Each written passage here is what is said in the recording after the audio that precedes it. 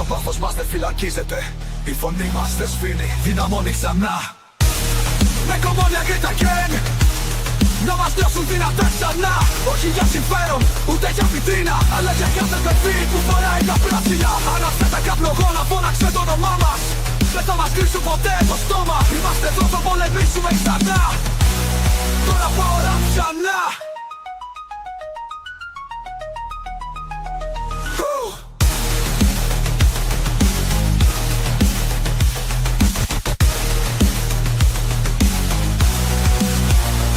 Make Omonia great again.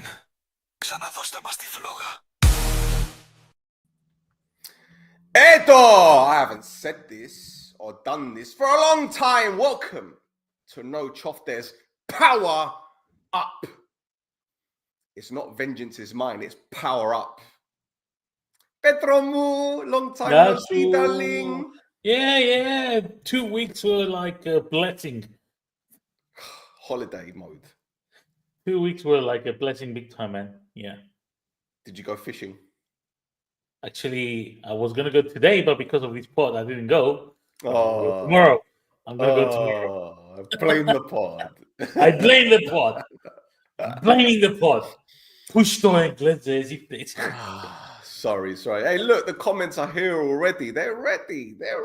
Guys. Tranquillo. We're starting nice. Because we don't want to wind you up first. Well, I was going to say first thing in the morning, but in the afternoon. Don't want you to get all wound up and everything. Midday. Yeah, it's been a while. So we're going to discuss a lot of things. I don't know exactly how long this pod is going to be. There's going to be moments where Pedro and I are going to have to duck off to do a piss or something. But let's see. We're going to talk about the season. We're going to talk about the past.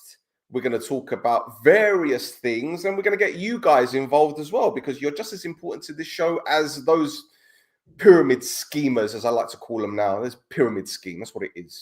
Fucking pyramid scheme. So, Pedro, where shall we begin? Shall we begin with our ratings for the players this season? Yeah, I think it's a good way to begin. Let's get the easy stuff out of the way first. See about this year's team, how we personally, individually evaluate them, and our wishes for them to remain or wave the white handkerchief at the airport. I love it. Wave the hanky. Get the fuck out of here. Okay, let's go. So let's go with Pedro's ones first. Will there be some positivity, or just calm yourself? Listen, we've only done 3 minutes, bro. My God, μεταγραφές. I like Chris now. Ποιος δεν άκτη. Είτε κανένας υπόγραψε. Κάθε πρωί, man. Μεταγραφές. Fucking hell. Anyway, let's go with Pedro's selection. Pedro, would you like to explain, young man? Okay, so basically we evaluated the players out of 10 being the maximum grading as top player, and then our personal preference of if the player should stay or if the player should go, and for which reason. Να σκέψω πρώτα με το Φαβιάνο, ρε φίλε. Εγώ τούτο είναι τα δικά μου τα markings τούτα. Φαβιάνο, ο καλύτερος παίκτης της χρονιάς της Ομόνιας για μένα, ο πιο σταθερός, με κάποια λάθη που έκαμε σε ορισμένα παιχνίδια, αλλά στο τέλος της ημέρας δεν έχει παίκτη που θα κάνει λάθος σε μια ολόκληρη χρονιά. Φαβιάνο 9,5 και εννοείται ο Φαβιάνο θέλουμε να μείνει για πάντα στην Ομόνια. Όσο μπορεί ο άνθρωπος προσφέρει, δεν υπάρχει αμφιβολία. Πάμε στον Ουζόχο. Ο Ουζόχο, ο οποίος δεν έπιασε πάρα πολλές ευκαιρίες φέτος. Βαθμολόγησα τον με 7 όσον αφορά συνολικά τις παρουσίες του στην Ομόνια. Και προσωπική μου άποψη είναι ότι ο Ουζόχο πρέπει να φύγει από την Ομόνια. Δεν είναι ότι είναι ο χειρότερος τερματοφύλακας ever. Έχει πλεονεκτήματα, έχει μειονεκτήματα. Για μένα ο Ζόχο έχει πλεονέκτημα στο τέτα-τέτ, ότι είναι πολλά καλός στα τέτα-τέτ, είναι καλός στα σουτ που του γίνονται απευθείας προς την πόρτα, αλλά που για μένα και πέρα, με τα πόθηκια είναι πολύ κακός για μένα. Και επίσης όσον αφορά τις εξόδους του σε μπαγιές που έρχονται από τα πλάγια ή από corners, θεωρώ ότι τις παραπάνω φορές και όταν χάνει την μπάλα, μπορεί να είναι και επειδή ο Ζόχο δεν έπιασε πολλά παιχνίδια στα πόθηκια του και να παίζει ρόλο η παρουσία του στην ομάδα. Αν ο Ζόχο μείνει, τότε πρέπει να πάρει λεπτά συμμετοχής για να στηθεί λίγο στα πόθηκια του. Αν είναι να μείνει για να κάθεται στον πάγκο, καλύτερα είναι να φύγει και να πάει ή δανεικός ή μεταγραφή σε κάποια άλλη ομάδα. Ο Κυριακίδης δεν έχει βαθμολογία. Ο κοπελού δεν μπήκε καθόλου κάτω από τα δοκάρκα φέτος. Επομένως, δεν μπορούμε να κάνουμε κάποια αξιολόγηση του Κυριακίδη. Ο Παναγιώτου, 8. Αξιόπιστος, έδειξε μας ότι και όπως πέρσι το ίδιο και φέτος, πολλά καλός παίχτης, έκαμε ένα πάρα πολλά καλό δίνημο μαζί με τον Κουλιμπαλί, ειδικά μετά τη φυγή του Νταμπράουσκας κάτω από το Γιάννη, 7-8 παιχνίδια ήταν για ο Νικόλας μαζί με τον Κουλιμπαλί και δεν έρχεται καν τέρμα η ομάδα, αρκετά δυνατός παίχτης, ανταγωνιστικός. Σίγουρα ένας παίχτης τον οποίο θέλουμε να μείνει στην Ομόνια. Πάμε στον Κουλιμπαλί. Επίσης 8. Η ταχύτητα ξεχωρίζει μόνο από την ταχύτητα του ο Κουλίμπας μας. Ένας ψηλός παίχτης, τατσίζης παίχτης, δεν του αρέσει να χάνει. Μπορεί κάποτε να κάνει μερικά λάθη, αλλά σίγουρα δεν είναι ο αδύνατος κρίκος στην άμυνα της Ομόνιας ο Κουλιμπαλί. Επομένως, βαθμολογώ τον με 8 και την επιθυμία να μείνει στην ομάδα. Πάμε στο Σίμιτς. Ένας αμυντικός ο οποίος ήρθε στην ομάδα μας κατακριτέως που πολλούς οπαδούς όταν έγινε η μεταγραφή του Σίμιτς στην ομάδα μας. Απλά και μόνο επειδή έρχεται από την καρμιώτη σαν άνθρωπος. Η προϊστορία όμως του Σίμιτς είναι μεγάλη.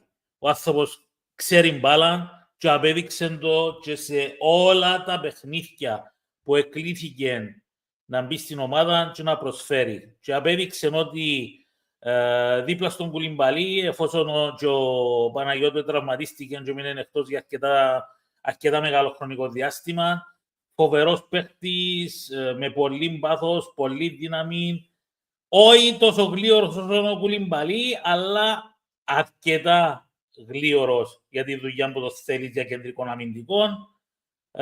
Βαθμολογία 8,5, σύμφωνα με τα παιχνίδια που έπαιξε και με επιθυμία, εγώ επιθυμώ να μείνει στην ομάδα. Τώρα πάμε στο Χελάντερ. Ο Χελάντερ βαθμολόγησα το με 8,5, αλλά δήλωσα ότι ίσως να πρέπει να φύγει από την ομάδα. Να μου πείτε τώρα για ποιο λόγο Πέτρο 8,5 ο Χελάντερ, αλλά λέει να φύγει από την ομάδα. Αξιολογώ πάρα πολύ καλόν παίχτη το Χελάντερ. Ένας παίχτης εγκεφαλικά έξυπνος, φοβερή τοποθεσία μέσα στο γήπεδο, ξέρει να κάνει σωστά τη δουλειά του, λίγο αργός, αλλά τούτον αντισταθμίζει το με την εξυπνάδα του που παρουσιάζει στο παιχνίδι του.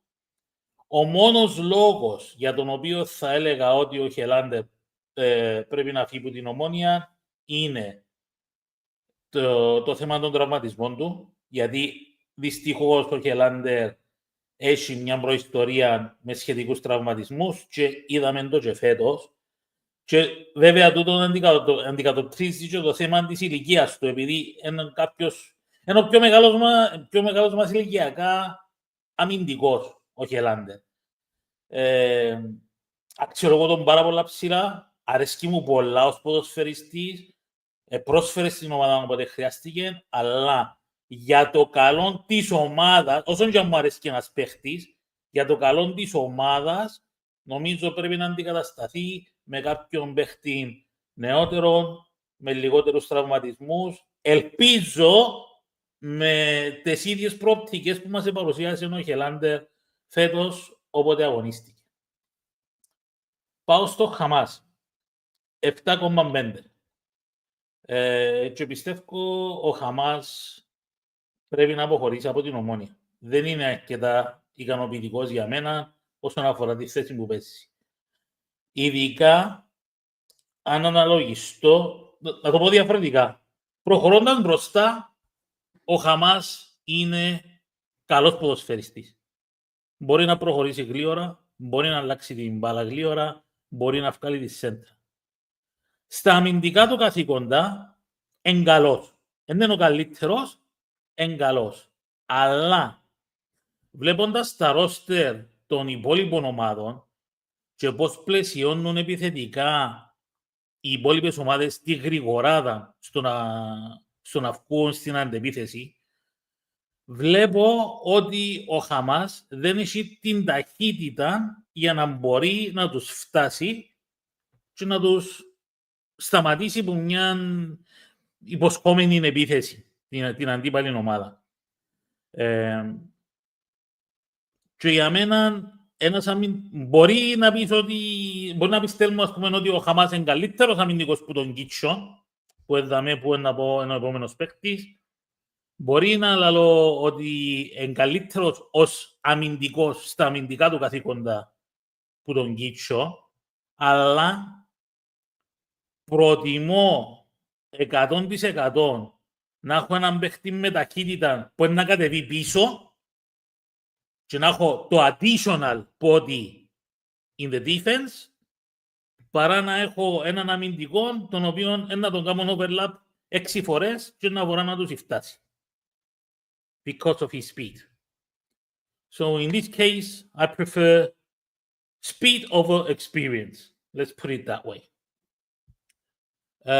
Ο Κίτσος για μένα φέτος στα παιχνίδια που του δόθηκε ευκαιρία να παίξει ήταν αρκετά καλός και νομίζω το 7,9 αδικεί τον Κίτσο, αλλά όχι αποκλειστικά η παρουσία του Κίτσου, αλλά ευθύνη σε εκείνους που δεν τον χρησιμοποιήσαν πιο σωστά και περισσότερο.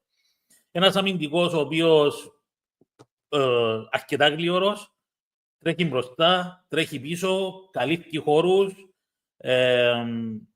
μπορεί να τριπλάρει. Είδαμε τον πολλές φορές να το κάνει το πράγμα. Εφάται να μπει μέσα στην αντίπαλη περιοχή, παρά το ότι είναι μικροκαμωμένος, θεωρείς τον ότι μουντάρει, βάλει πόθηκια, βάλει σέρκα, εφάται.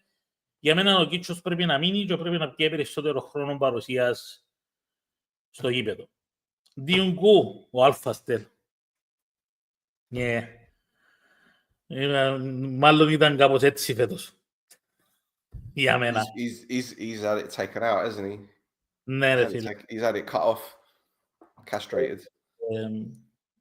Ενώ είχα πάρα πολλές ελπίδες με την παρουσία του Διουγκού φέτος, είναι κάποιος παίχτης τον οποίο μπορώ να βαθιστώ σε εκείνη τη θέση. Για μένα είναι 7,3 και δεν θα ήθελα να το δω του χρόνου στην Ομόνια. Νομίζω είναι καλύτερα να αντικατασταθεί. Ο Μαζούρας, που την άλλη πλευρά, βαθμολόγησα τον με 7,7 με επιθυμία να μείνει.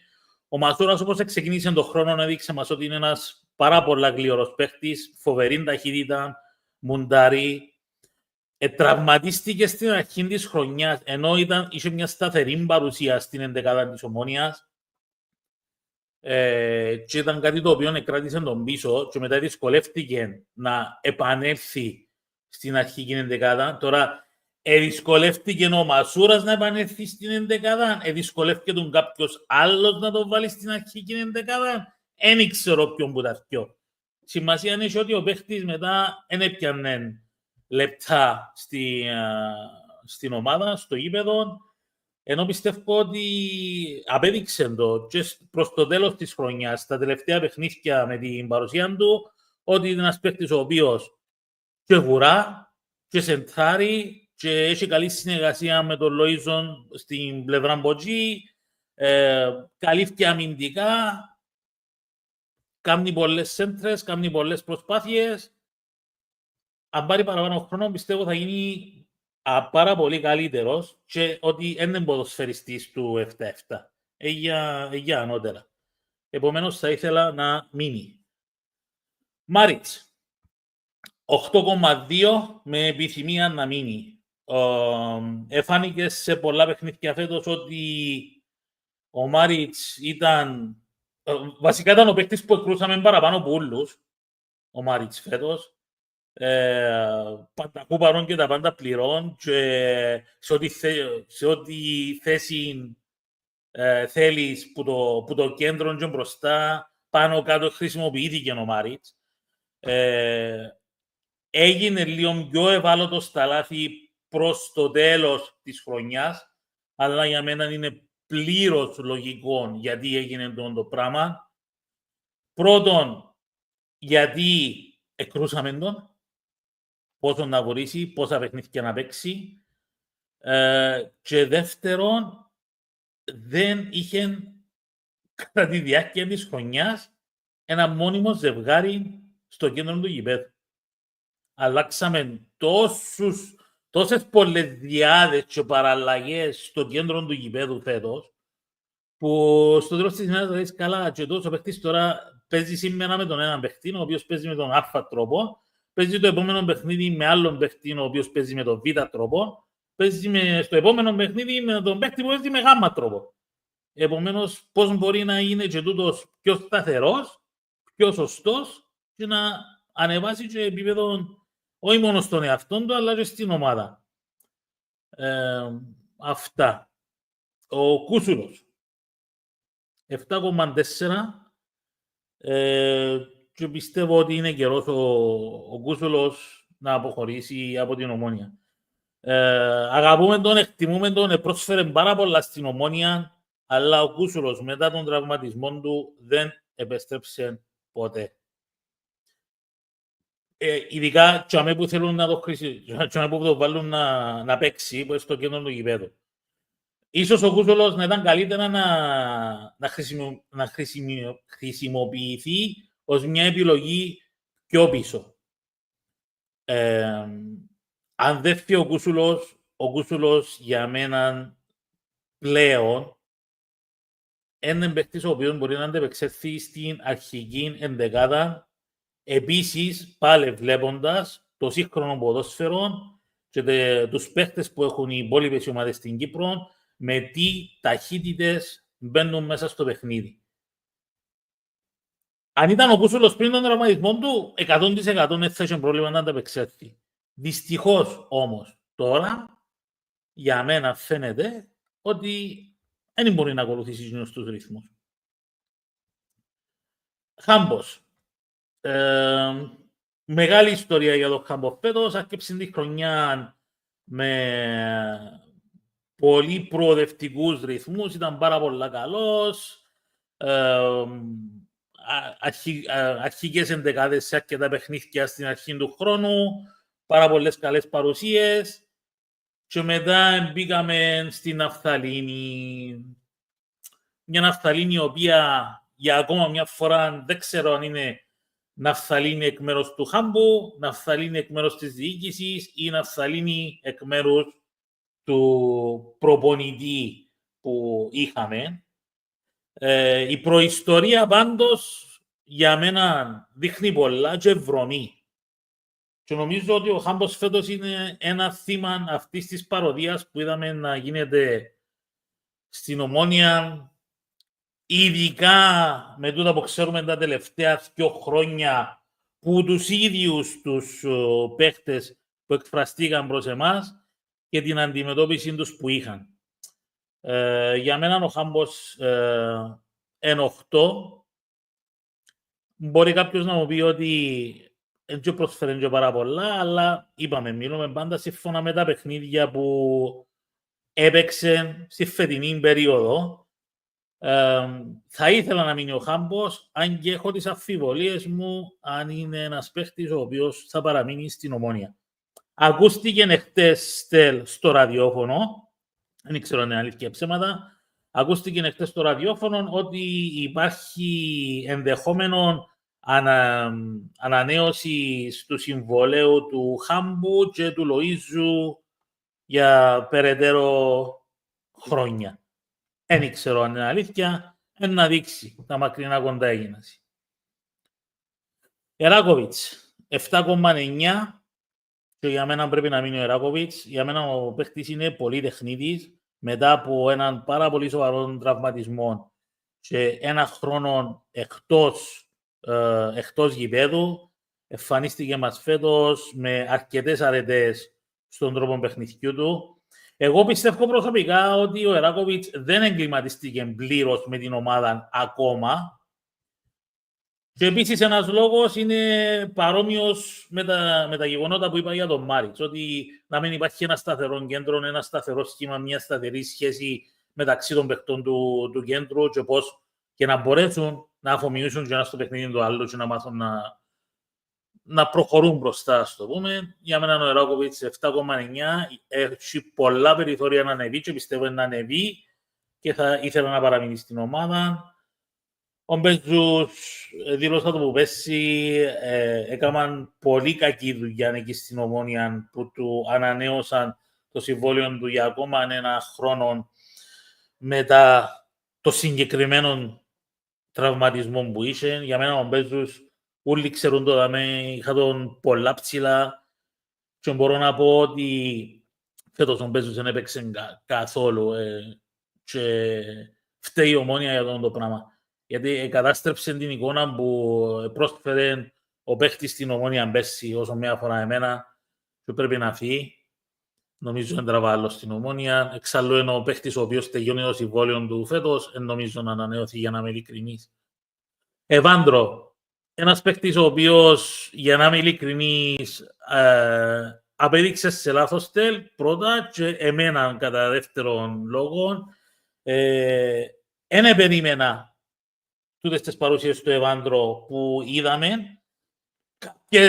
Κάποιες που είδαμε τις παρουσίες του επιβεβαιώσαν ακριβώς τούτα που ελαλούσαμε πριν να έρθει στην Ομόνια, που ήταν ενάντια στον Εβάντρο, το οποίο αφορούσε βασικά τη μη επιστροφή του και τα μη μαρκαρίσματα του. Δεν υπήρχε ποτέ αμφιβολία ότι ο Εβάντρο είναι ένας παίχτης ο οποίος είναι τριπλαδόρος, έχει το σούτ, μπορεί να σκοράρει, μπορεί να κάνει πολλά πράγματα. Το πιο μεγάλο ελάττωμα του Εβάντρο ήταν οι αμυντικές επιστροφές και καλύψεις. Οπότε το έκαμε το πράγμα στο γήπεδο. Ήταν ο παίκτης φαινόμενο που ξεχώριζε μέσα στους 11. Επομένως για μένα είναι 7,9. Θα τον ήθελα να μείνει ο Εβάντρο και ελπίζω ότι να έχει μια καλύτερη παρουσία του χρόνου. Μουσαϊλόφσκι.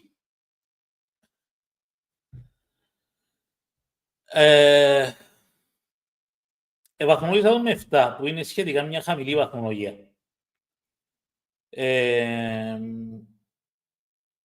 Θα τον ήθελα να μείνει με την προϋπόθεση ότι είναι νεαρός, ξέρει μαπάν πολύ, αλλά πρέπει και ο ίδιος να αποδείξει ότι μπορεί να προσφέρει. Γιατί δυστυχώς όπως γίνανε τα πράγματα σήμερα, είναι μόνο πιάνω την μπάλα τριπλάρω και βγάλω τη σέντρα ή καλύφκω ή σκοράρω. Πρέπει να έχεις παρουσία σε όλα τα επίπεδα. Πρέπει να βοράς και πίσω, πρέπει να βοηθάς την ομάδα σου. Κάτι το οποίο, ειδικά στο τελευταίο παιχνίδι που έπαιξε Στέρ, ξέρεις ότι εξαγρίωσε με πολλά η μη θέληση του να δώσει την βοήθεια στην ομάδα, ειδικά αμυντικά. Ελπίζω ότι του χρόνου θα είναι καλύτερος, γιατί το 7 είναι μια χαμηλή βαθμολογία. Αλιούμ, 7,8, αλλά νομίζω ότι ο Αλιούμ δεν μπορεί να προσφέρει κάτι περισσότερο στην Ομόνια, ενώ πρώτα έπαιρνε μαζί με τον Στεπίνσκι neck and neck ως πρώτη σκόρερ της ομάδας και ενώ ο Αλιούμ πάντα έμπαινε ως αλλαγή και είχαμε παράπονο ότι μα γιατί να μπαίνει μόνο αλλαγή, πρέπει να ξεκινά και κανένα παιχνίδι, είναι καλός ο άνθρωπος. Προς το τέλος της σεζόν η ζυγαριά κάπως γύρισε προς την αρνητική πλευρά, ότι ο Αλιούμ δεν πρόσφερε τα αναμενόμενα στο τέλος της σεζόν όσον στον πρώτο γύρο και αρχές του δεύτερου γύρου. Και έτσι για αλλιώς 600.000 που ζητάει η ομάδα του για να κρατήσουμε τον Αλιούμ, νομίζω είναι υπερβολικό ποσό. Με εκείνον το ποσό, νομίζω μπορούμε να πιάμε 2 παίχτες με 600.000, οι οποίοι να έχουν την ίδια ή και καλύτερη ακόμα παρουσία από τον Αλιούμ. Λοΐζου, ένα σύριαλ στη φετινή χρονιά ο Λοΐζου. Όλοι ξέρουμε ότι τέλος ξεκίνησε η χρονιά του Λοΐζου με μια παραγώνιση του παίχτη, βαλώντας τον στον πάγκο. Είχαμε τα και εμείς μαζί του, γιατί νιώθαμε ότι κάπως δεν ήταν σωστή η συμπεριφορά του προς την ομάδα και ότι έπρεπε να υπάρχει κάποια τιμωρία, σε εισαγωγικά να το πούμε, αλλά σίγουρα όχι τούτον που του έκαμε η ομάδα, γιατί σε μια φάση είναι ευκάλαν και ο Σινίν και ο Παλούτσι. Ο Λοΐζος 8,6 έδειξε μας ο Λοΐζος μετά που άρχισε πάλι να παίρνει χρόνο στην ομάδα ποιος είναι. Ο Μιτσής έχει πολύ τέχνη, ρε φίλε. Καμιά αμφιβολία ότι αγαπά την Ομόνια. Κανένας δεν μπορεί να το αμφιβάλλει το πράγμα. Αναδείχθηκε και καλύτερος νέος της χρονιάς στο τέλος της ημέρας. Δικαίως, νομίζω. Θα ήθελα να μείνει ο Λοΐζου, αλλά όπως και στο Χάμπον έχω τις αμφιβολίες μου αν θα μείνει στην Ομόνια.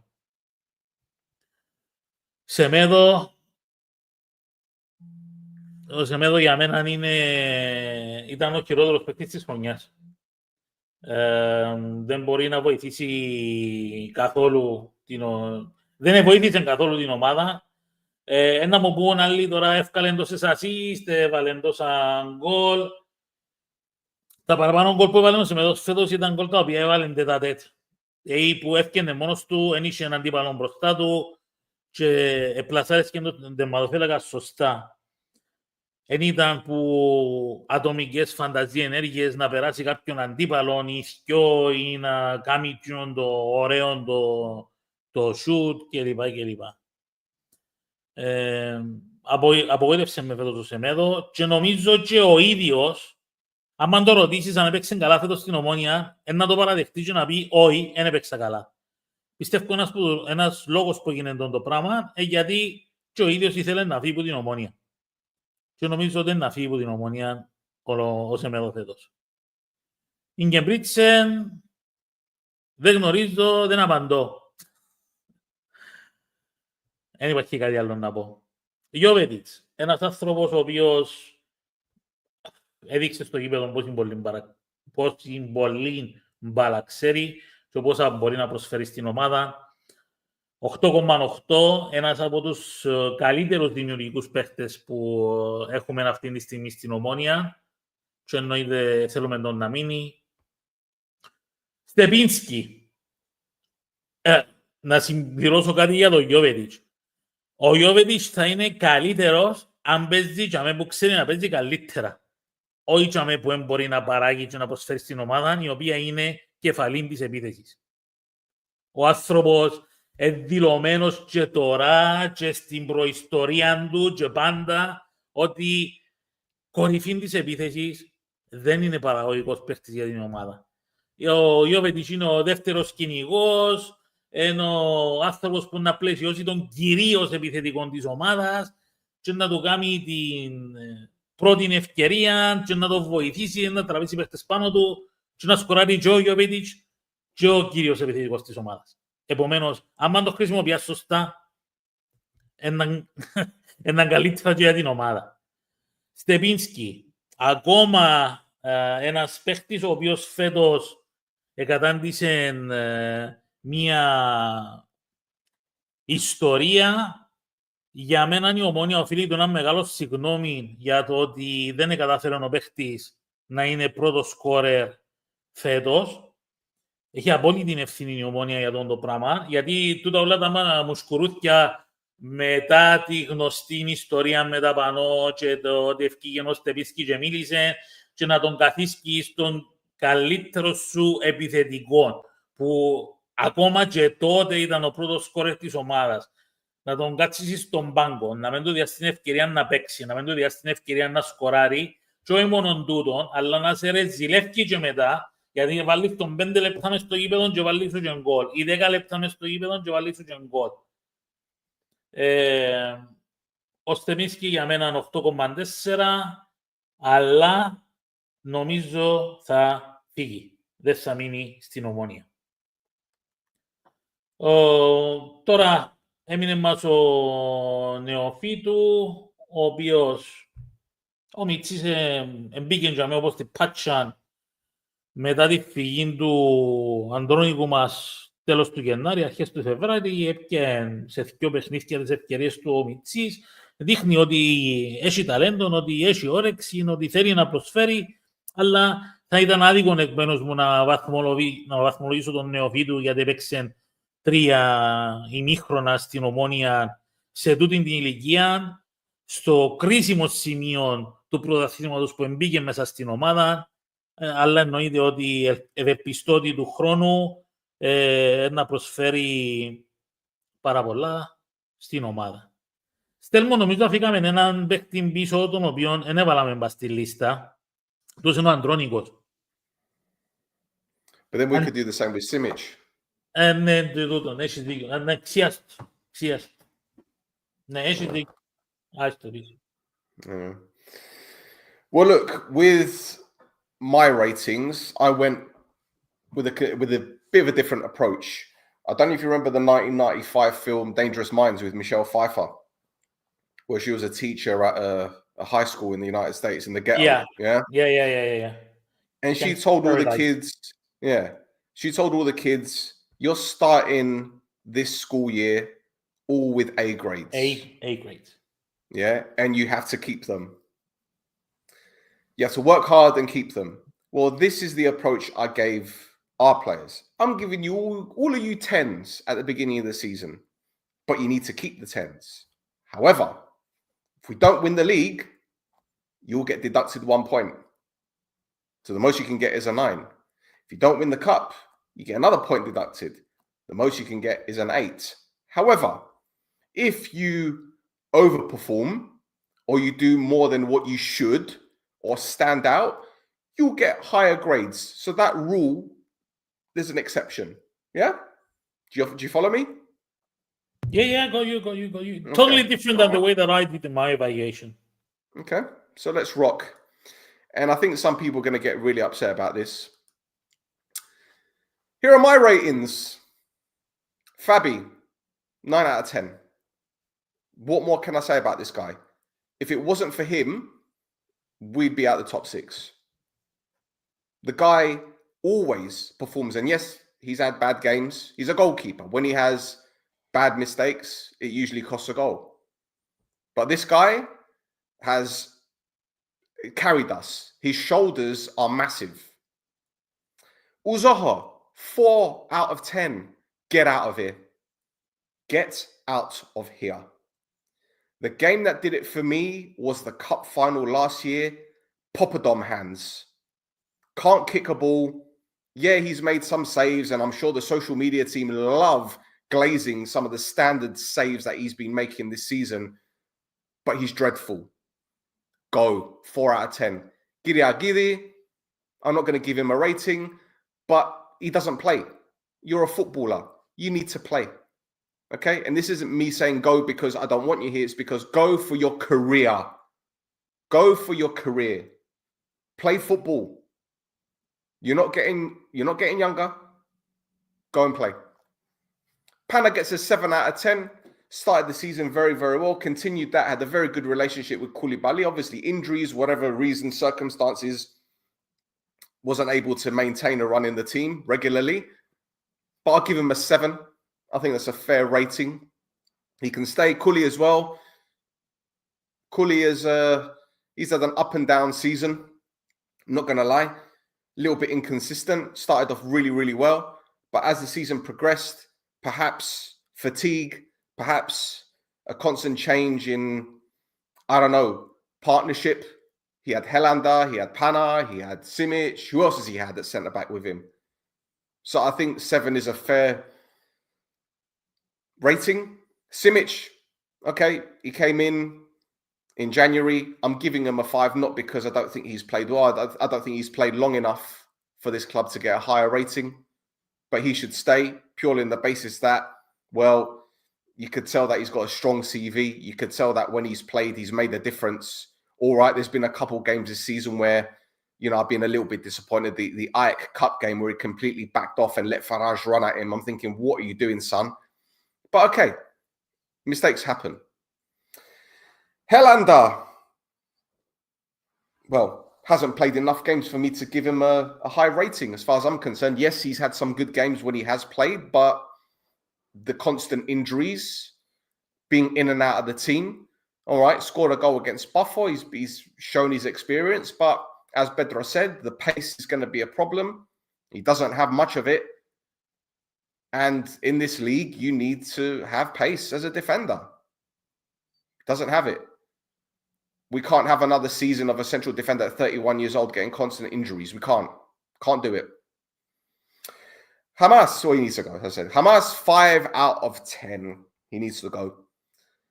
I love him. I honestly love him. I've got nothing against him. But this isn't the Hamas that I wanted to see. This isn't the Hamas that I remember at Arbolon where he'd get down the flank and whip a ball in the box. This is the Hamas that maybe it's not his fault, but maybe it's the instructions I've been told. I don't know. He lacks confidence going forward. He likes to take the ball sideways. He receives the ball on the left-hand side. He goes backwards. His set pieces have been average. Corner kicks, don't get me started on them, but I'll go into that later. Defensively, I think he's better than Gitso, but I'll tell you what, some of the goals that we conceded, especially back post, where he hasn't been watching the man, unacceptable. So, sorry, bro, you need to go. Gitso. Pedro's going to disagree with me on this one. Gitso hasn't played enough games for me to give him a high rating. Going forward, he's good. He's good. But he's still raw, he's still young. But at the same time, defensively, take the pace out of it. Terrible. Mistake after mistake. The goal against Omonoia Radipus says it all. Falling asleep, receiving the ball, taking too long in it. Since he's been at the club, I haven't seen him evolve. In fact, the first Gitso that I saw at Omonoia was a much, much better version. Much, much better version. So again, is this a confidence thing? Or is it that he's now found a club that he can stay with permanently and the pressure isn't as high as what it was? Not good enough. You need to go. Dionku, the alpha. The alpha. Well, let me tell you what. I had high expectations on this lad. And perhaps first season, we shouldn't be too judgmental. But when I see a fullback always having to take a touch whenever he receives a ball to make a run, it drives me crazy. Every time he receives that ball, he has to take a touch to control it. Why? His crossing is atrocious. Sometimes he can't beat the first man on the cross. Sometimes he doesn't even know when to overlap. Defensively, it's the same Dionku as I saw against Upwell for Ajax on the final day of the season a couple of years ago. Deer in headlights. Not good enough. Sorry. Masura. I was going to give him a 5. I was going to say, do you know what? He started the season okay. Then he got his injury. He's been in and out of the team. He's shown signs of fight. He's shown energy, willingness to get forward. But then the Upwell game the other day, there was one moment where he's broken into the box. He's taken an extra touch. Don't know why. He could have squared the pass to Jovetic, who was unmarked, chose to shoot. And to make matters worse, at a young level, footballers are told, when you shoot, shoot across the goalkeeper. He tried to go near post. 1v1. No, he's not a striker. He's not a winger. He's not a defender. Oh, sorry, well, he is a defender. Can't really defend either. But when you're making these mistakes at the age that he is, not good enough. I've got standards. 4 out of 10, you can go as well. Mr. Marriage started the season like a house on fire. Had an outstanding 6 or 7 first games. I thought this guy can ball out. And I don't mean to get past 2 or 3 players. His vision is outstanding. His range of passing is fantastic. The synergy he had with Humber and Erakovic in the midfield 3 when we had Valdas was fantastic. But unfortunately, by no fault of his own, he's regressed. Why has he regressed? Constant matches, the rotation, or should I say the lack of rotation. And he gets burnt out. He'd have got a higher grade than 6 if he was rotated, if he was rested. But no, we drum him in, we batter him because, you know, we don't have another holding midfielder.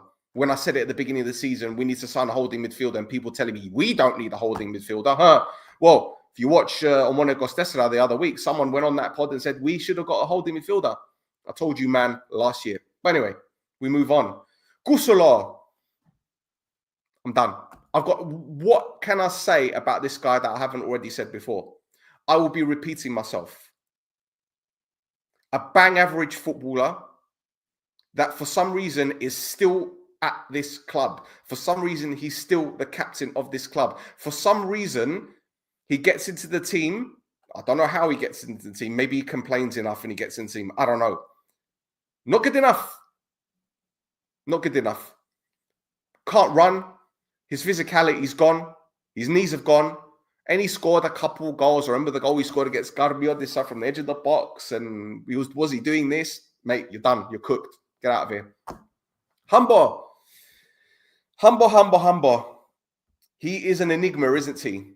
A player with so much talent, so much potential. We've seen the potential for 3 or 4 years now, and he still hasn't lived up to it. Why? Because he's constantly being held back by various coaches.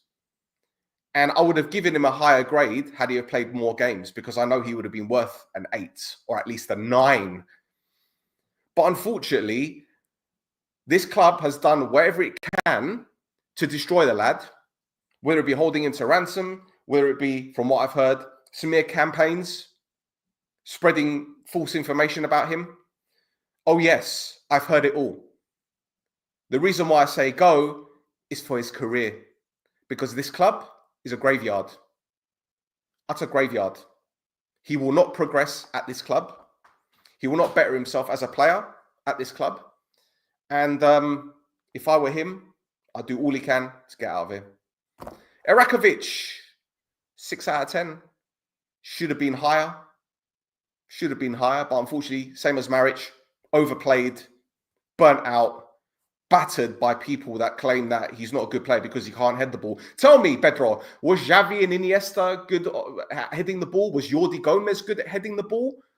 Because he's 6 foot, he needs to be able to head the ball. This is the narrative that has been created by people that claim to know football. Παίκτης ο Jordi Gomez, ρε. Να μου μιλάλεις τώρα, άχρηστε. No, Jordi Gomez was shit, wasn't he? He was shit. He was shit. He was shit. One of the worst players I've ever seen in Omonia shirt, clearly, because he couldn't head the ball. Definitely. No. He could, great range of passing, great at free kicks, great leader, shit player, shit because he couldn't head the ball. That's the barometer that we go with. But you know what? It's fine. People like to lick windows, let them keep licking windows. I don't care.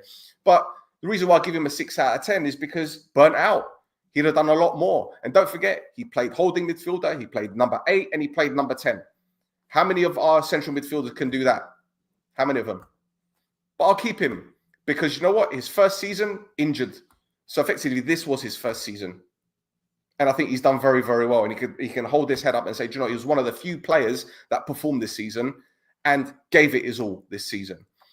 Roman Bezos, I told you, man, from last year, when he got that MVP, or should I say the PASS awards he got in the team, why? Spent more time crying, spent more time playing loose balls, spent more time getting yellow cards, spent more time trying Hollywood passes. All right, he scored a few goals, few important goals here and there, but in the grand scheme of things, the guy's a fraud. And the fact that this club, right, and it's not his fault, by the way, what I'm about to say, he got that new contract extension because of the amount of games that he played.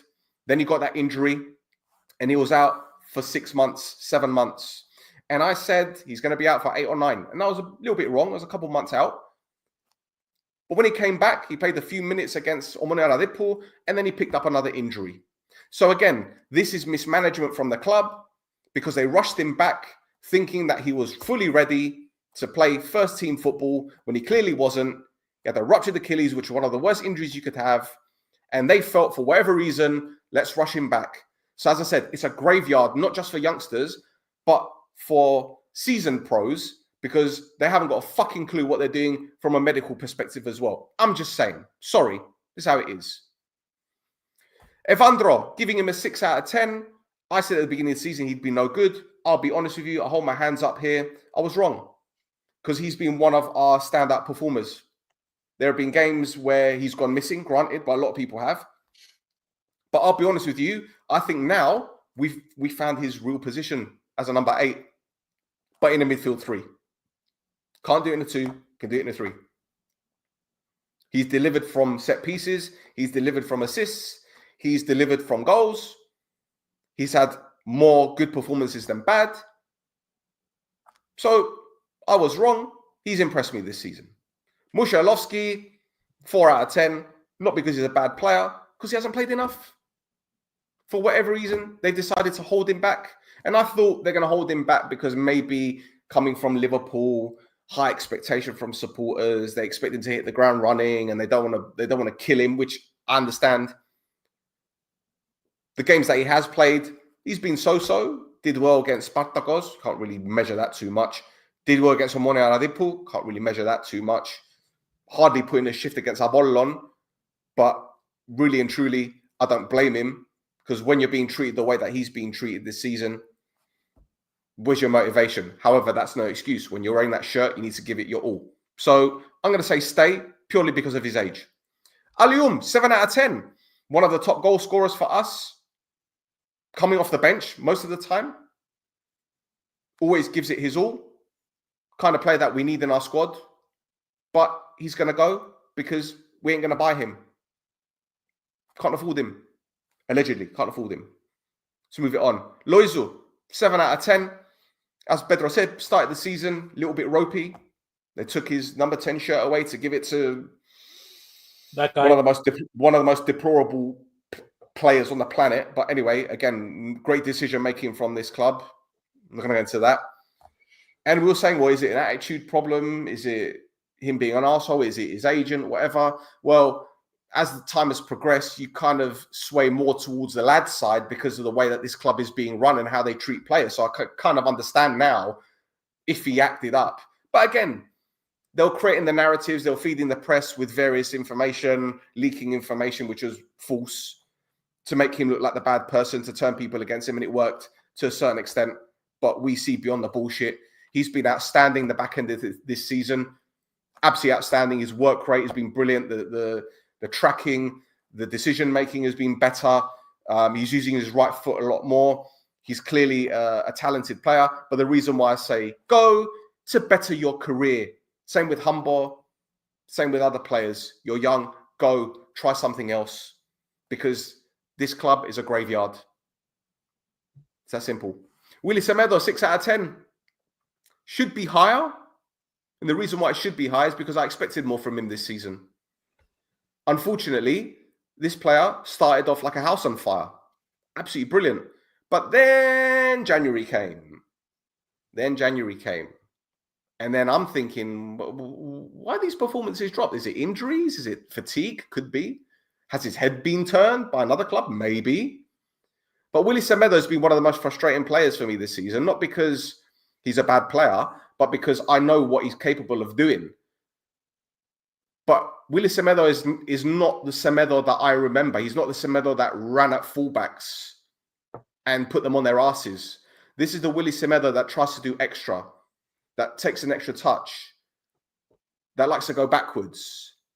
The Willy Semedo that's not clinical enough. He's not the player what he used to be. And maybe it's just a bad season. But he's coming up to what, 30, 31 now, Pedro? Nah. Not a good age. So if we can make 200,000, 300,000, go. Sorry, Willie. Sorry, mate, but the time is up.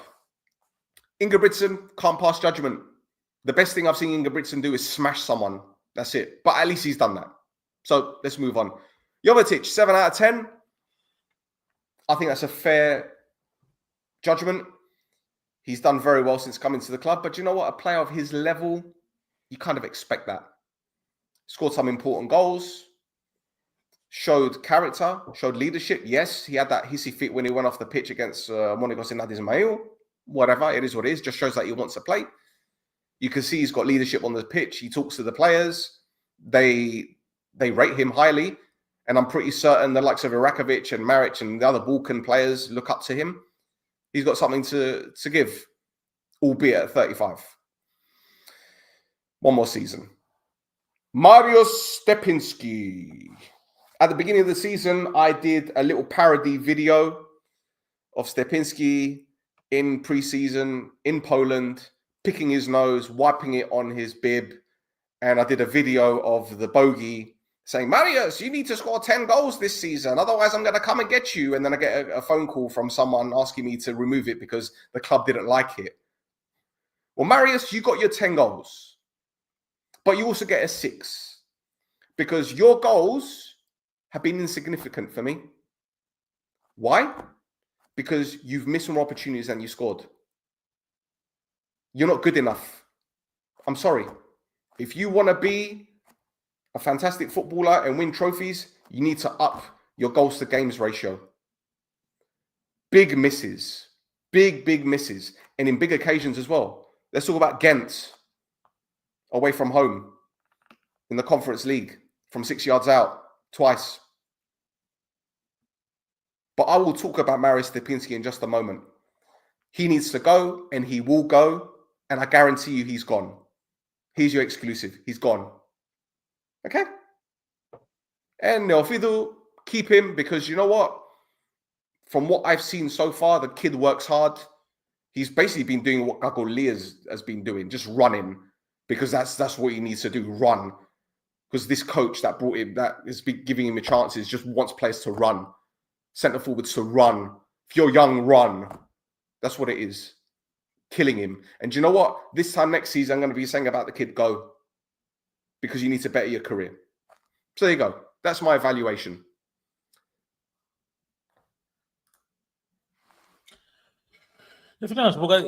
More or less, we don't have great differences. There are a few, but they're not that. There's not that wow difference between my evaluation and yours. And also about the Go Stay players that we both have said, more or less it's the same.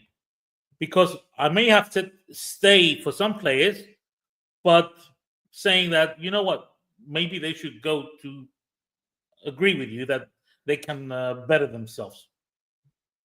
I like that. Okay. More or less, you must on the same level, I think, with a few exceptions. Well, Pedro, look, I want to talk about Mariusz Stepinski right now. Okay. I remember not long ago when he scored the winner against Apoel, seeing various posts on social media, people talking about him and saying, oh, see, he scored another goal and they did him dirty and he's proving people wrong and blah, blah, blah, blah. Now, this isn't a Stel shits on Stepinski moment. I just want people to understand the facts because you're going to see a lot of it on this pod today. You're going to get opinions, but you're also going to get facts. And I think people need to understand the facts. So let's roll. And I don't want to make this a long thing, but let's go with this, yeah? So, oh, hold on. What's going on here? 1 second. Hold on. There we go. Why is that? 1 minute. Okay. So, these are the stats for Stepinski this season, okay? 19 games in the championship season, let's call it that. Yeah, 10 goals, 1 assist, 4 goals in Conference League qualifiers, 2 goals in the playoffs, and 1 in the Gibello. Okay, 17 goals in 40 games, which is what 1 in 2 roughly? No, more or less. Is rubbish. 1 in 2. More or less. You're looking at that. Okay. So these are the stats straight away, and they look pretty decent. They look decent, don't they? 1 in 2, kind of, almost 1 in 2. But let's get the facts up, yeah? These were the goals that he scored. 2 against relegated Nea Salamina. 3 against Omonoia Aradipo that just about stayed up on the final day. So that's half of the total straight away. 1 against Apollon. Then he had the issue with the club. He was on the bench. He came off the bench against Ethnigo, whatever. His next goal, ladies and gentlemen, I mean, his last goal was on the 23rd of November. His next goal came, come on, don't be scared. His next goal came on the 1st of February against Garmiodissa, relegated Garmiodissa. His next goal came against Omonia Aradipo. So, with the exception of Apollon, 1 goal. 1 goal against a top 6 team at that stage. And how many goals were they there, Pedro? We had 2 against Salamina, 3 against Omonia Aradipo, 1 against against Apollon. So that's 6. Garmiodis has 7. Yeah? So out of those 7 goals, only 1 came against a top 6 team. And Apollon, yeah, let's just say the better. His next goal came against Omonia Aradipo again. What a surprise. Flat track bully much? So at this stage, he's got 8 goals and only 1 of them is against a top 6 side. Then he got the winner against Buffer. Great. Insignificant game. But anyway, it's a goal. Fine. And then he scored a goal against Abuel in the last minute, which didn't matter because we were already 2-0 down. Okay. What are you saying? We were not 2-0 down in the last game. Abuel. In the last game, it was 1-1. What are you talking about? Look at the score. Oh, no, that's okay. Yeah, sorry. Yeah. Okay. All right. So let's move on to the playoffs now. Yeah. This killer that they're talking about. This killer. There you go. 2 goals in the playoffs. 2 goals in 8. So people are complaining that this guy scored so many goals. So many goals, and he wasn't given his opportunities, and the club were wrong not to play him. Right. So can people shut up now? But let me tell you something. I want to dispel another myth. Because for some reason, people think that when a striker scores 10, 15, 20 goals, it's going to contribute to winning something. It's going to guarantee winning a title. If we sign the striker that scores 20 goals, we're going to win the Brathlima. That's the narrative that people are going with. Well, let's come back with some more stats, shall we? Because if we go to, come on, roll it. Here we go. List of players who've been top goal scorers that season that didn't win the league. Messi scored 25 goals in 1920. Real Madrid won the league. Ronaldo, top goal scorer. 40 goals, 31 goals, 48 goals. 48 goals he scored. And Barcelona still won the league. Forlan, 2005, 25 goals for Villarreal. Didn't win the league. 32 goals for Atletico Madrid in 2009. Still didn't win the league. Okay, well, it's La Liga. No one gives a shit about La Liga. Well, let's go to another league then. Let's go with the Premier League. Harry Kane, 4 seasons, top goal scorer. Not 1 league title. We're talking 30 goals here. Aubameyang, 22 goals in 2019. Arsenal didn't win the league. Jamie Vardy, 23 goals for Leicester. Didn't win the league title. Oh, but it's the Premier League. No one gives a shit about the Premier League. What other leagues have we got here? Okay, let's go with Serie A. Immobile, 36 goals. 36 goals, bro, for Lazio. Still didn't win the league. Di Natale, 29 goals. Didn't win the league. Oh, it's just Serie A. Well, this is an anomaly. Well, shall we carry on? Let's go. What, Henrik Larsson? 2 teams win that fucking league in Scotland. 29 goals. And Rangers still won the league. And Radamel Falcao, great player he was in his prime. 24 goals. Real Madrid won the league. So, can we stop this fucking narrative that if you have a goal scorer that scores goals week in, week out, you're going to win the league. Goals need to be scored by everyone. It needs to be shared across the team. That's what happened when we won the league last. It wasn't just Shepa, it wasn't just Dura, it wasn't just Ernest, it was Thiago, it was Botiak, it was Lesiak. I think almost everyone scored a goal that season, almost. So stop this foolishness that, oh, if we sell Stepinski, we're gonna miss a bagsman, a killer. Again, enough. Enough with this foolishness. I'm not having it. Stats. Facts don't care about feelings.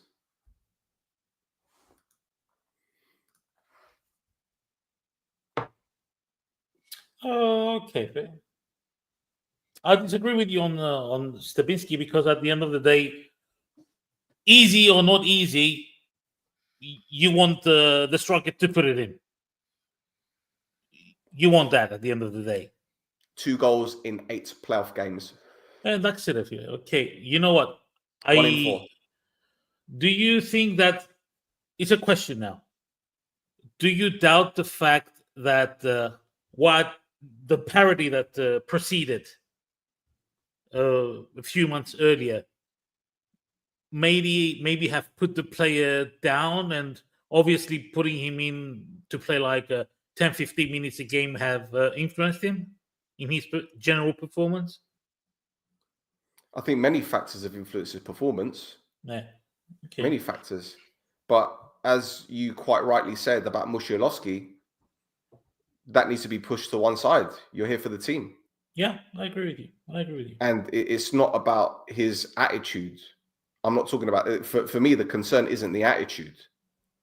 My concern is his lack of goals, his lack of contribution overall. And people keep telling me that he's this bagsman. Well, the stats show that he's scored in practically meaningless games for most of them. Yes, he scored the 2-goal against Salamina that won us the game. The game. 2 down. Yeah. The first round. Yeah. Right. But it's the goal drought. It's the overall performance. Again, it's easy for people to say, oh, well, he scored the winner against Arbor, which is actually an own goal, to be honest. It's actually an own goal by the way. I'm not going to take that. No, I don't agree with that. I don't agree with that. It's an own goal. It's an own goal. It's an own goal. Okay, Why? You can say it's an own goal. I don't agree with that. Why was it not an own goal? First of all, the ball went to him. Okay, it's an own goal because the goalkeeper lost the ball and he passed the line. Since when is that an own goal? It's an own goal because he side-footed it against the goalkeeper. The goalkeeper has fallen on the ball and pushed it in. Yeah, actually, so what? It's an own goal. That's my point. Anyway, okay, I don't agree with you, but it doesn't matter anyway. He's Put done. it this way, right?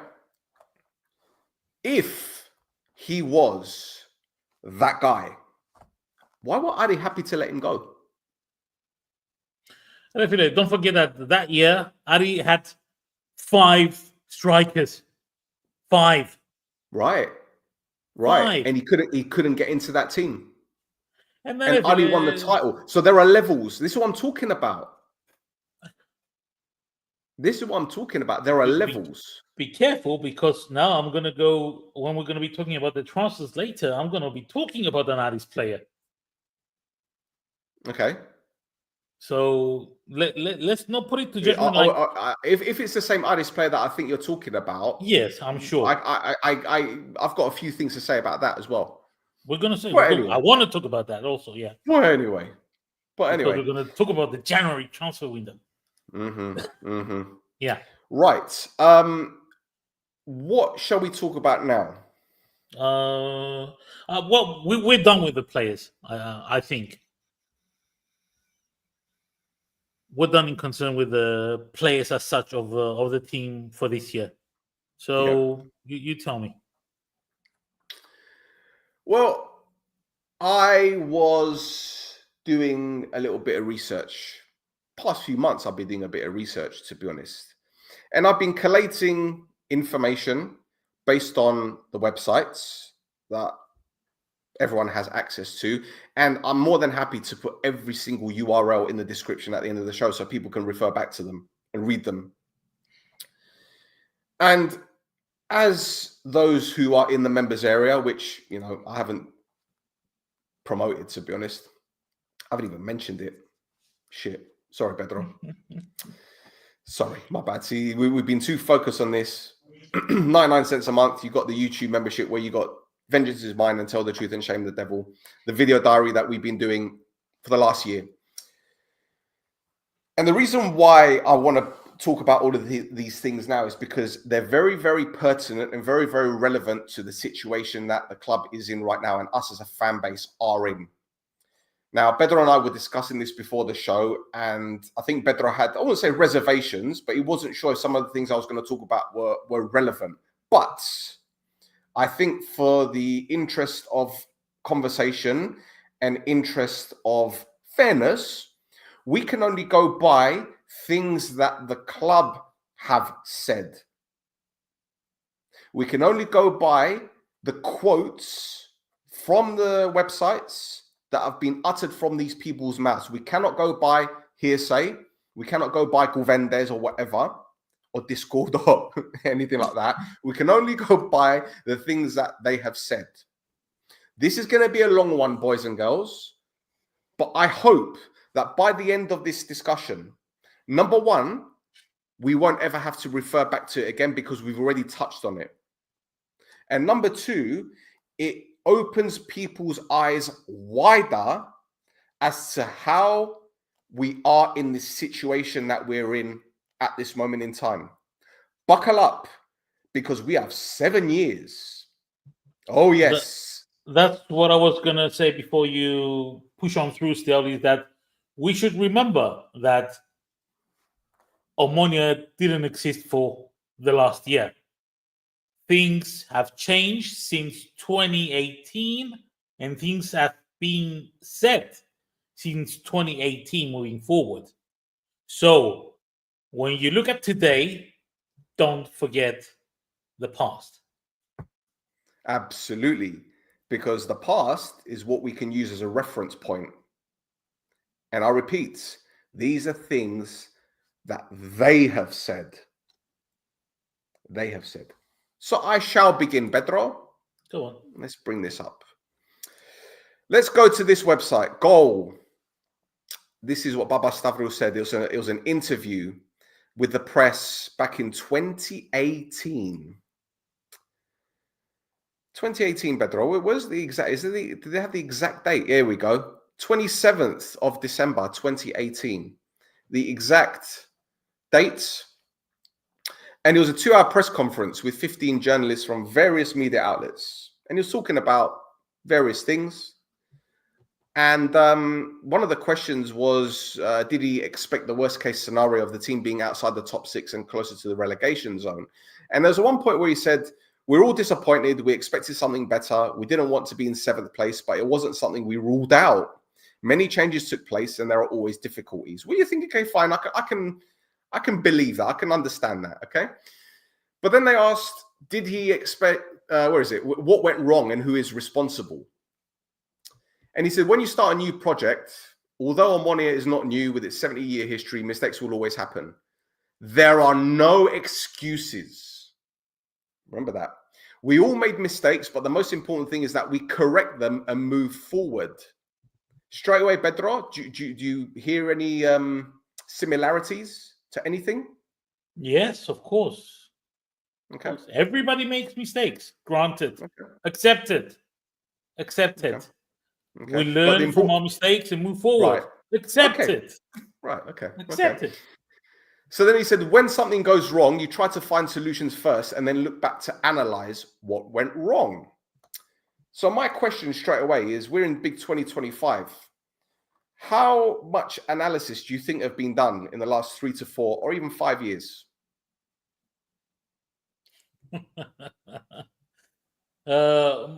My guesstimate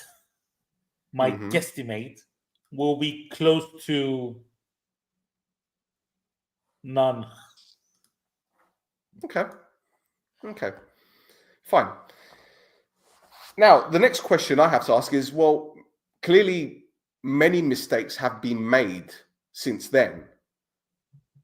How do you think they've intended on moving forward? How do you think they've acted or behaved or been proactive to move forward since then? How they should have, or how they did? But how they did. Let's go with the actions. Well, we didn't see many actions, did we? Since 2018. Well, we saw like I said in one of the previous pods, there was a great difference from the 2018 starting season of Papastavro. Mm-hmm. They did correct errors with a range of players and the technical director and coach.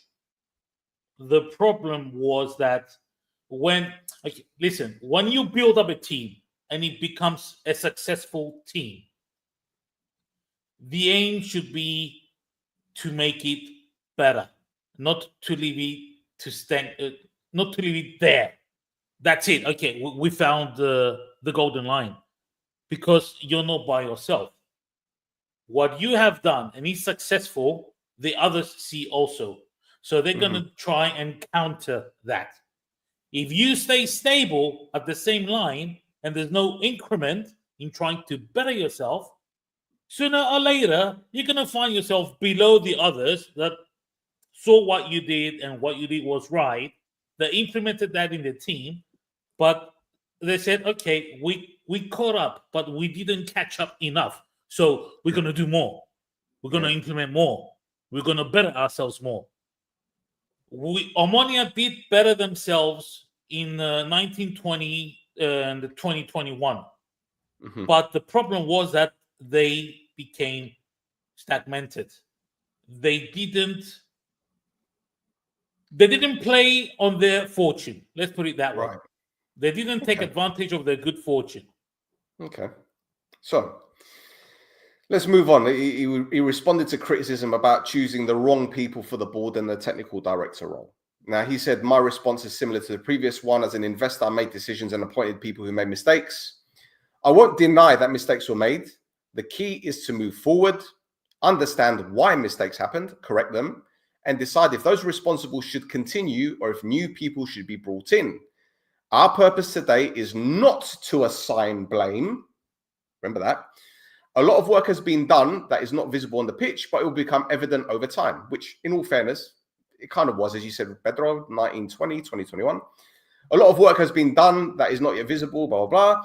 Once that happens, we will determine if those responsible for mistakes should stay or leave. Now, this, boys and girls who are watching live or whenever you're watching, the next phrase is the one that sticks with me, and I'm sure it will stick with you guys. No one is untouchable. Everyone is under evaluation, and there is always the possibility of hiring new people. Now, I think you know what my question is going to be, but I'm going to ask it anyway. Since then, he's assigned blame to Larco, Berg, Lennon, Ferreira, Janssen, Sofroni, Rekdal, Simo, and Dambrauskas by letting them go. Yet, there's one person that has remained at the top of the tree, and they continue to refuse any accountability. Why is that particular person still at the club? Is he the exception to the no one is untouchable rule? And this will open another can of worms. Yeah. But you know what? Let's leave that for now, Pedro. Let's leave that for now. Okay. Yeah? Okay.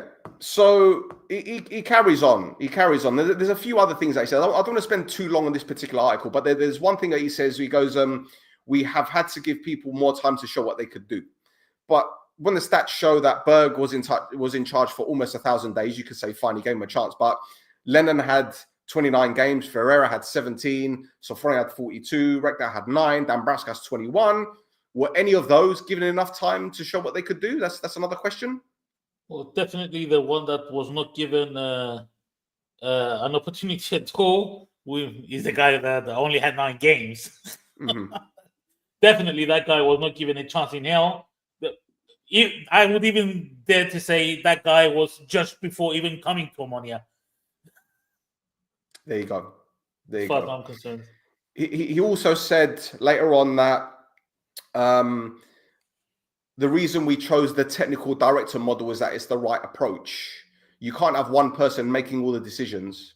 Instead, multiple people work together. Now, again, this is something I'm going to go back to later on.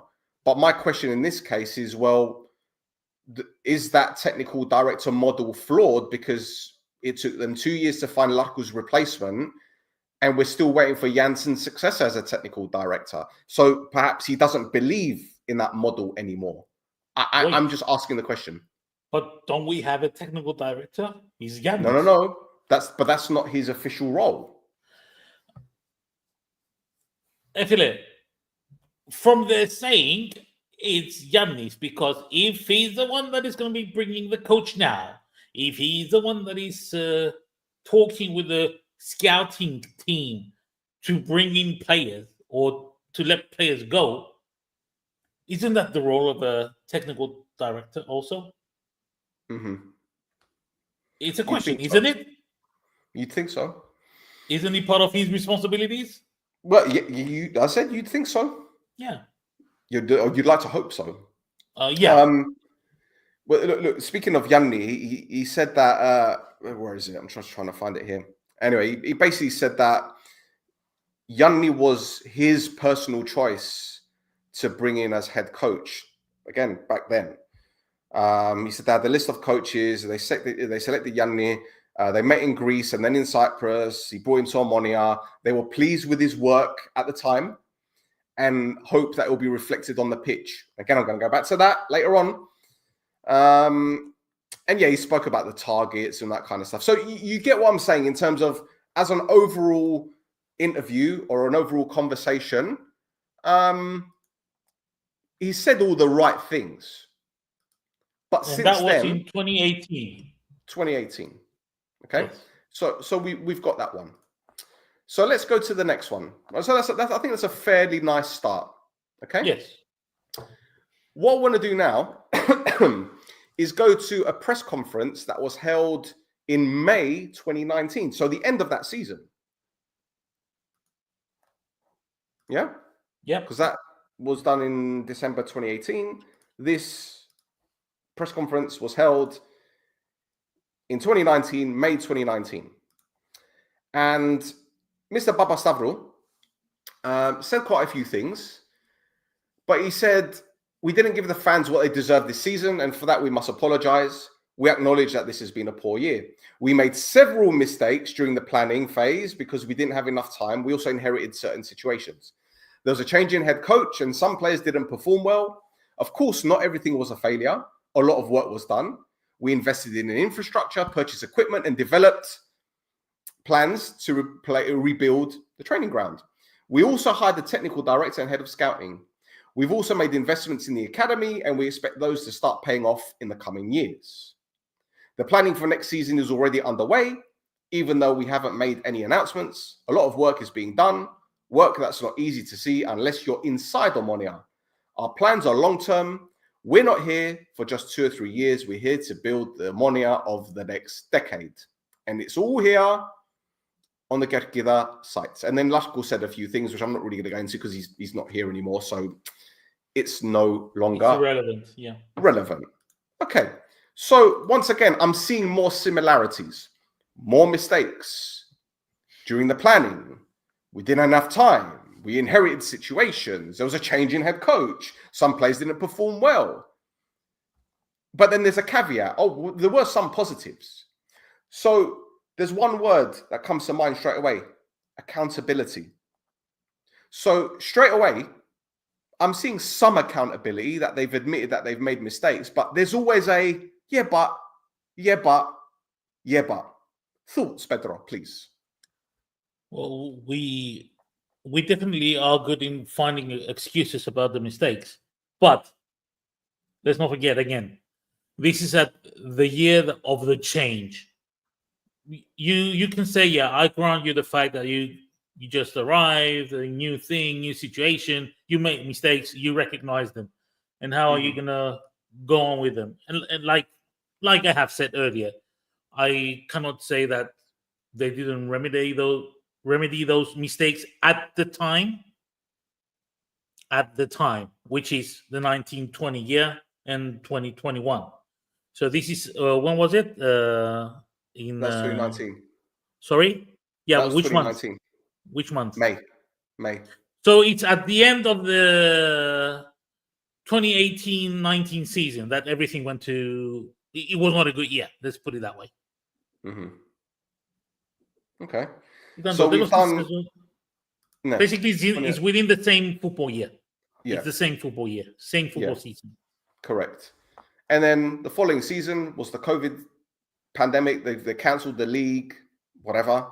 Following season, Holy Grail, we win the title. Fantastic, great times. Absolutely brilliant. Credit them for all the work that they did to win us a league title. Okay. But then we fast forward to January 2022.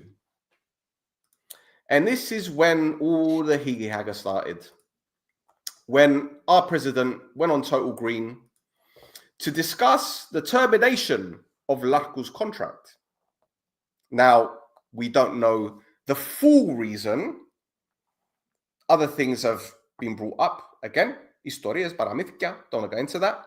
But we want to go into some of the things that he said in this particular interview, where he said, again, about mistakes.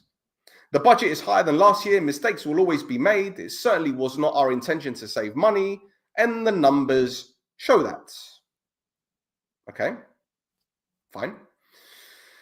On the transfers the team needed but did not make in the summer. Now, don't forget that summer we signed Mavria, we signed Zaha, we signed Psati, we signed Bash, Mix, a couple of others. Is that how you're going to kick on from winning the league? I don't know. Whatever. He said, I don't want to disrespect the players that we have today, nor do I want us to keep looking back and comparing who we had and who we have now. We have 22 players who can play for Omonia and any other team in Cyprus. The league standings are not satisfying us. Now, don't forget, I think we were 6th at the time. I think. Something is wrong, but it is not the quality of the players. We have had a lot of problems over the past 5 or 6 months. Many will say we're looking for excuses, but these are not excuses. We had many injuries that prevented the team's performance from stabilizing, and that is why we're in this position. Now, again, I don't want to keep going over old news, but I think all of us would agree that the recruitment that summer was dreadful. Oh, yeah. Σίγουρα. 100% δεν υπάρχει αμφιβολία για αυτό το πράγμα. Καταστροφική. Ήταν μεταγραφές οι οποίες δεν έπρεπε καν να περάσουν έξω από το Ηλίας Πούλος, ρε φίλε. But we accepted it. Ναι. But we accepted it. Okay. So, let's carry on. Here comes the but. Last season, since the team was doing well and competing for the championship, the demands on me were lower because things were going well. This year, since we have fallen behind, I'm dedicating more time to Omonia because I want the team to do well. Now, he's dedicating more time to Omonia. What does that mean, Pedro? Does that mean that he was going to be in Cyprus more? What did that even mean? First of all, I'm going to start from a different part. Repeat again. What is expected of him to be lower? He said, last season, since the team was doing well and competing for the championship, the demands on me were lower because things were going well. Mistake number one. The expectations never should be lower. Expectations should always be going higher. When you say 2 years back that there were mistakes and you recognize them and you said, we did mistakes, we're learning, everybody makes mistakes, fair. Έγινε 2 χρόνια μετά να έρχεσαι να μου λαλείς ότι τώρα ο κόσμος περιμένει πιο λίγα από μένα. Όχι. Ο κόσμος δεν περιμένει πιο... Αν ο ίδιος πιστεύεις ότι ο κόσμος περιμένει πιο λίγα από σένα, σημαίνει εσύ ο ίδιος θα κάνεις πιο λίγα πράγματα για την ομάδα και σίγουρα ούτε καν σταθερή θα την κρατήσεις στο επίπεδο της επιτυχίας που την πήρες το 19-20-20-21, αλλά να την πάρεις πιο κάτω. Ενώ την ίδια ώρα οι αντιπάλοι σου εδυναμώναν και έβλεπες το πράγμα. That's mistake number one. You can't say 1 year, I recognize the mistakes, we have to do better. And then next year you say, you know what, because we succeeded, the expectations are lower. No, the expectations don't go from, yeah, we have to do better to, okay, now we don't have expectations. In that energy expectations, you don't want to create a legacy. You don't want to create a successful legacy and you're going to go lower. The expectations are lower. Αν έχει έναν οπαδόν της Ομόνοιας που είναι να βγει και να πει ότι εντάξει, εγώ δεν έχω πρόβλημα με την ομάδα, επειδή έπιαμε προάθλημα να πέσει, είναι εντάξει ρε, δεν έχει πρόβλημα. Έπιαμε προάθλημα να πέσει. Κανένας οπαδός της Ομόνοιας δεν θα του πει το πράγμα. Κανένας. Κανένας φίλαθλος καμιάς ομάδας, όχι μόνο της Ομόνοιας, κανένας φίλαθλος καμιάς ομάδας θα σου πει ότι τα expectations που τη διοίκηση του είναι lower, είναι πιο χαμηλά. No. No. Okay. So he then goes on to say, regarding transfers, we must follow the proper procedures. Transfers must be agreed upon by the experts and the technical staff. Once everyone agrees, we will bring in players. I cannot and do not want to do scouting. We have not set a budget, but we have said that if necessary, we can exceed it within reason. Of course, we will not pay 30,000 euros for a player worth 10,000, as that would be a waste of money. The reason we have not brought in a player is that January is a very difficult time to sign players, and also because we are not finding better players than the ones we already have. Omonia's level is high. We want players who are playing regularly, not someone who is inactive. We are in daily discussions and trying to find the right ones. We will not sign players just for the sake of signing them. The coach must be sure that he will play the player he brings in. Now, Pedro, can I just remind everyone who we signed that January? That January. Do you remember? 2022. Is it 22 or 23? You're thinking of 23. Okay. I'll tell you who we signed in 22, that January. Tim Matavs and Maxi Lovera.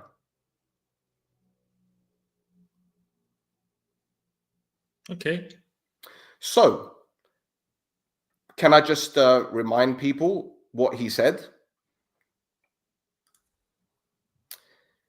He said, the reason we've not brought in a player is that January is a very difficult time to sign players. Also because we're not finding better players than the ones we already have.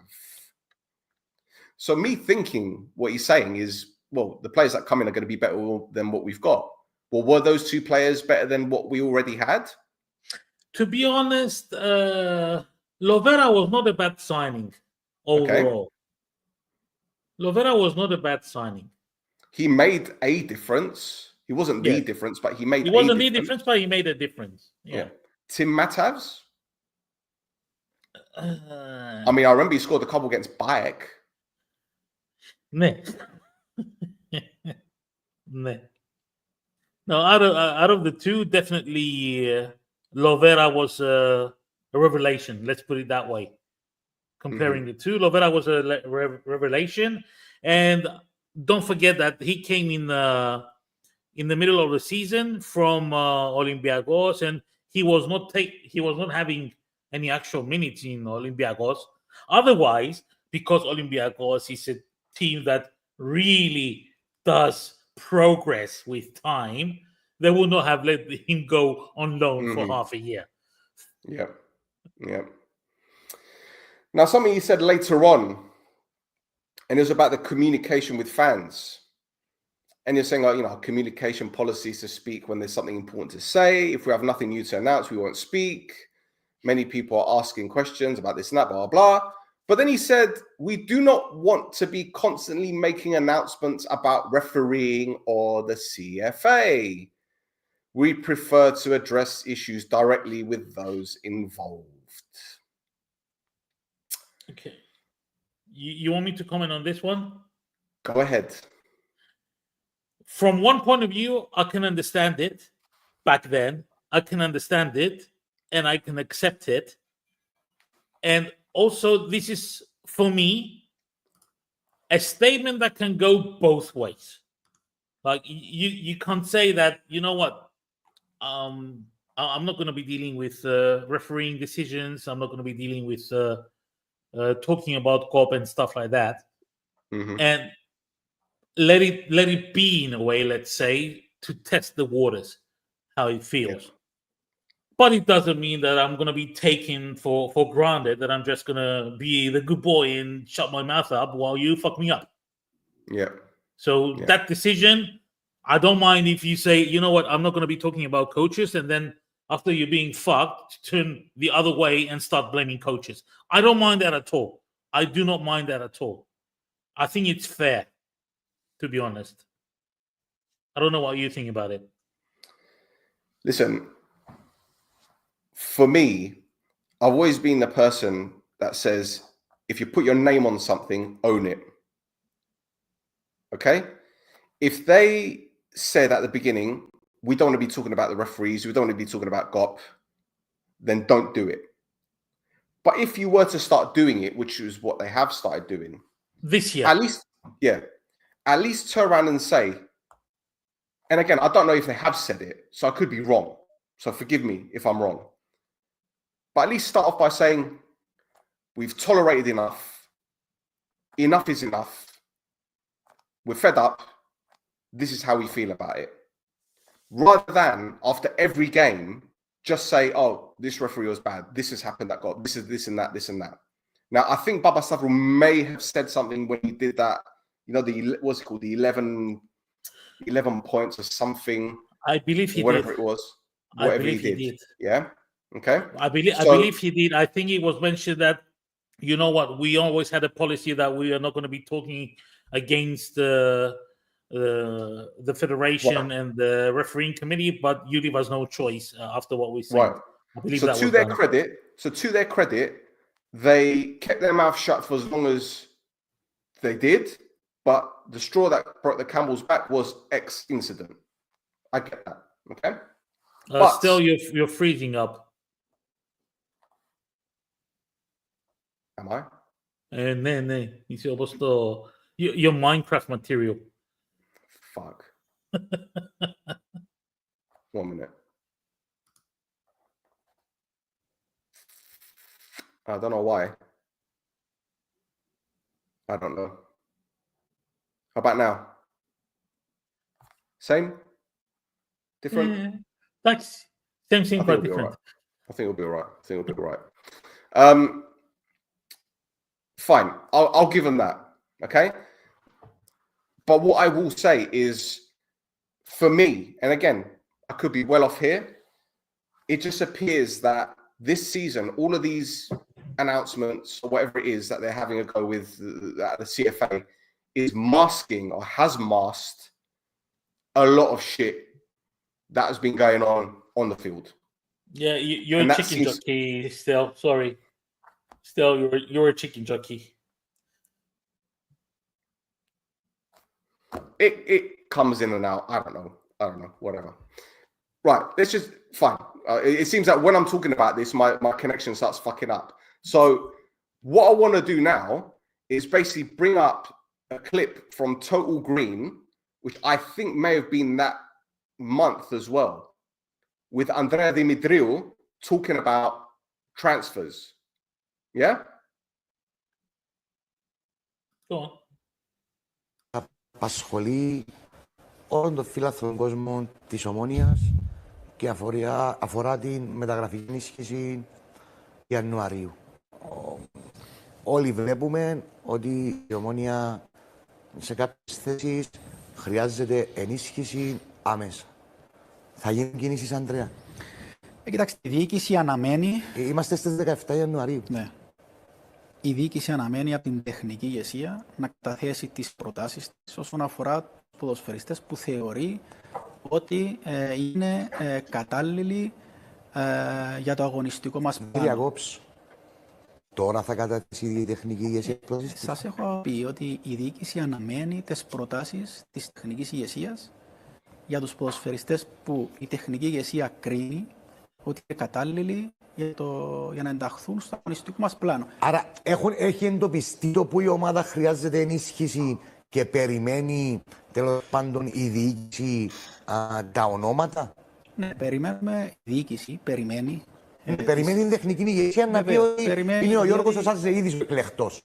Δεν είναι η διοίκηση ή ο πρόεδρος που αποφασίσει ότι η Ομόνια πρέπει να ενισχυθεί με τόσους ποδοσφαιριστές στις τάδε θέσεις και με τους τάδε. Δεν ξέρω αν τόσο ακούστηκε τον που είπα. Λέω, η τεχνική ηγεσία εντόπισε ότι χρειαζόμαστε ενίσχυση στο δεξί άκρο. Ναι, έχει εντοπιστεί, το έχει πει. Για να λέμε τα πράγματα με το όνομα τους μαλλών, στους φορ ή στους μεσοεπιθετικούς. Λοιπόν, η τεχνική ηγεσία εντοπίζει αυτή την ανάγκη. Μάλιστα. Λοιπόν, στο μυαλό μου εμένα η διαδικασία είναι ως εξής. Εντοπίζει ο προπονητής τις ανάγκες, λέει στην διοίκηση ότι χρειάζομαι, ξέρω εγώ, 2 παίχτες σε αυτήν και αυτήν τη θέση. Η διοίκηση του δίνει τον budget. Το τμήμα scouting, το οποίο εργάζεται όλων των χρόνων, βρίσκει τους παίχτες που θα προδίδει τον προπονητή και ο προπονητής έχει τον τελικό λόγο. Πού βρισκόμαστε αυτή τη στιγμή? Αναμένουμε τις προτάσεις της τεχνικής ηγεσίας για το ποιους ποδοσφαιριστές κρίνει ότι είναι αυτοί που πρέπει να ενταχθούν στο αγωνιστικό μας πλάνο. Επαναλαμβάνω ότι η διοίκηση δεν είναι αυτή που θα επιλέξει. Άρα δεν υπάρχουν ονόματα στις 17 Ιανουαρίου. Περιμένει από την τεχνική ηγεσία.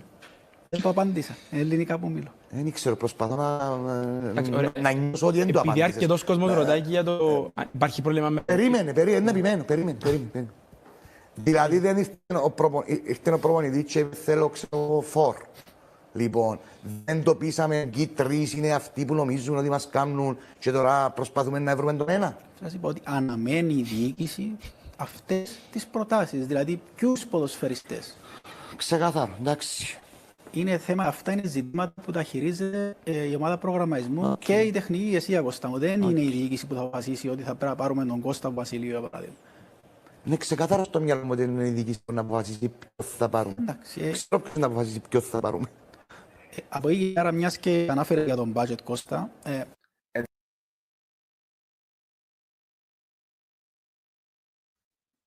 So, what did you make of that?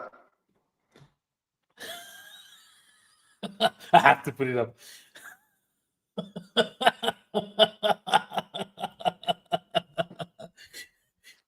Research purposes. Research purposes.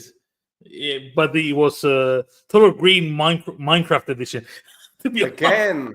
Yeah, it was really bad. I'll tell you what. Let me restart my thing and then I'll come back. Yeah. Okay. Let me restart it.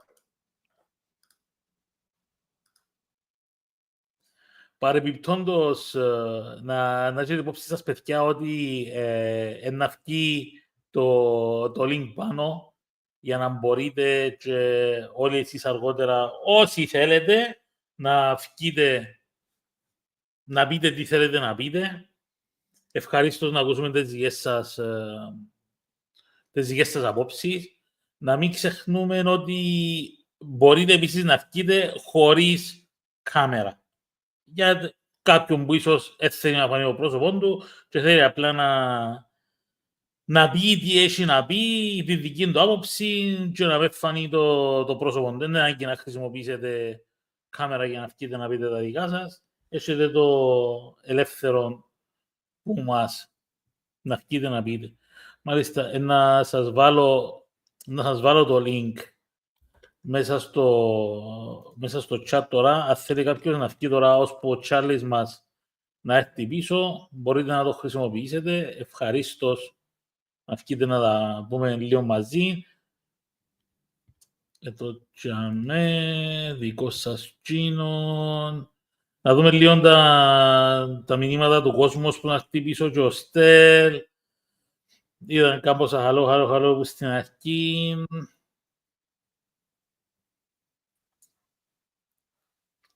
Right. Make a switcheroo. This is better. Yeah, let me just connect my headset now because for some reason it just doesn't like connecting it. It's wild. It's absolutely wild.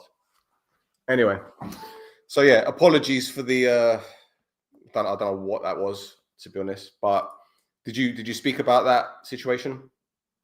No, I was waiting for you to come back. Yeah, so tell me, what did you think of that? Because I remember watching it then and even watching it back again a couple of times. It was very, very awkward, but you could tell that you could sense the frustration with Costa because he's a fan himself. And while he was hosting the show, he had to put those questions towards Andrea. And I felt sorry for Andrea because he's effectively the spokesman. He didn't have the answer. And he probably didn't even know what was going on anyway. Okay, listen. First of all, ναι, σίγουρα δεν περίμενα να δω την ημέρα σε εκείνον το Total Green να δέχεται ο Ανδρέας ο Δημητρίου τόση πολύ πίεση.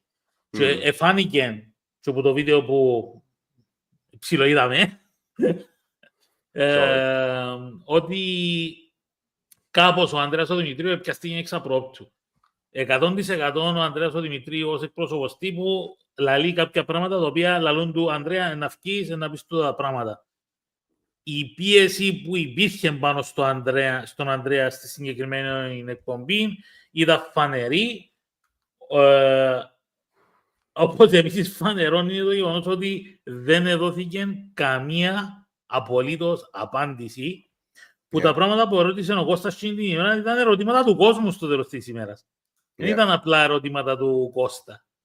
Ήταν ερωτήματα του κόσμου της Ομόνοιας. Δυστυχώς την ημέρα δεν δόθηκαν καθόλου απαντήσεις και απλά βρέθηκε ο Ανδρέας ο Δημητρίου σε μια δύσκολη θέση στην οποία δεν μπορούσε να ανταποκριθεί. Yeah. Yeah. Well, listen, at the end of the day, once again, it kind of mirrors how the fans feel in 2025. January gone was a disaster. January before, the less I say, the better. Year before that. So January appears to be the month of difficulty. Let's put it that way. Εξαρτάται εντελώς το βλέπεις το θέμα difficulty, because for me it's not a month of difficulty. It's it's mishandling. It's not a difficulty. It's just total mishandling. For me, it's not a difficult month. They just mishandled them, both, in both situations. Αλλά τούτον το χρόνο, ειδικά, ήταν το κάτι άλλο. Oh, for sure. This year it was a total annihilation. Total annihilation. Oh, yes. Okay, well, let's move on to the next one. Because again, this is going to be a long one. I promise you that it's going to be a long one. And what I want to do is go to the 10th of March, 2022. Well, what happened on the 10th of March, 2022, guys? Neil Lennon came to the club. Yay. Big history, Neil Lennon. Celtic, Leicester City, various other clubs as a player and as a coach, won many trophies. But there's something that Mr. Grigori said during the interview. And he said, right in front of you, during our meetings with the planning team, we found a complete alignment in our vision and beliefs. Around 100 names were evaluated. Then we created a shortlist and we easily concluded that Mr. Lennon was the right choice. Pedro's laughing. Pedro's laughing. What do you think I'm going to ask now, Pedro? Not just to you, but to everyone watching. First of all, I want to say something. It seems like, you know the movie The Dirty Dozen? Uh-huh. Omonia has an obsession with the Dirty 100. every time it's about something, we're evaluating 100. Yep. Oh yes. How many were in Thermopylae? 100. Yep. Yep. Who won the Bay of Salamis battle? 100. How many players are we evaluating? God. 100. 100 Oh, is the magic God. number for Omonia. Mhm. It's unbelievable. And it seems like it's 100 in 2021, 100 in 2022, 100 in 2023, 100 in 2024. And alla si botte tondo numero. So what actually happens? Let's say we evaluate 100 coaches in 2022. We only get one coach. What happens to the remaining 99?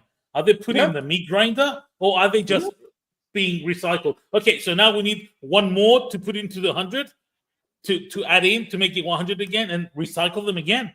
Is that how it goes? Looks like it. Jesus. Γίνεται ρε κουμπάρε. Έχει που It's all τότε mad, isn't επιμένω it? 100, 100, 100. It's all mad. Yeah. It's all mad. Ask your question. Sorry. Yeah. So my question is a pretty standard one in all fairness, and I think it's pretty obvious. Henningberg was sacked when? Beginning of Feb, middle of Feb, Gadetsi? Ναι. Right? And we moved to bring in Lennon, according to this date, which is when they announced it, the 10th of March. So 2 weeks. 2 to 3 weeks after 2 to 3 Henningberg was sacked. Normal time period. Yeah. Normal time period. Yeah. Yeah. We have now, and I will tell you the exact, we have now gone 176 days without a head coach. Could they not find a list of 100 coaches when Dambrauskas was sacked? Maybe they lost the 100 list in December when they were evaluating for the short list. Okay. And when they deleted the 100 list, by mistake, they deleted the 100 and the short list. So now they discovered a couple of weeks ago that list disappeared. So they have to find another 100 again to start the process from the looks of it. Okay. So instead of 100, they couldn't have thought of 50 names. Or maybe 30. Maybe 20. 10? 10? They couldn't have thought of 10. So again, I'm only going back to what they've said and done and how they've acted to the present day and how they have ridiculed people. Okay. You know notice how I haven't been inflammatory or defamatory towards anyone. I am being so balanced right now, bro. So balanced. You're giving me an opportunity to say something that I wanted to say now about the lists and finding a coach and stuff like that. Now, we went through this masquerade since November without being a coach, and then having an evaluation list and a short list, and nothing came out of it. And now we have a new short list again. I'm going to tell you something now. If at the end of the month, okay, in 6 days or so, let's see, if at the end of the month I see a coach taking over Omonia that is already in the league,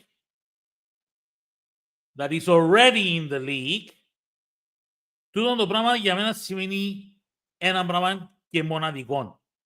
Για ακόμα μία φορά μας εφλωμώσετε στα ψέματα. Γι' αυτόν το καλό που σας θέλω, ο επόμενος προπονητής που να φέρετε, αφού σε κάνετε shortlist πάλι, λογικά δεν πρέπει να είμαι στο Κυπριακό πρωτάθλημα. Τουλάχιστον. Τουλάχιστον είναι προπονητής ο οποίος αυτή τη στιγμή είναι μέσα στο Κυπριακό πρωτάθλημα. Γιατί αλλιώς να δείξετε ότι απλά για ακόμα μια φορά ταΐζετε μας σανόν. Και νομίζετε πως είμαστε μπαλαβοί. Και θα το σκεφτούμε το πράγμα. Does that satisfy you? Yeah, perfect. But then I want to add one more thing to this particular situation with Mr. Lennon. There is a part in this statement where Grigori says, the goal is to win the cup and we recognize the challenges, but we will do everything we can, which is what we did. We won the cup. Fantastic. Winning the cup is a non-negotiable objective. Now, at the time, we had no chance of winning the league. Yeah? Ναι. Even in November, when Dambraskas was sacked, we were only 9 points behind. So we still had the chance of winning the league. Definitely. But when it came to the point when we couldn't win the league, was winning the cup a non-negotiable objective then? Or was it finishing third or fourth and hope that if we did get knocked out, we'd still get into Europe? This is a question towards me.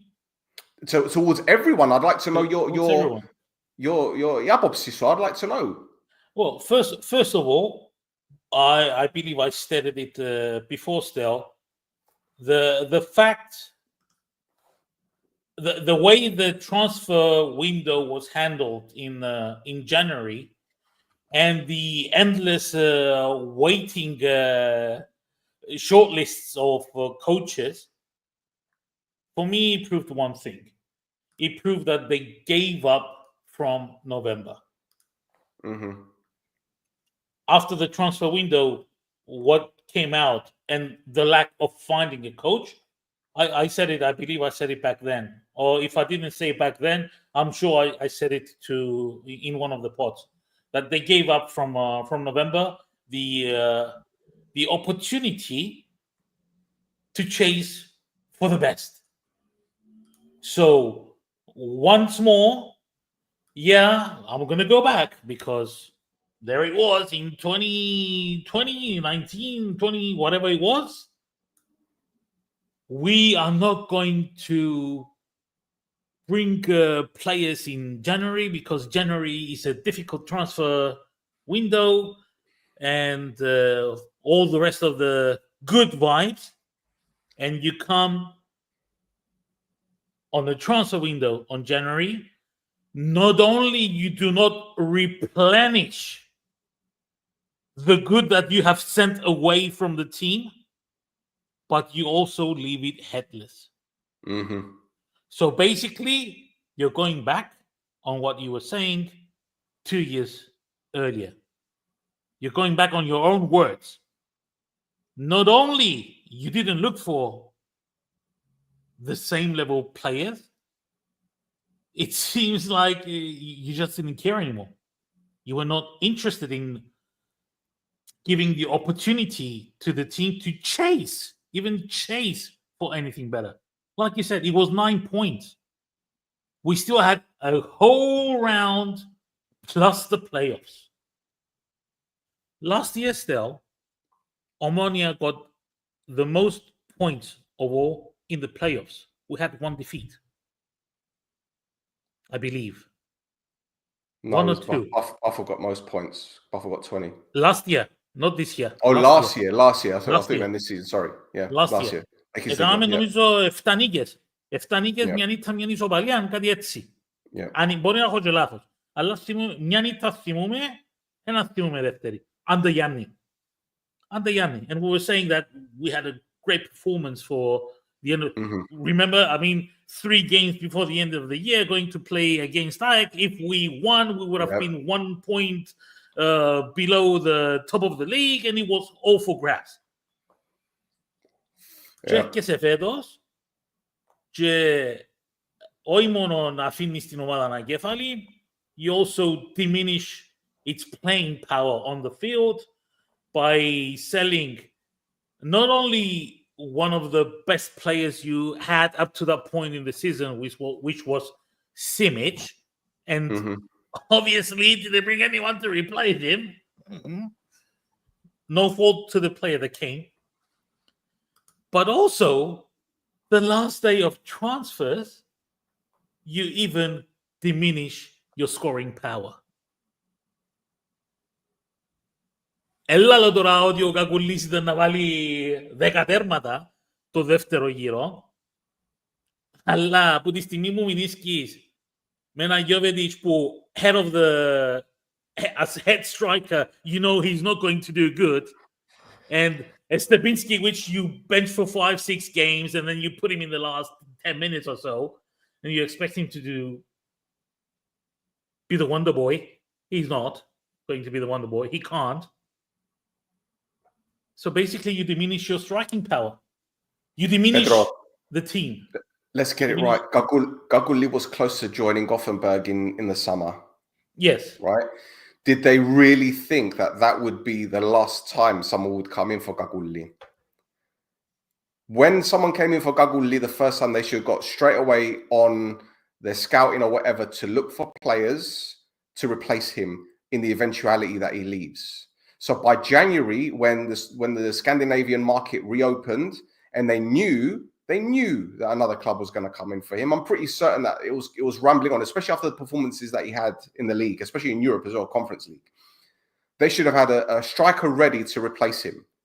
But instead, they chose not to bring anyone in, and we lost a centre forward that had more than just goals in him. What Gaguli offered off the ball was far more than Stepinski, far more than Jovetic even. If you want to talk about the running and, yes, let's get it right. Yes. It's So true. again, throwing it in, literally throwing it in, and they put all their eggs in the basket for the cup, which I'm assuming was a non-negotiable, unless because it was Yanlin, no, it's not a non-negotiable because he's not going to be the permanent coach. If we win the cup, it's a bonus. So again, they're going by hypothetical situations rather than in the event of what we're going to do. No plan B. It's simple. They settled for less. That says it all. They just settled for less. Absolutely. Anyway, let's go on to the next one. 1 second there. By the way, guys, παιδιά, επειδή ξέρω ότι μπορεί να είναι λίγο δύσκολο να παρακολουθήσετε το podcast, γιατί πάμε και λίγο πίσω. Πρέπει όμως να το κάνουμε το πράγμα. Για να θυμηθούν όλοι το τι μας ελαλούσαν και το τι βλέπουμε τώρα. Όπως είπαμε και τα καλά που έκαναν στο παρελθόν, που και είμαστε χάγια, εσάσαν τα πράγματα και έκαναν μια αξιολογική ομάδα και πιάμε και πρωτάθλημα, πιάμε και κύπελλον. Βλέπουμε έναν S-curve, όπως ονομάζεται, που είσαι κάτω, φκένεις πάνω. Εμάς αντί να διατηρήσουν την κορυφή να συνεχίσει να φκένει πάνω, γυρίσαν το πουκουπά για να κατεβεί στο βουνό κάτω πάλι. Ενώ τούτο που πρέπει να κάνουν πρέπει να φύγουν ένα stabilization στο S-curve και ύστερα να πιέσει την άνοδο πάλι. Όχι να πουκουπείς τις ναές που κάνουμε και κάτω.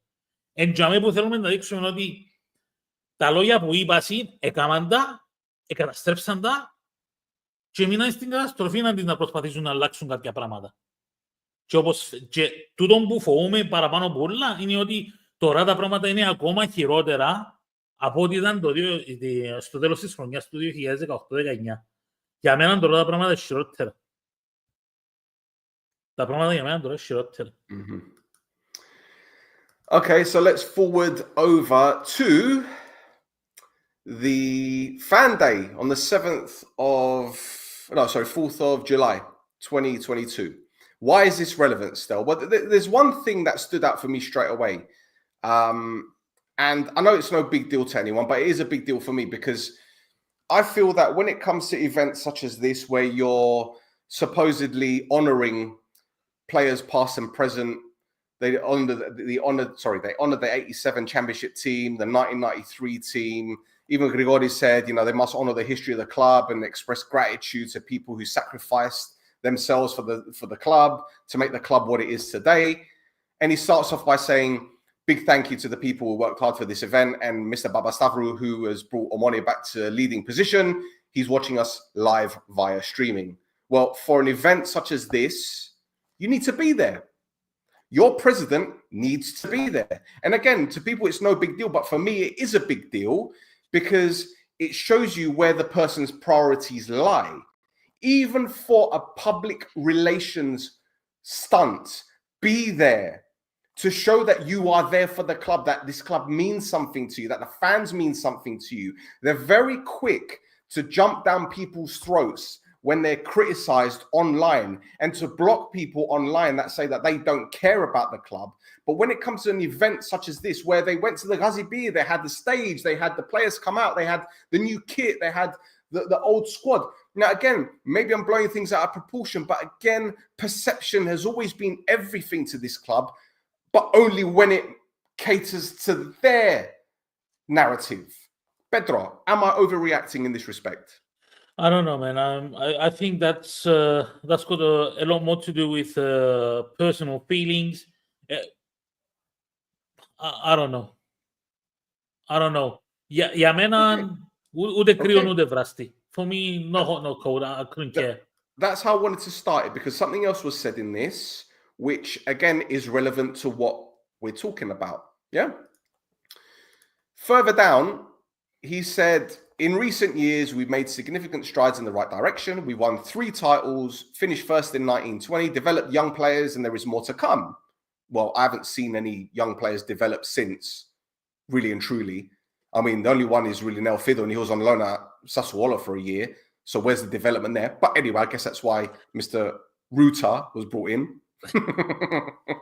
Maybe God bless Milioti. God bless Milioti for doing what he could. God bless him. Yes. And he's gone to pastures new, and good luck to the guy, because he's going to thrive at a club that takes that serious. But anyway, I'll put a pin in that. But there's something that he said. We are a well-organized, structured, and reliable club that everyone wants to work with, and we want to maintain that. Pedro. Okay, where should I start? Where should I start? Where should I start on this one? Wherever you want, my guy. Wherever you want. Wherever you want. Put it in the GPS. First of all, I'm sorry, but if all reliable businesses work like Omonia, they would all go bankrupt. So if you want to know how a reliable, well-organized, confident operation is, come to me. I'll set you up. It's not a problem. I'll set you up, and I'll give you my point of view. I'm not going to say, okay, I'm not going to set you up. I'll give you my point of view on the right steps. I know a thing or two about how to do these things. I know a thing or two. Second of all, everyone wants to work with you. Sorry, but they don't. You made sure of that. Άμα από τη στιγμή που έκρουσες ότι γέφυραν είσες με τον οποιοδήποτε μπορούσε να σου δώσει παίχτη στην Κύπρο και έκρουσες τους τις γέφυρες και έριψες τες, γιατί να πιάει ο Καραβίδας μίζα, γιατί είναι εκείνος ο αγέντης του, και βάλεις και μπαίνουν και άλλα άτομα. Excuse me. You see, I'm not lying. Oh, okay. Και μπαίνουν και άλλα άτομα μες στη μέση για να προσπάθει και φταίει στους Κίνους στο τέλος. Συγγνώμη, αλλά δεν κάνετε καθόλου σωστά βήματα και μην είσαστε τόσο σίγουροι ότι όλοι θέλουν να δουλέψουν μαζί σας. Αν θέλουν όλοι να δουλέψουν μαζί σας, τότε να βρίσκετε και παίχτες να φέρνετε στην Κύπρο on time, να βρίσκετε παίχτες το Γενάρη, γιατί είναι εκατομμύρια οι παίχτες στον πλανήτη που μπορούν να παίξουν μάπα, να βρίσκετε ένας-δυο παίχτες να φέρετε το Γενάρη να αναπληρώσετε τις απώλειες στην ομάδα σας. Αν είχετε τόσα καλά connections και όλοι θέλουν να δουλέψουν μαζί σας, να βρίσκετε σωστούς παίχτες να φέρετε στην αρχή του χρόνου, Αντζήλη, αμό, που να μπορούσαν όντως να προσφέρουν στην ομάδα. Συν κάτι μπεσετίνες και ιστορίες που ανάφερες πριν που έθελαν από κοντά. Τέλος της κουβέντας, συγγνώμη, αλλά Ομόνια δεν έχει πολλούς ανθρώπους που να θέλουν να δουλέψουν μαζί σου, γιατί είσαι μια πολύ δύσκολη ομάδα να δουλέψει κάποιος μαζί της και να βγάλει άκρη. Ή για να είμαι πιο σωστός, τα άτομα που έχεις για να δουλέψουν μαζί με άλλους ανθρώπους είναι πολύ δύσκολοι άνθρωποι και δεν μπορούν να κάνουν σωστά τούτη τη δουλειά. Και σίγουρα η Ομόνια αντί να δημιουργά όνομα καλό, είναι ακριβώς το αντίθετο που κάνει. Κολλήσε ρε Στέλ. No, I'm listening. Now, here's the thing. This is where I want you to get a little bit more active, Pedro, because I know you're probably getting pins and needles and whatnot. There was an article. There was an article written on the 6th of July. I think it was the day after this event, or a couple of days after, by Dimitris Gavril, who, God bless him, he's now gone to Dubai to cover the Final Four, I think. But there's an article here that he wrote, which is quite pertinent. Again, it wasn't critical. It was fair. It was balanced. But it kind of sums up everything that we've been saying. Feast your eyes on this, bro. Feast your eyes on this. There you go. It's there you go. After you. Come on, read. I have to maximize the thingy. Boo. Ay, me recomparé. ¿Qué más puedes decir, managa? Well, so basically what he said is that the conservative approach, as what he likes to call it, the conservative approach is actually bearing fruit for Omonia. He's saying that no matter how many transfers are announced, Omonia's fans will always be demanding and want to see the best players available wearing the shirt. There were strong rumors the day before yesterday, as in that event, that the club's administration were going to announce some bombers, some transfer bombs at the event, but nothing happened. Now, this is where we get a few issues with our fan base. And again, I'm not having a dig, but I'm just telling it like it is. There's always these little rumors that come out and say, oh, this event's happening and they're going to announce something. People need to stop with this. People need to ignore this nonsense, because in the club's defense, again, like I said, I'm being balanced. In the club's defense, they weren't announcing anything. Nothing was put out by them to say, oh, like they did with Lam Kelze, which I didn't mention, by the way. They did an announcement video that he was getting on a plane. Anyway. He did get on a plane. Yeah, exactly. Yeah, he did get on a plane, and then he stayed in a hotel for a couple of days and fucked off home. But, you know, again, people kind of got excited because they thought this fan event was going to be a player announcement, and it was far from it. So again, I give the credit to the club for, you know, not lying to anyone. But then he said that the conservative approach of Babastavro's administration continued, knowing that the formula for success over the past 3 years, during which the team has achieved top place finish, blah, blah, blah. What's it called? As well as 3 consecutive appearances in the group stage of European competition. He goes, the conservative approach is bearing fruit for the club and is not going to change as long as Grigoris remains vice president and Babastavro remains as president. We will do everything to improve the team, they usually say whenever they address the club supporters publicly. Now, in most cases, they do not comment on reports or mention specific names, constantly emphasizing that any official news will be announced by Omonia's press office itself. Therefore, the fans waited in vain for transfers of the caliber of Vada and will continue to wait in vain in the coming days as the management follows its own transfer policy. Now, again, I repeat, this isn't from the club. This is from a journalist. But again, that for me was quite pertinent. And I'll tell you why. Because that was one of the first articles that I had found online where I wouldn't say there was any criticism, but they began to question the mentality and the process. Now, I know there must have been ones before, but not to the extent where it was like, well, maybe they're just happy with what they're doing. Does that make sense? Yes. So, yeah. So, listen. There's a rumor going around. Oh, God. For a long time. Oh, God. For a long time. That the way Omonia builds the team up, it's that Papastavru puts in a budget at the end of the year, for the next season. And that he mentions at that point, this is a budget for the year. Do not come in January and ask for more. This is the budget. That's it. It's done. Build the team for the year.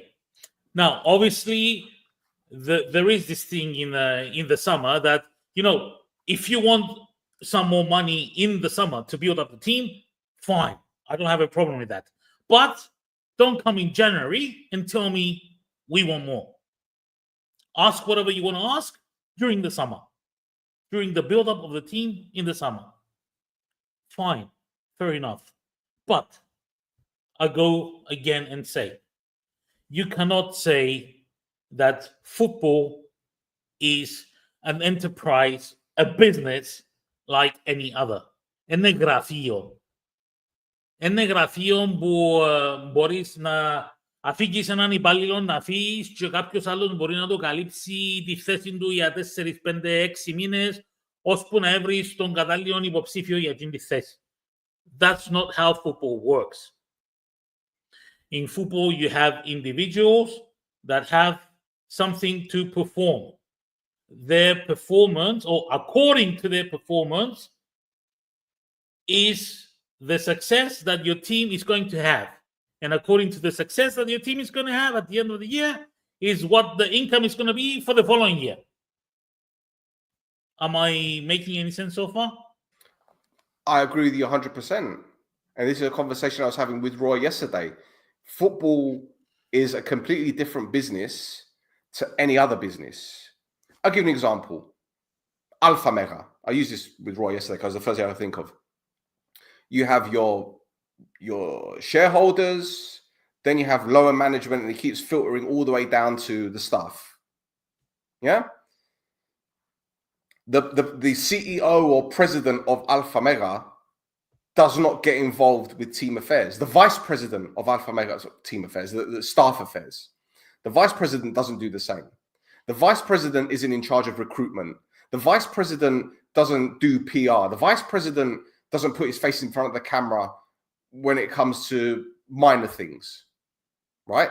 The staff have managers, the same with footballers, have the head coach. And then there's people above. And I assume that with Alpha Mega, the president or the vice president and the shareholders only give a shit about stats. They want to see profit, loss, other things as well, okay? And that is what a football club should be when it comes to that kind of things. The president and the vice president should make the decisions, don't get me wrong, but they shouldn't be too involved in things as we're seeing now. That's my opinion. Definitely. Well, you put it in a different way. I think I've put it in a different way than you, but more or less, the outcome is the outcome is the same. More or less. Okay. So let's move on to the next one. Again, this is a history lesson. The announcement of Yannick Ferreira. Notice I didn't mention the Lennon sacking. I couldn't be bothered to go into this. This is too much. But again, some things that Mr. Grigori said in his statement with Yannick Ferreira. He said, the planning team concluded that Ferreira possesses everything required to elevate Omonia. Most importantly, his personality, abilities, knowledge, motivation, and ambition. He also fits the team's playing profile and can continue with the promotion and development of youngsters. We place particular emphasis on 3 of his traits: hard work, discipline, and dedication. He ended it by saying, at this point, it's worth noting that Mr. Ferreira was not unfamiliar to us. We had previously attempted to work together in the past, but that wasn't possible at the time. Now, Pedro, the reason why I'm going to ask you does this ring any bells is pretty simple, because I've said it before on Tell the Truth and Shame the Devil. We tried to get Valdas Dambrauskas twice before getting him the 3rd time. We tried to get Yannick before we got him the 2nd time round. Looks like it from their words. Right. Okay. So, just a question to everyone watching. Is there a chance that the next Omonia head coach is going to be someone they've tried to get before, but couldn't? My guess for that will be 90% yes. Right. Because don't So- forget, we have the power of the 100. Okay. So if that's the case, if hypothetically that is the case,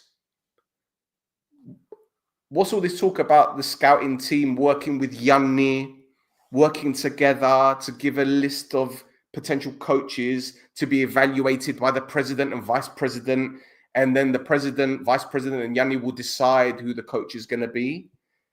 Or are we just going back to what you said about what if the coach is already in Cyprus?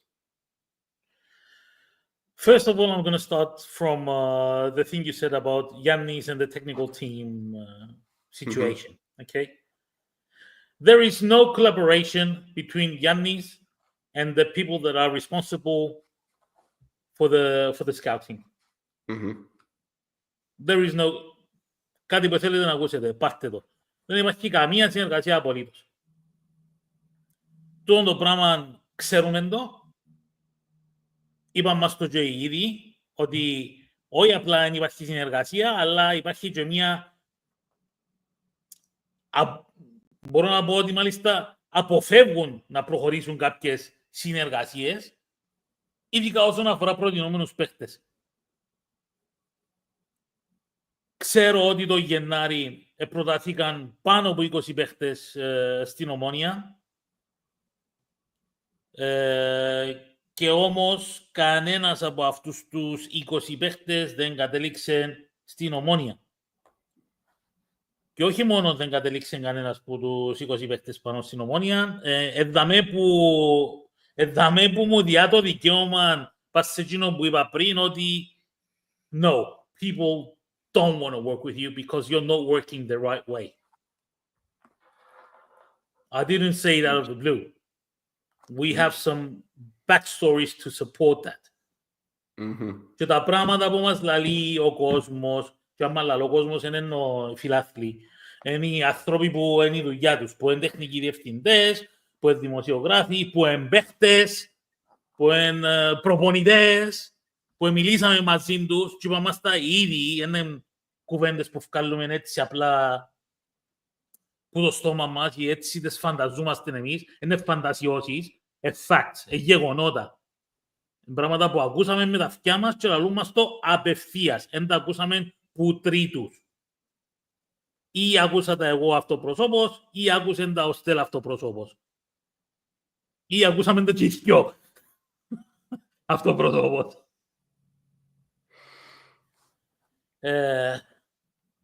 Ναι, οι άνθρωποι, το τεχνικό επιτελείο σίγουρα δεν συνεργάζεται μεταξύ του, σίγουρα δεν συνεργάζεται με το scouting team, σίγουρα δεν εισακούνται κάποιες εισηγήσεις που γίνονται.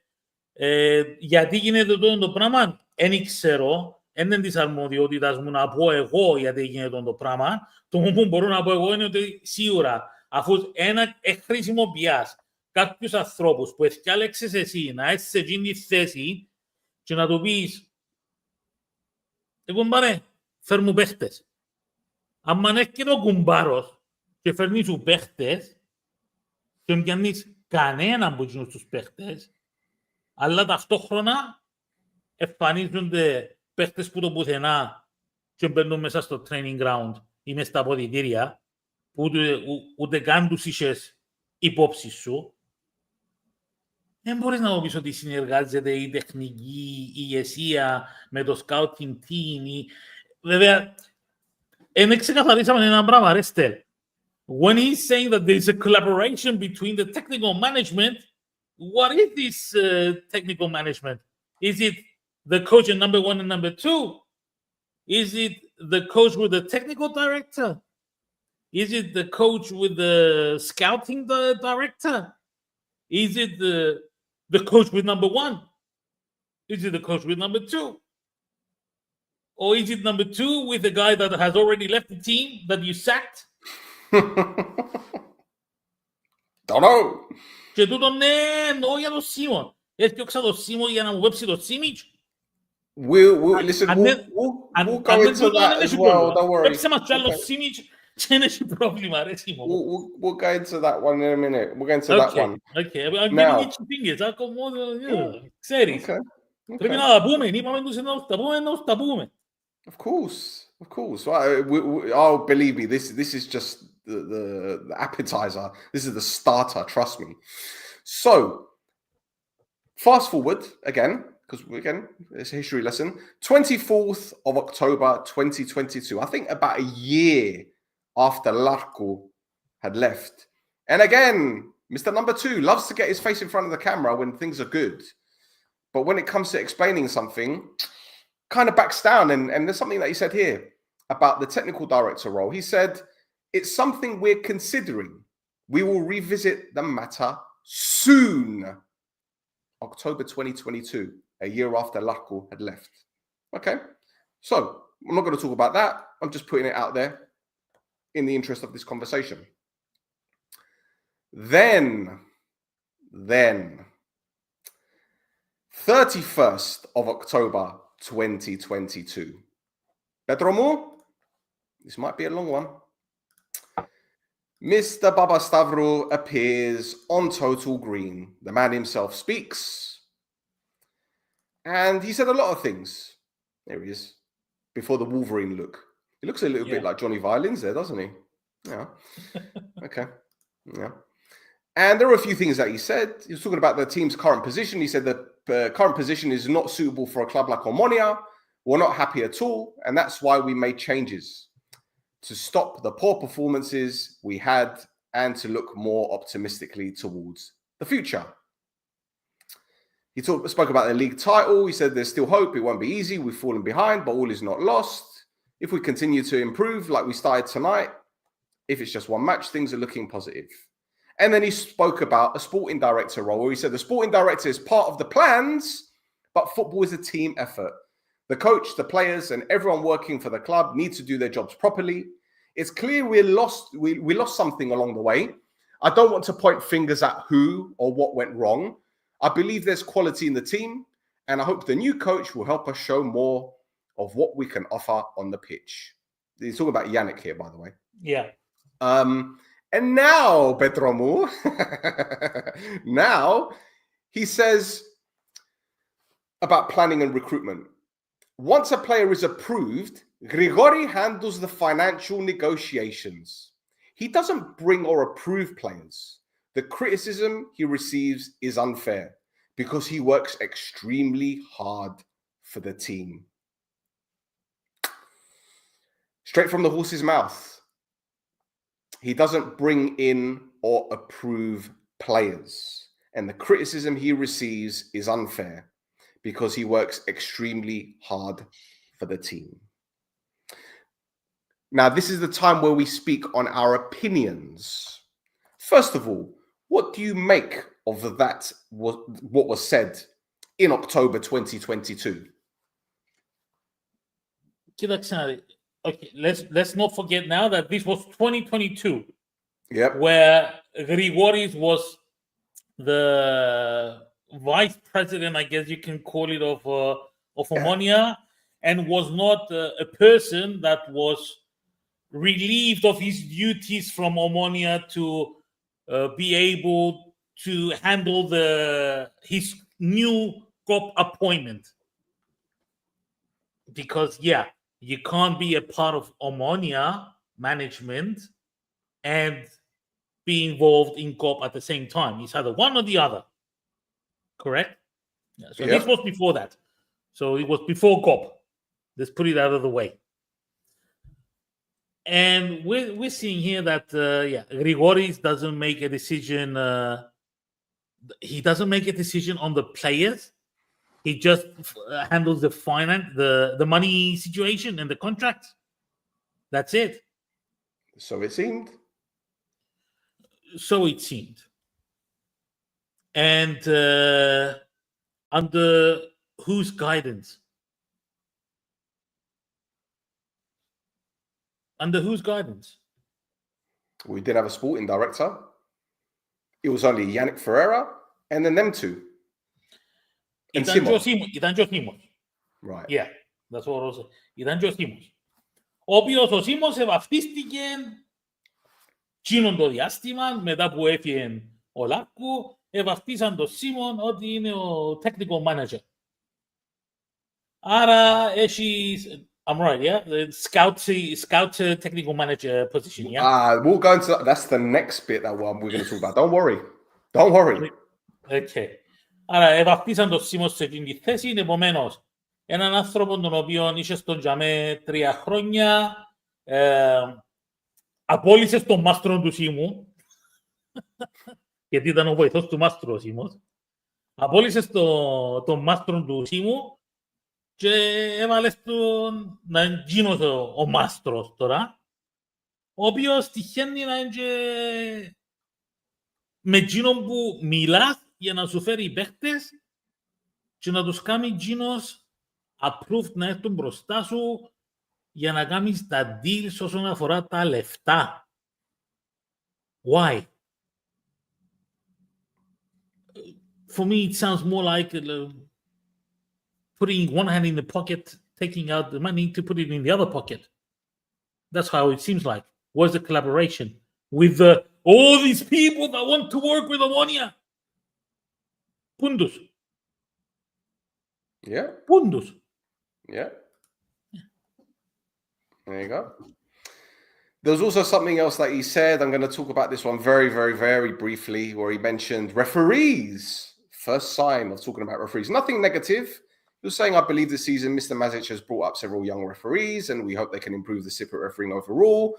I don't think we can compete the season using only them, but hopefully in the future we can.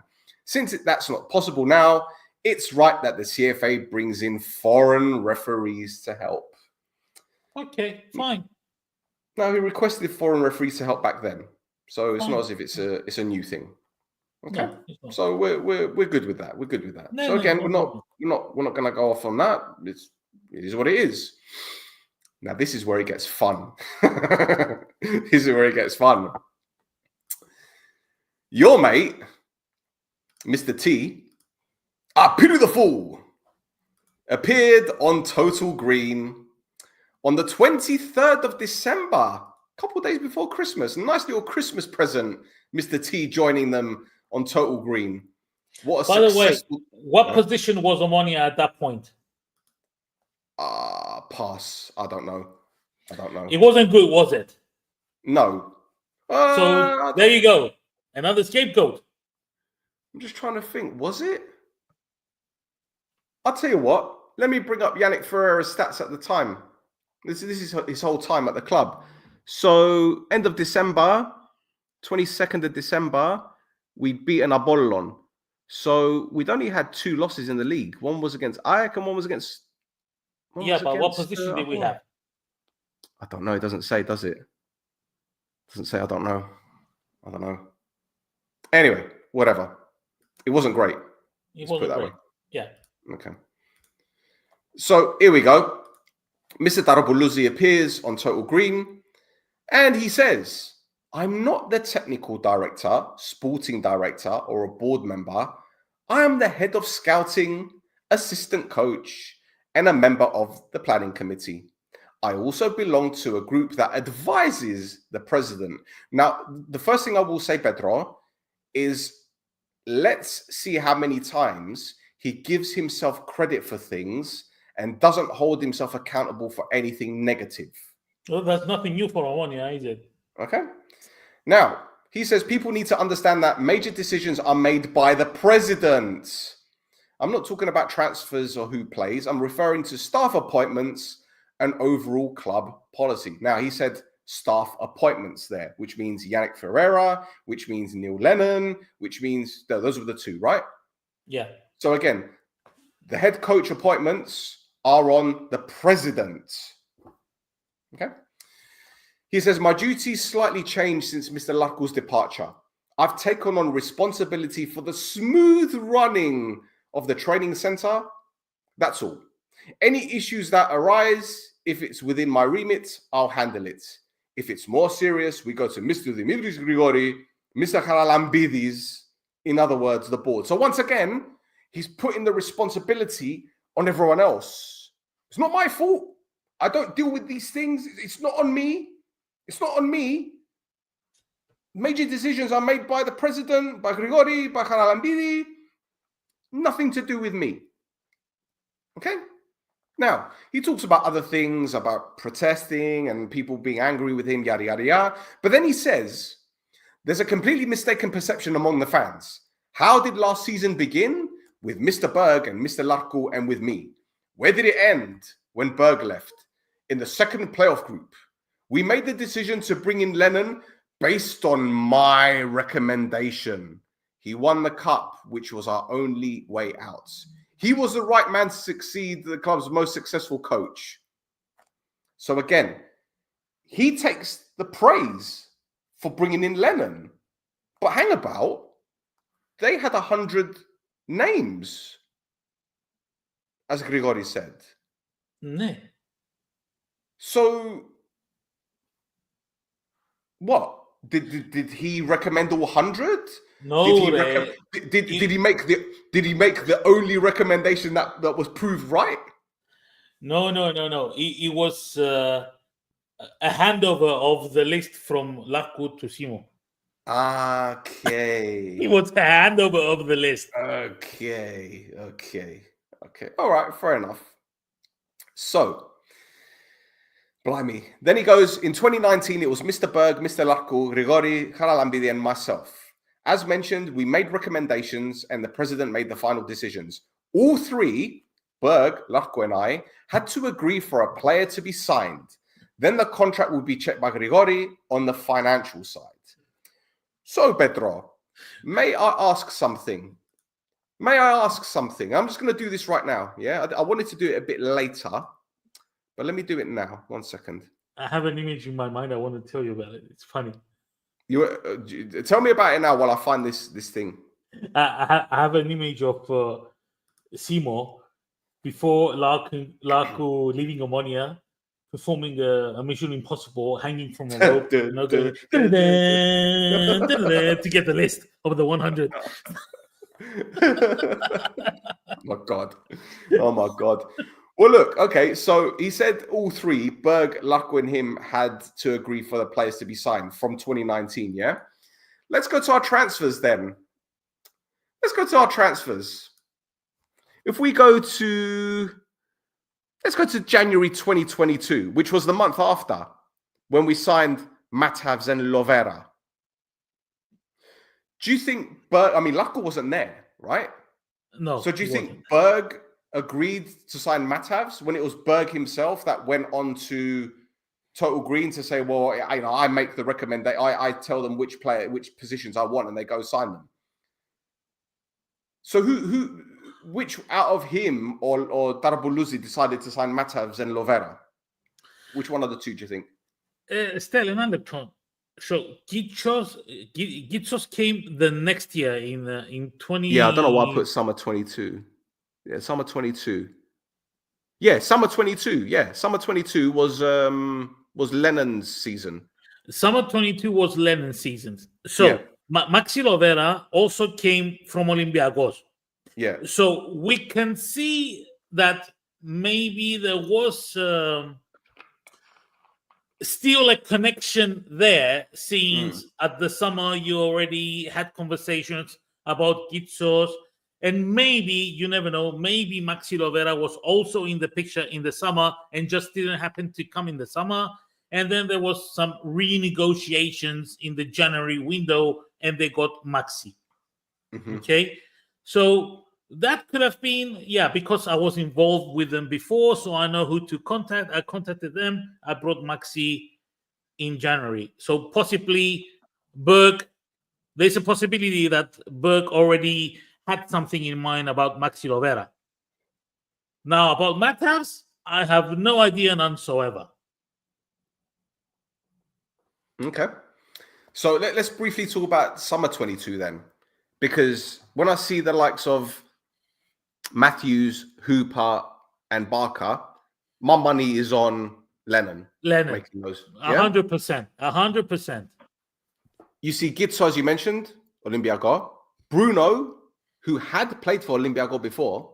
Yes, from Olympiacos, he went to Moldova, to Sheriff, Karim was where at the time? Was he in Greece at the time? Yeah. Then you have Militic, Serbia. Yes, he was in Serbia. Jesus was in Belgium, I think, Yes. and Kasama. The big story that Grigori almost fucked up the transfer of Kasama, and Babastavlu told him, "Step off. I'm going to handle this personally," and we got Kasama. Just So to let you guys know. in hindsight, Mr. Grigori was right. In hindsight, he was right to have tried to stop the transfer because he wasn't a great player for us, was he? He did some things, and I thought he was going to be brilliant. I'll be honest. I thought he looked fantastic at times. And then But on paper, in the grand scheme of things, I was wrong. Yeah. I was wrong. I still would have taken him over Gusolo anyway, but whatever. That's how much my anyway. So I'll continue with Mr. T. Ain't got no plane. Let's have a look. He was talking about Berg. Right? And apparently after a draw against Buffon and a loss against Olympiacos, Berg decided to keep Berg, and he goes, based on my recommendation, the president said, we will stick with this coach to the end. So Simo recommended back in 2019 that they stick with Berg, and they did. And that's why Omonia did such great things, because he was the guy that persuaded. Then what did Larko did do? I don't know. Because he was there in 2019. Maybe. I don't know. So maybe Simos was the boss all over from the beginning, and we've been fooled. There you go. Yeah. He said we reached the group stage of the what's it called, the Europa League, and won the championship. That planning led to success. Then came a streak of 9 games without a win. All of Cyprus wanted Berg out. I told the president this man will win the league, and he stayed. Okay, right. Now, this is great. He goes, my CV may not seem ideal, but that's not the case. Compared to other candidates, Yannick Ferreira was the best option. We believe he's the right person to rebuild this team. We believe in him and will support him. I hope the fans do too. His biggest challenge is to understand the Cypriot mentality, which is not easy. Now he feels it. He lives it daily. He can't go to eat or have a coffee without Omonia fans approaching him to talk about the team. Okay. So, 1 minute he's saying that Berg was the guy, he persuaded Babastavlu to keep Berg. They then want him to win the league. Gedaliba. So did he not try to persuade Babastavlu to keep Yannick, since it was his appointment or his recommendation? Did he not try to persuade Babastavlu to keep Lennon, since it was his recommendation? Seemingly not. Okay. Fine. Okay, about Lennon, I don't want to get into this because many things happen outside the field that we all know, more or less. Okay, fine. So, yeah, I will continue then. Yeah. I'll continue with this final bit here, right? They were talking about the planning for January, and he said, I won't tell you what positions we're strengthening.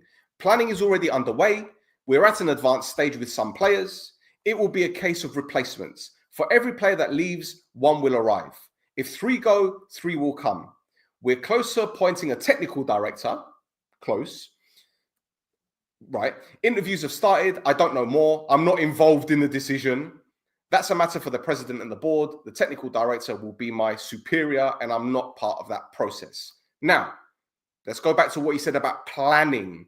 They're at an advanced stage for players. Now, this was December, remember? So they're talking about January. Yes.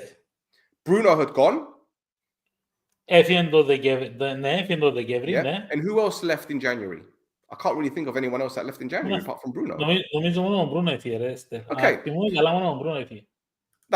So let's go back to the players that we signed in that January. And you're going to love this. It was Besedin and Tajuri Shradi. Now, Shradi came before Besedin. Yeah? Yes. Shradi, who hadn't kicked the ball in 6 months. He was injured for so long. And he hadn't kicked the ball. So we signed Shradi. And then we signed Besedin. Now, I will tell you this because I know this for a fact. Beseddin was one of 4 or 5 players that were proposed to Omonia. And Yannick Ferreira was told, take a look at these players and pick one. And Yannick looked at the players, he looked at the footage, and he saw that Beseddin was the only one that pressed out of those players. The only one that worked hard out of all those players. So Yannick wasn't involved in the selection process. He was just told, pick one. Alex, compadre. Yeah? Alex. And Beseddin was the only one, even though Beseddin hadn't scored a goal in a year. Right? But Beseddin. Now, did they tell Yannick that once the transfer window shut, you could still sign players that hadn't played for 6 months or something, or weren't with the team? They didn't tell him that. They told him, once the window shut, it's shut. We're not looking at any more players.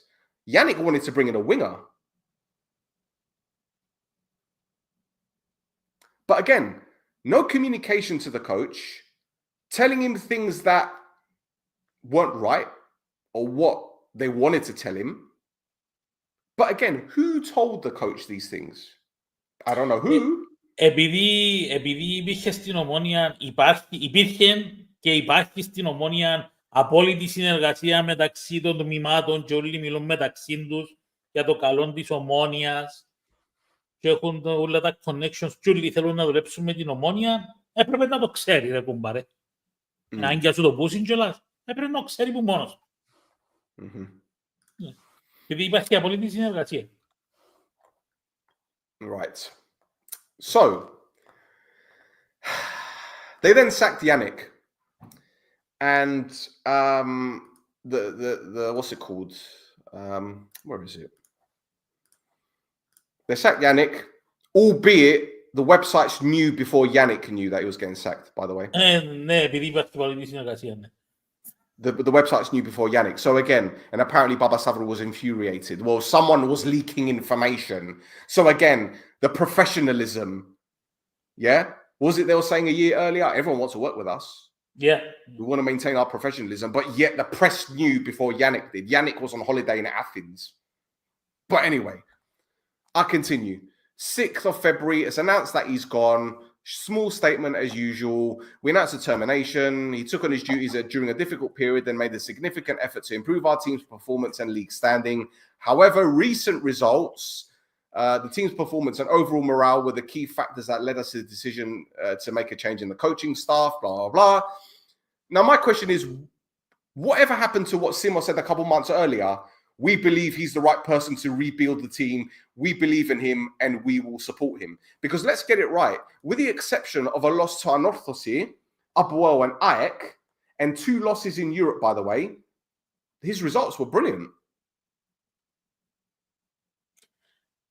I don't know what to say about that, man. I mean, there's full collaboration between the departments. I do know what to say about that.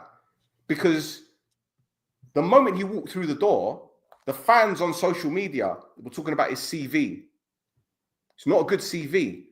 But he won a Belgian Cup, which for me is far bigger than a Greek Cup. But these are the same fans that were happy to have Yanni Anastasiou there 3 times. Yeah. But yet his CV shows 1 Greek Cup. And I'll go into Yanni in just a moment.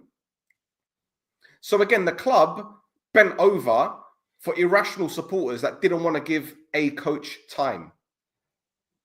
They bent over. We were still in the cup at the time, might I add. Yep. So what happened to long-term planning? The long-term planning is not up for everyone. Right. Fine. We'll forget that. We'll forget that. Now, they appointed Sofronis Avustit, which again wasn't my choice, but he went on to win the cup. Fair enough. It is what it is. Okay.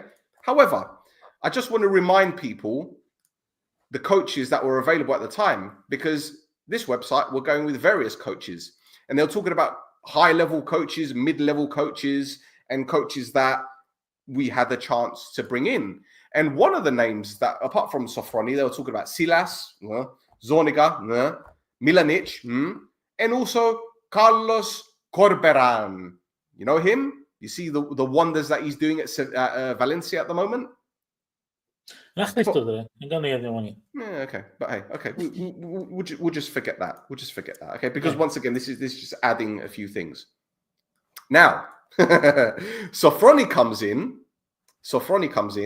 and you know, doing well, getting to the cup semi-final, etc., etc. But then something ended up on Total Green. Total Green, and I don't know if you guys remember this.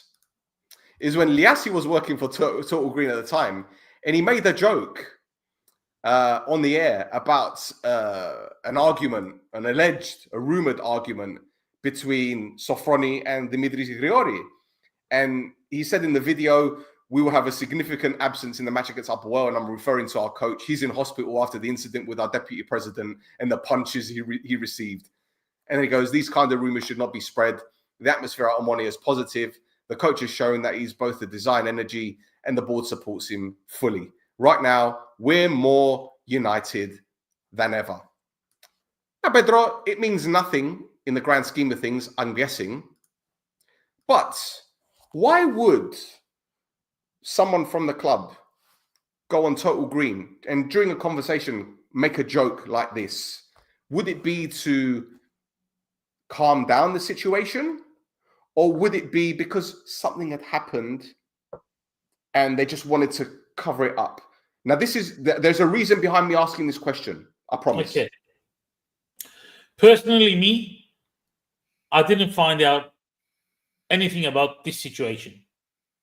What I do remember is that there was a lot of talk on social media and things were being blown out of proportion.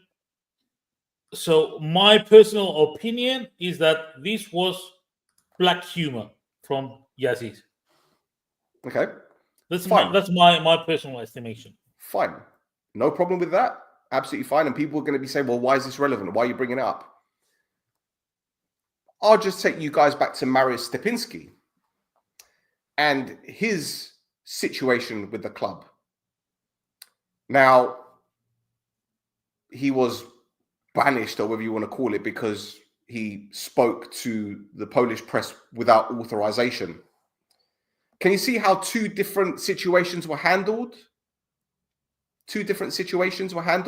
One was kind of trying to protect a narrative, and the other one was like, well, you know, we're going to shun this guy because he disobeyed. Now, perhaps everything was fine between Grigori and Sofroni, perhaps. But as we know with Cyprus, there's no smoke without fire.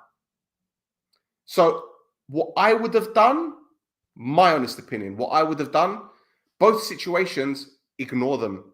Deal with them behind the scenes, not even mention them. Because by mentioning them, you are only adding attention, unwanted attention, causing more issues. And again, this is more PR disasters from this club. And again, it goes back to what we were talking about earlier about the professionalism all around. So the deck of cards was slowly falling. Slowly falling. Yes, it's a lot more than that, because we also know about situations on the training ground that happened, and behaviors towards players. Αλλά να το πω έτσι λίγο πιο ξεκάθαρα. Εάν κάποιο διοικητικός τέλεχος της ομάδας πεταχτεί και μιλήσει άσχημα σε κάποιον παίχτη, μην περιμένετε ότι να μείνει μεταξύ των δυο τους και ότι οι υπόλοιποι παίχτες δεν θα ακούσουν τούτες τις κουβέντες. Και από τη στιγμή που κάποιος παίχτης αντιμετωπίζεται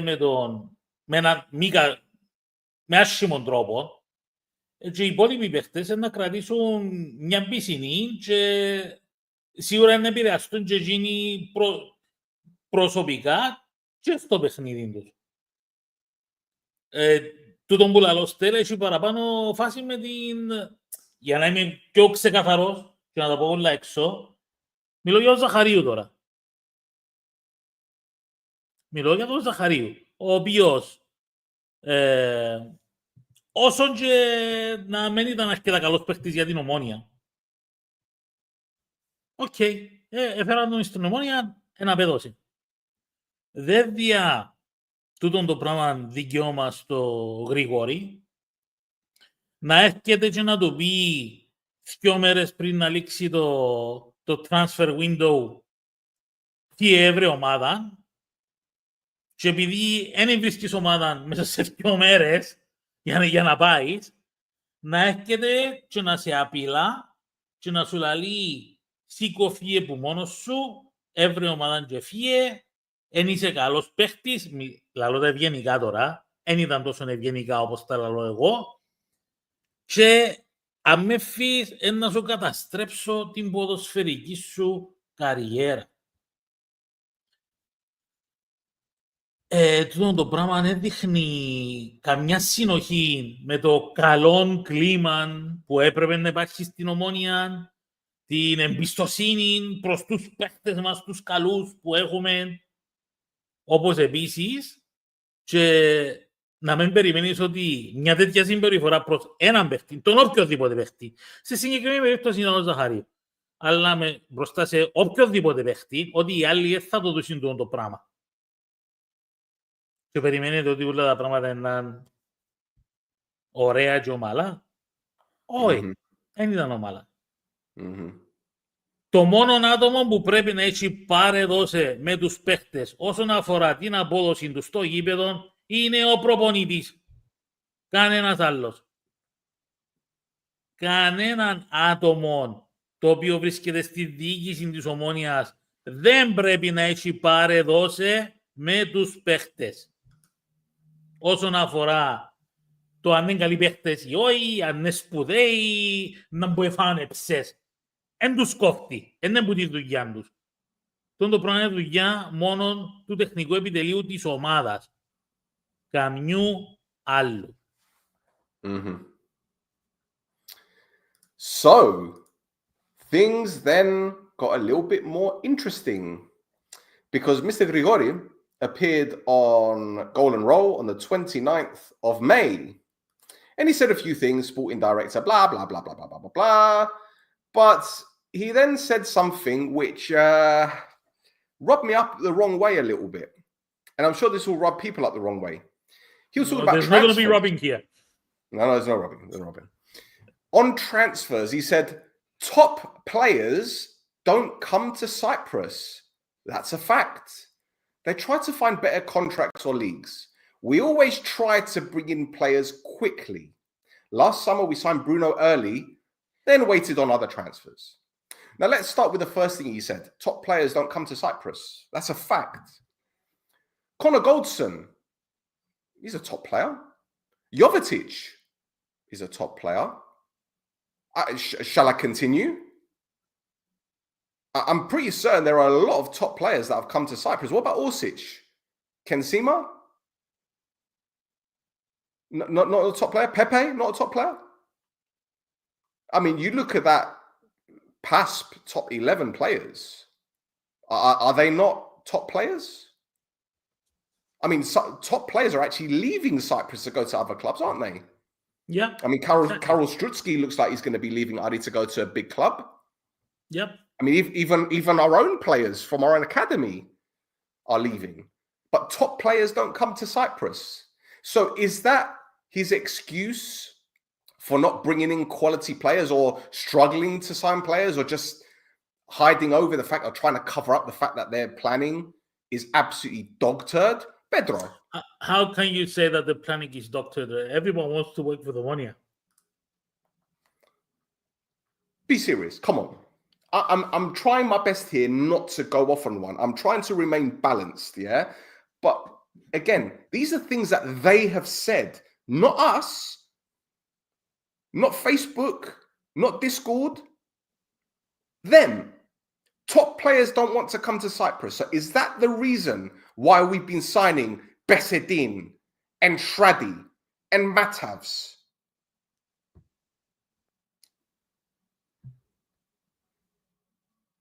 It's because everyone wants to work with us, but they don't. Make it make sense, Pedro. Make it make sense. It doesn't make sense, ρε φίλε. Αφού περιπέξιμο, ρε φίλε. You want the reality? I told you. They managed to break all contacts that they had with agents. For which reason? I do not know. Apart from one. Yeah. And that one is giving them the list of 100? Maybe. The reputation outside of Cyprus with the situations that I have mentioned before, because it's not only one, there are more situations similar. Not the Zachariou was the greatest extent. There are situations with a lot less σημασίας, να το πω έτσι, ή τρόπος συμπεριφοράς, αλλά τούτοι οι παίχτες μιλούν μεταξύ τους. Εν τούτον που σας είπα, οι παίχτες μιλούν μεταξύ τους. Και αν έχει και έναν καλό παίχτη στο Βέλγιο ή στη Γαλλία ή στην Νιγηρία ή στην Γκάνα, που να πάει να το ζητήσει η Ομόνια και πιάει τηλέφωνο ένα Στεπίνσκι, έναν Ματάρ Πισάιαρ, ένα Γιώτιν Γκόμεθ, είπα σας, lower level, Γιώτιν Γκόμεθ, έσυρα σας το και τούτο.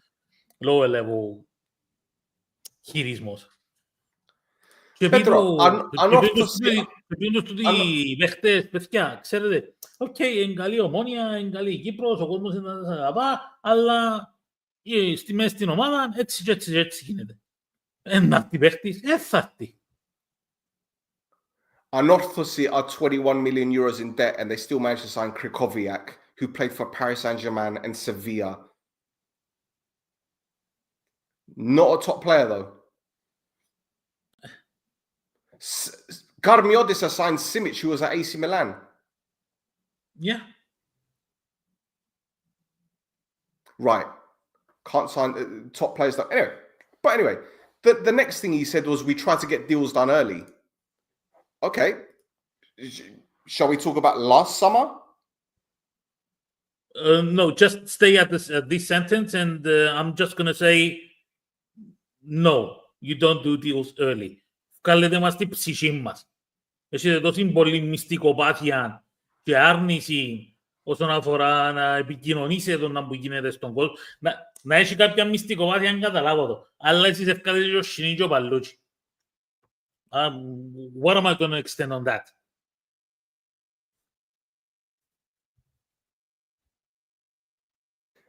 The thing is, they then go on with narratives that become very, very tiresome, okay? And it becomes more and more frustrating.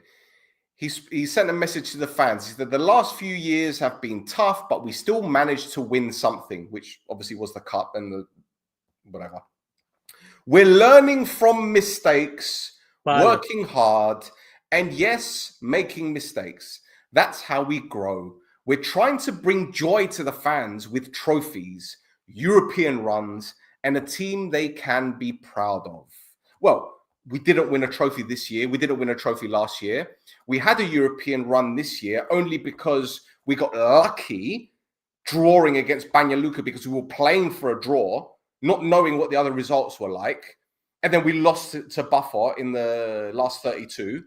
And a team we can be proud of. Well, we've just done a list at the beginning of the show of players that we want to go, and most of them we want to leave. So are we proud of that team? But anyway, I digress. But then they remind us, in recent years, we've won a league, a super cup, 2 cups. We want to continue. What is this? And then he says, he defends his best mate. Don't forget, he's Cypriot. He loves Cyprus and he wants to be here. Well, where is he? He will do whatever it takes to make Omonia not just great, but even greater. Well, again, I repeat, this was in May 2023. It's been 2 years. And in fact, he hasn't made Omonia great or even greater. He's made Omonia shit. And I will go back to the 2022 statement that the fans now have a lower expectation from me. No. You don't come out and say that, okay, now the expectations is lower for me, and then say, I made mistakes again. I made the same mistakes like I did in 2018-19, and I recognized and I fixed them. But because I didn't like the fact that we fixed them and we got a championship, είχαν καμποσούς 20.000 πελούς στο Ηλίας Πούλος που έκαναν τη νύχτα μέρα. Yeah, I didn't like that. I didn't like it. He's not good. It was too much noise pollution, so I'm going to drop Omonia down again. And anyway, the expectations are lower now. No.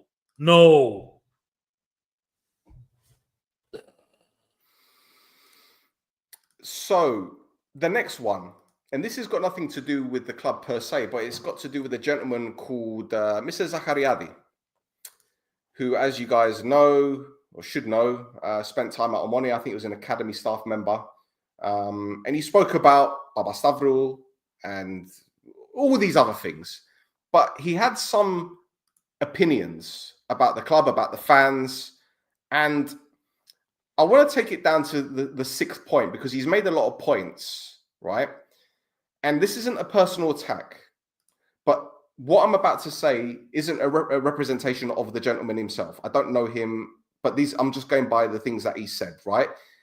And this is where the PR happens. The pro-Babastavru propaganda kind of started 5th of September 2023. And he was talking about, Grigori is the main guy because if it wasn't for him, Omonia would have collapsed. He deserves a lot of respect, blah, blah, blah. He's upset that a portion of supporters continuously target him, slander him. And he spoke about the birthmark on his face, like people, whatever, like people, I mean, I'm overweight, whatever. I don't give a shit. People call me fat, whatever. But I'm going to start with point 6, where he says, the company's management has been successful over 5 years, achieving various things. So restoring Omonia's reputation in football circles among players, clubs, suppliers, and partners. Well, we fast forward almost 2 years. And what's happened to Omonia's reputation?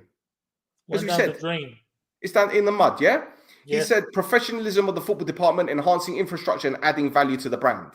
Well, since he made these comments, has the club shown any shred of professionalism or adding value to its brand?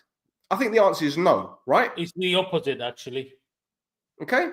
He said sporting success, 2 league titles, he said. He even counted the 1920s a league title, whatever. I do also. Whatever. 2 consecutive cups and participation in European group stage. Well, it's 1 league title, 2 cups in 7 years, which for me is unacceptable. And qualifying for European group stages shouldn't be classed as an achievement. I'm sorry. It's not good enough. You don't win anything with that. Then he says, okay, league performances were disappointing, but the overall assessment for the season exceeds expectations from 2023. So the overall assessment of season 2023, when we sacked Yannick and brought in Sofroni and won the cup, it exceeded expectations. What? Then he was saying everyone must recognize the change in European and Cypriot football. Then he started talking about the Bosman ruling and how it changed football. And UEFA and FIFA transformed the game into a commercial giant. And he goes, major corporations, funds, and billionaires raised club operating costs to levels Cyprus can't compete with. Well, sorry, Ari and Bafo have got billionaire owners, and they've raised the visibility of Cyprus in general through their professionalism and what they do from a branding perspective, from a strategic perspective. The same applies for everyone in the league. It doesn't just apply for Omonia, this rule or this statement. It applies for everyone. So it's an irrelevant argument. Yeah? Then he goes, competing for a place in Europe, for European group stages, requires a budget of 15+ million. Without investors, Cypriot football will only dream of group stages. These are the facts. And that's how Ari became champions for the first time. Okay, well, let me give him a retort. AEK Larnaca reached the last 16 of the Conference League that season. All of their signings were free transfers. Mimbubi's budget of 15 million. And then he says, even the last fan in Cyprus, especially Omonia, must understand this. We can no longer dream of the 70s and the 90s dominance or expect to win every game by 3 or 4 goals. Well, we're not expecting it. But had the administration built on the success of 2021, rather than doing things on the cheap and not listening to non-football people, we could have been talking about winning titles or competing and not worried about getting third or getting into Europe via a cup. Okay. Then he goes, any rational fan should want a competitive team built on sound financial principles. We must aim to improve every year. That's what the company is trying to do, even if Baba Stavros still has to support the club financially himself. Developing the academy and producing players with market value is the most viable long-term model, giving us both sporting and economic sustainability. Well, how's that going? Because which academy players have broken into the first team and been regulars and been financial commodities since Johnny's Gagu Humble Loizu?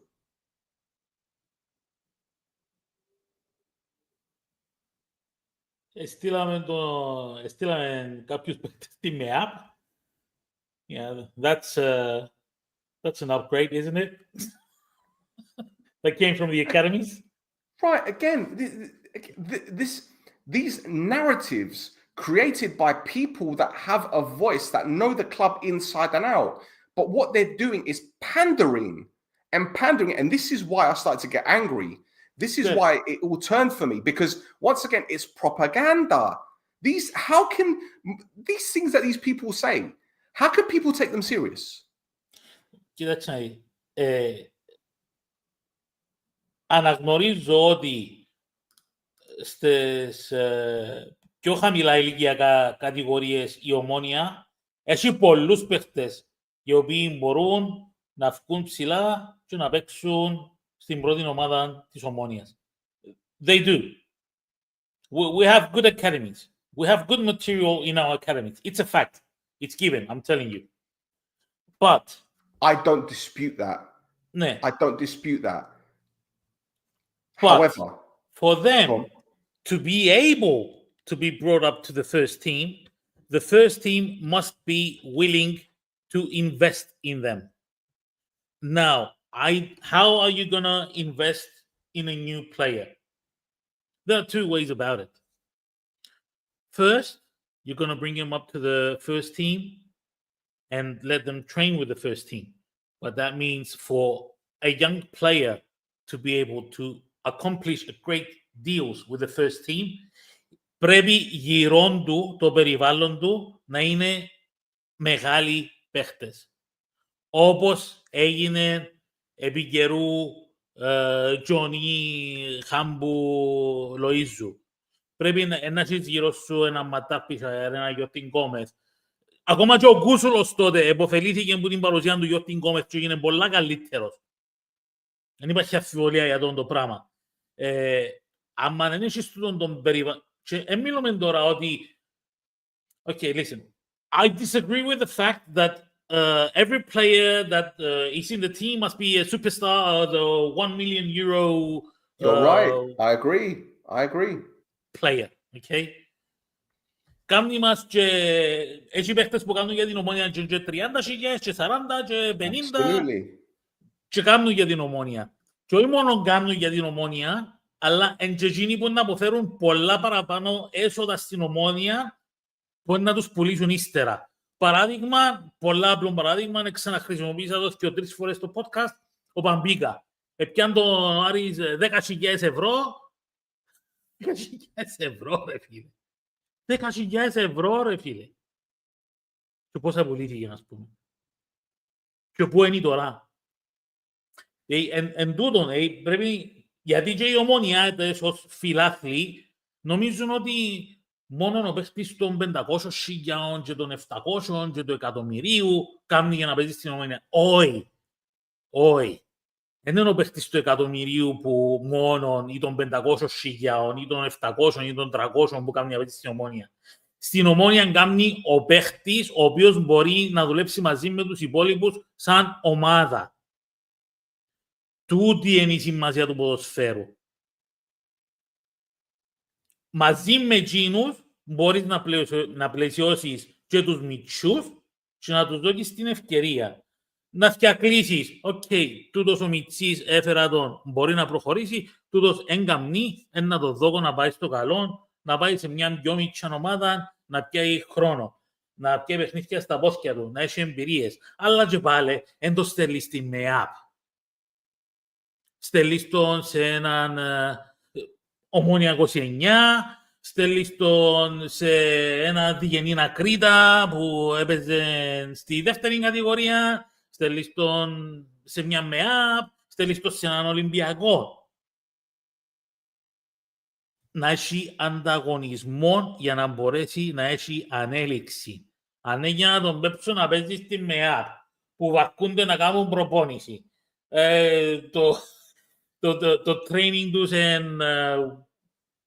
σίγουρα είναι κάποιο επίπεδο μιας ομάδας δεύτερης κατηγορίας, ας πούμε. Πώς περιμένεις κάποιο μητσί να έχει ανέλεξη? Αν θα το στείλεις κάπου για να το δοκιμάσεις, στείλε το. Αλλά στείλε τον κάπου που να αξίζει, όχι απλά κάπου για να το χώσεις, να φύγουμε στη μέση. That's the point. It's all mad. It's all Ναι. mad. Anyway. Προχωρήσω. So. Oh, crap. I'm it. Where was I? So, all right, he said, let's be clear, Baba Stavro is not making a profit. He's accumulating personal debts, which he may never recover unless he sells his shares.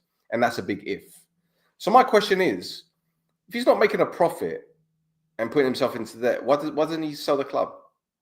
I mean, probably, my guess is, he knows the club isn't financially viable. And he's overvalued it so investors won't touch it. And you add that to the poor PR and reputation, you got a total shit show. Utter shit show. Τελικά δεν θέλουν όλοι να δουλέψουμε την Ομονία, όπως φαίνεται. Anyway, he then started talking about the operating model. He says the club has experimented with various structures for managing and staffing the football department without settling on a clear model. Agreed. Constant changes and excessive transfers that don't meet expectations have hurt performance, image, and fan perception. Well, Darabuluzzi, you know, he said that he was doing the planning for the transfers, his recommendations. Grigori says they do things done quickly, blah, blah, blah, blah. Well, whose fault is that it says creating unrest and suspicion around scouting? Whose fault is that? But it just seems that every decision has been made by the same people. So if that doesn't explain where the problem lies, then I don't know what we would tell you. Εντάξει, να μας πω, φίλε. I'll carry on. Yes, please. I'll carry on. Okay. So he then says this allows opportunists, some malicious, some naive, to harm the club. To harm the club now. Wait a minute. Doesn't everyone love the club? Doesn't everyone want to? Okay, yeah. There you go. Now, the company must resolve this. Expanding the scouting network abroad must be considered seriously. Staffing must also grow across scouting, coaching, and even administration. Now, let's get it right. The opportunists, the word he used, have been allowed in by one person who we suspect has probably been making a bit of commission on deals, but we suspect. Yes. It's conjecture. Now, the scouting network is actually there, boys and girls, but they just choose to ignore them. Exactly. Ευχαριστώ πάρα πολύ.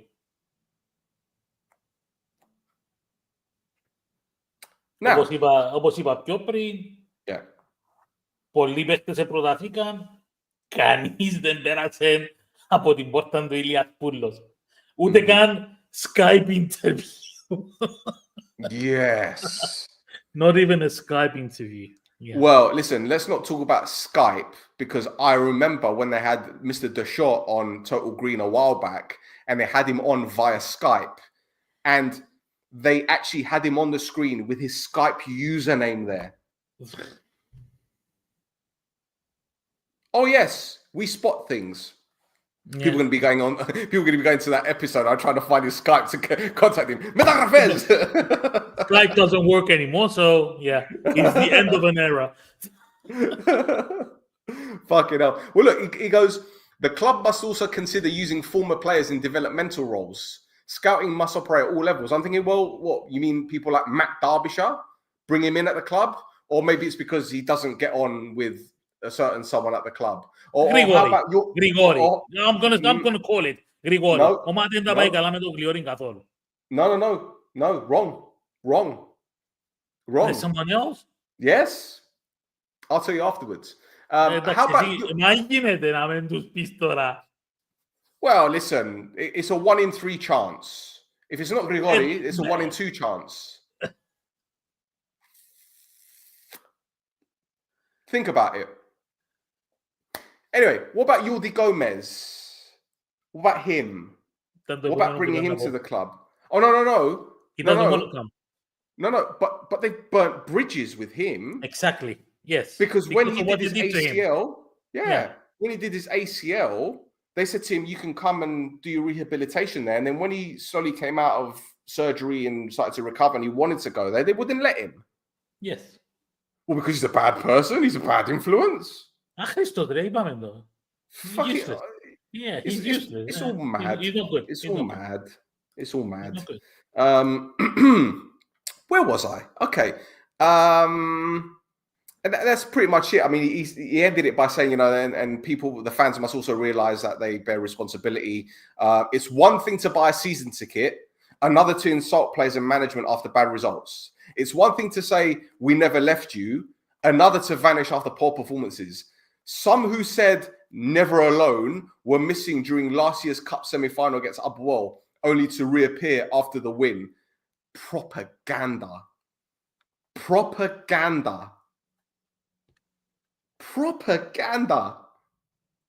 Honestly.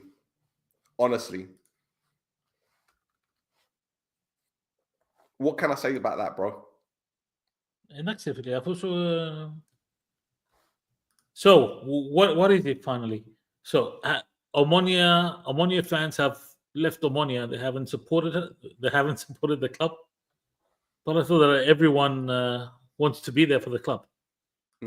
So for this twist from everyone is with us to everyone is against us, points out to you, to your failures,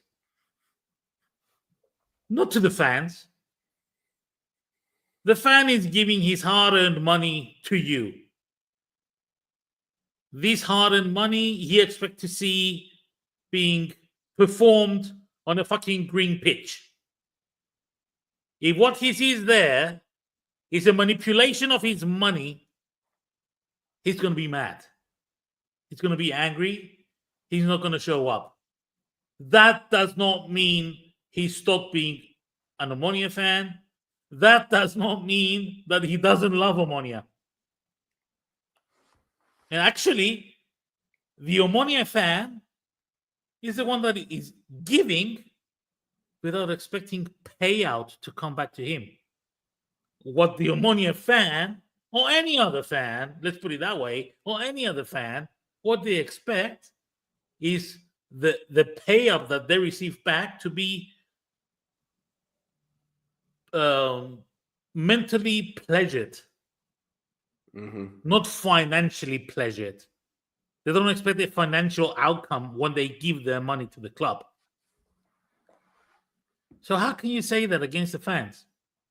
You fuck it up, they're responding this way. It's not their fault. And even if they're responding this way, it doesn't mean they stop loving their team. No, they didn't stop loving their team. They stopped loving what you represent down on the pitch. That's it. Absolutely. Well, they finally announced a sport, technical director, Jesper Janssen, in June 2023. Obviously, we know what happened with Sofroni. Rekdal came in on the 11th of January, and the 10% started. And they were sorry, handle it for 2 minutes. I'll be back. Okay. Yeah, no worries at all. All good. You can go. You can go. Oh, don't remember my full screen. Yeah. So as we know, Jesper Janssen took charge, brought in Ketil Rekdal after Sofroni was sacked. And I just want to go to the press conference held when Ketil Rekdal was appointed head coach, because, oh, for crying out loud, let's get rid of this. What is this? Get out of the way. There we go. Kathi Merini. Lovely. Okay. So this is the website. And certain things were said during this press conference. I'm not going to read everything out to you, but Jesper Janssen was talking about how important winning is. And when they decided to make a change in management, the first name he thought of was Rekdal. He fitted the club's long-term strategy. He's obviously played and coached for top-level teams, blah, blah, blah. On transfers, he said, we will jointly decide how to proceed during the transfer window. He'll get to know the team up close. He was talking about the squad, saying that it can compete for the title, which was kind of right, really. But he said he's not going to go public looking for a specific type of player, etc., etc. And Mr. Rekdal had his own things to say. Let me just try find one specific thing. 1 second. Anyway, whatever it is. And then later on, as we saw on the 1st of February, Jesper Janssen was sacked. And we know the story, or the story that we've been told. That's the story that we've been told. Okay. Now I want to go back to the transfers for a start. Okay. And let's go. Oh, that's not it. Come back. These are the transfers made under Jesper Janssen. So we signed Simic, Amor, Arakovic, Koulibaly, Semedo, Alium, Cipriano, Franson. You could probably argue, or you could say that those were an upgrade from the previous summer, right? I don't think many people can dispute that. A lot of those players were an upgrade. But then we moved to January. Hamas, Stepinski, Babaslianu, and Bakic. And this is the plot twist, boys and girls. This is the plot twist where everything becomes a little bit booky, a little bit questionable, a little bit strange.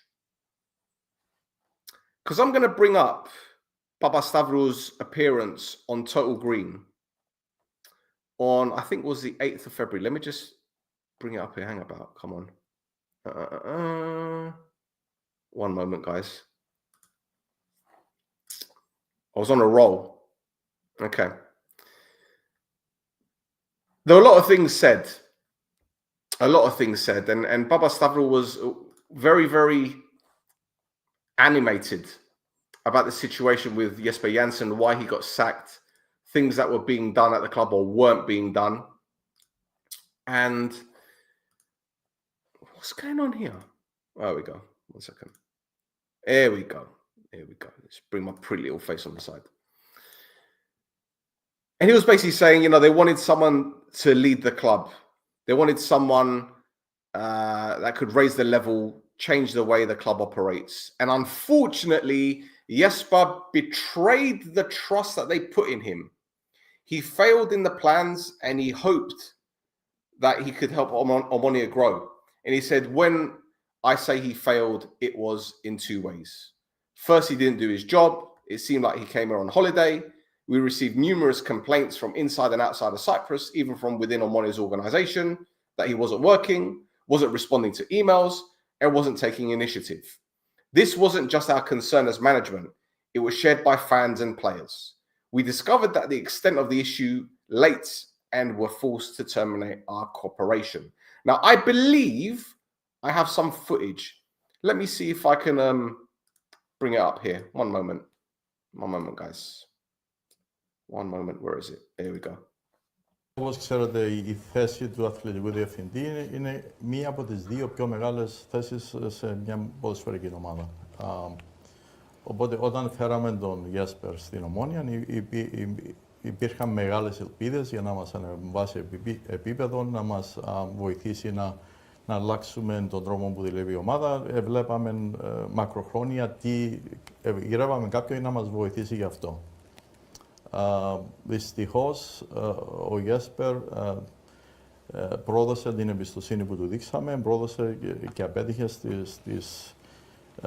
στα σχέδια, στις ελπίδες που είχαμε για να μας βοηθήσει να μεγαλώσουμε την Ομόνια.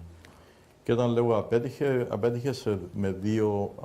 για δύο διαφορετικούς τρόπους. Ο ένα ήταν ότι δεν έκανε τη δουλειά του. Μάλλον θα έρθει διακοπές. Πήραμε πολλά παράπονα από εντός και εκτός Κύπρου, εντός και εκτός του οργανισμού Ομόνια, που δεν δούλευε, δεν απαντούσε σε emails, δεν έπαιρνε πρωτοβουλίες για να κάνει τη δουλειά του. Αυτά που περιμέναμε όλοι, όχι μόνο εμείς η διοίκηση, και ο κόσμος της Ομόνιας και οι ποδοσφαιριστές. Right, Pedro, I'm sure you caught some of that, or most of that, where he was saying that, you know, Jesper Janssen came on holiday and he didn't respond to emails and he wasn't working the way that we wanted him to, and people were complaining inside of the club, outside of the club, outside of Cyprus, within Cyprus, blah, blah, blah. Well, my question is, bro, complaints from who? Because I seem to remember like certain agents have worked with this club and were probably making good commission from transfers. Probably the same agents that did Shradi Besedin EI, I'm speculating. Perhaps Jesper Janssen wasn't answering their emails or their calls. Maybe he wanted to do things his way. My other question is, which members of Omonia staff were complaining? And also, finally on that bit, fans are always going to be critical, like no matter who is making the decision. So why would their feelings be brought into a conversation about a technical director? The whole thing just seemed really weird from the off. I don't know if I can say this, but I'm going to say it anyway.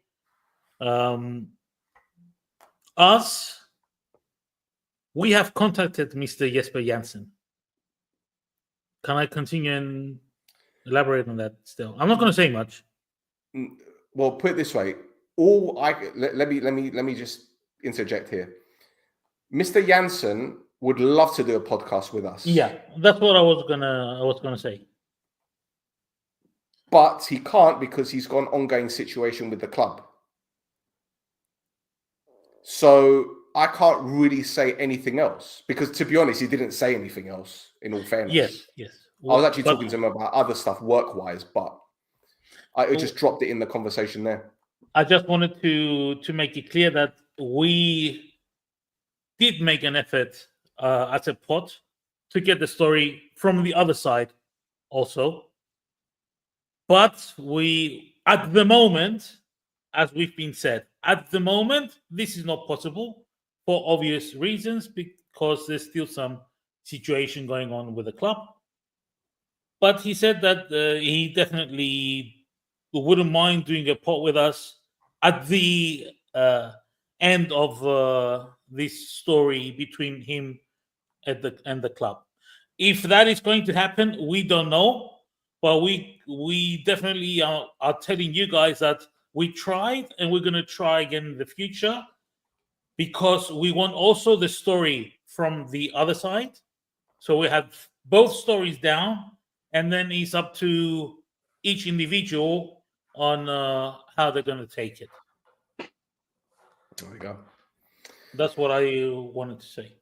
Absolutely. But again, going back to what I was saying before, it just seems very, very strange how, you know, the first thing that he would mention is, okay, well, some people were unhappy. He treated it like a holiday. He wasn't responding to emails. Well, again, I don't respond to emails sometimes, but they're usually emails from people that are really got nothing to do with anything. In fact, I've had emails over the past few years from random people saying, I've got a player, can you help him find the club in Cyprus? No, not doing it. I don't need to know shit like this. I don't want anything to do with shit like this. And maybe that's what Jesper Janssen was doing. But again, I'm guessing that there might have been agents who Omonia were working with before that Jesper Janssen didn't want any involvement with. And they were too busy complaining.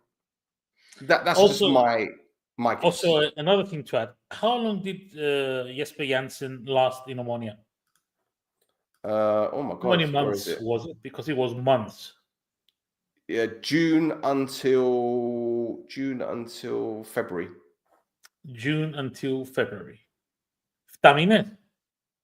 Yep. 7 μήνες.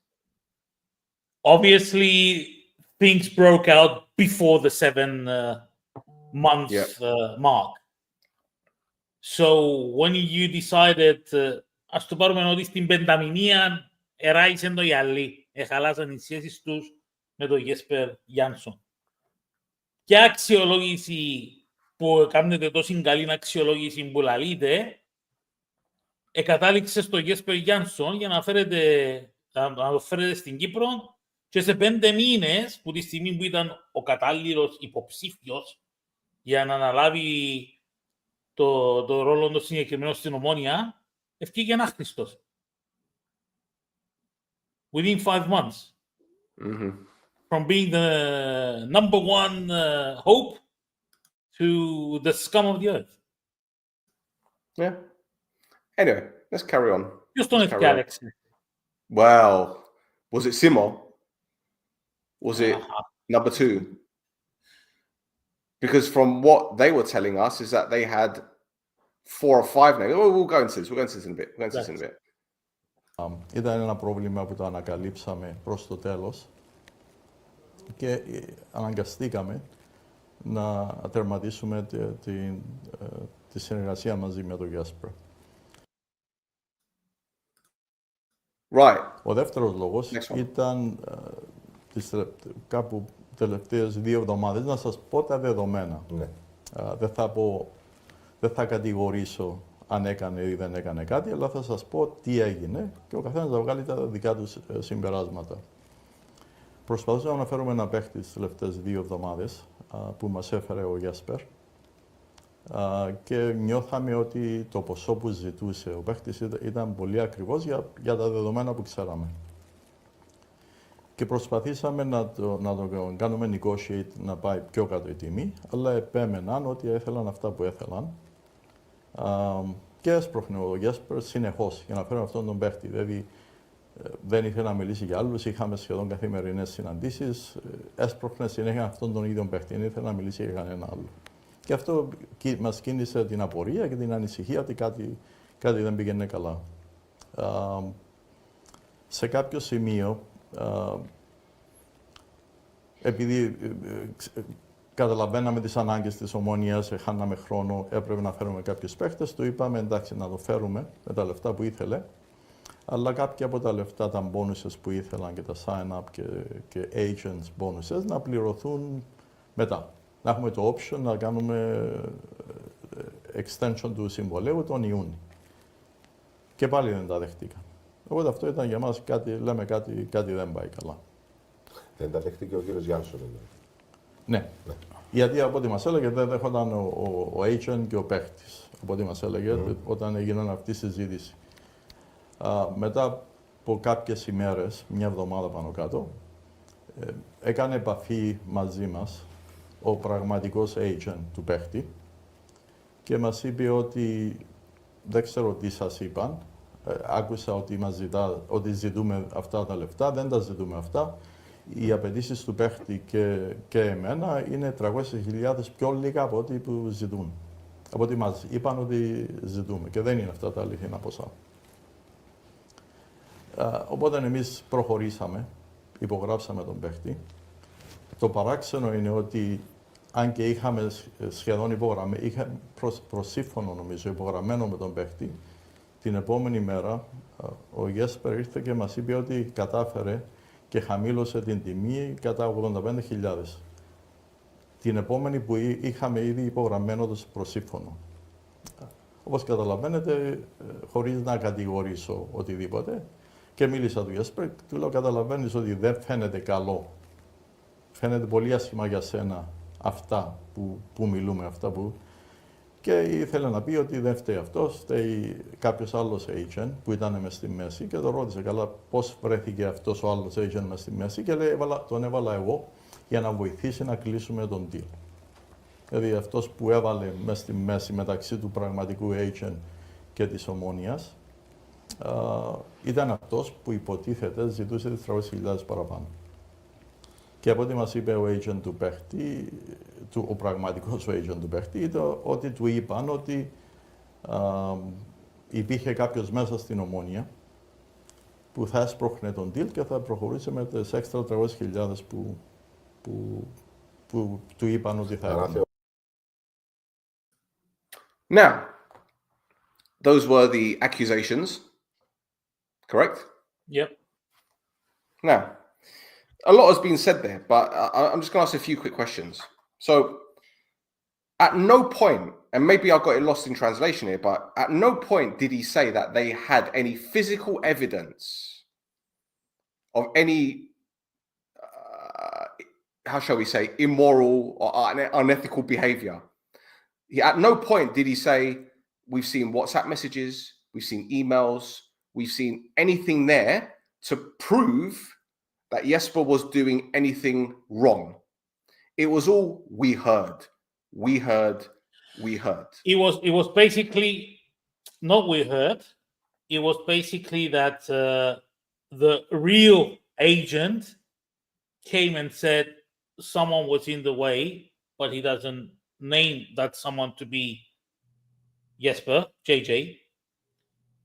And is this that after the deal was done with the real agent for 300k more, that JJ came back with an 85k less deal from the real, from the beginning value, whatever that was. And that basically he conveyed to Jesper that this doesn't look good upon you, which, yeah, in reality, it doesn't. In reality, it doesn't. If someone comes up and tells you, you know what, I'm his real agent and our value is rated at 300k lower, obviously, yes, that will not look good on JJ. Fact. It's a fact. Absolutely. But that's not the whole story. Well, look, put it this way, right? I'm not going to go into the logistics or the mechanics on how things are done, okay, with transfers and everything, because there are various ways to get players. You can get intermediaries, you can get an agent representing your club to do all the work. You can do these things, right? But Listen, from wait, before you continue still, I want to say something. Both you and I have seen a pre-agreement showing up in the summer. Το περασμένο καλοκαίρι που ήταν, ρε φίλε. 2 years ago, yeah.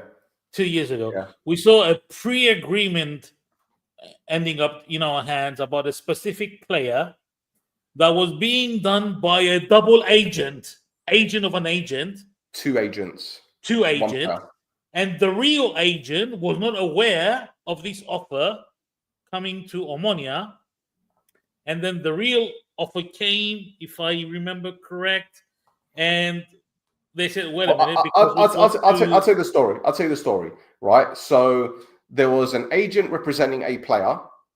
He wanted to propose this player to Omonia. So he got in touch with an agent in Cyprus who knows the club. Okay? Yes. While that agent was trying to arrange everything, the original agent, the first one representing the player, went to another agent in Cyprus who worked quicker to get the deal done. But to Dimitris Grigori's credit, yes, he was like, no, I'm cancelling this deal because why is one person recommending one player, the player? Why is another player agent coming at me with the same player? What's going on here? With different amounts. And with different amounts. Yes. Absolutely. So that was a good spot. So again, we're being fair here. We're not being yes. You know? So there's that. But again, in this situation, it's a little bit of a weird one.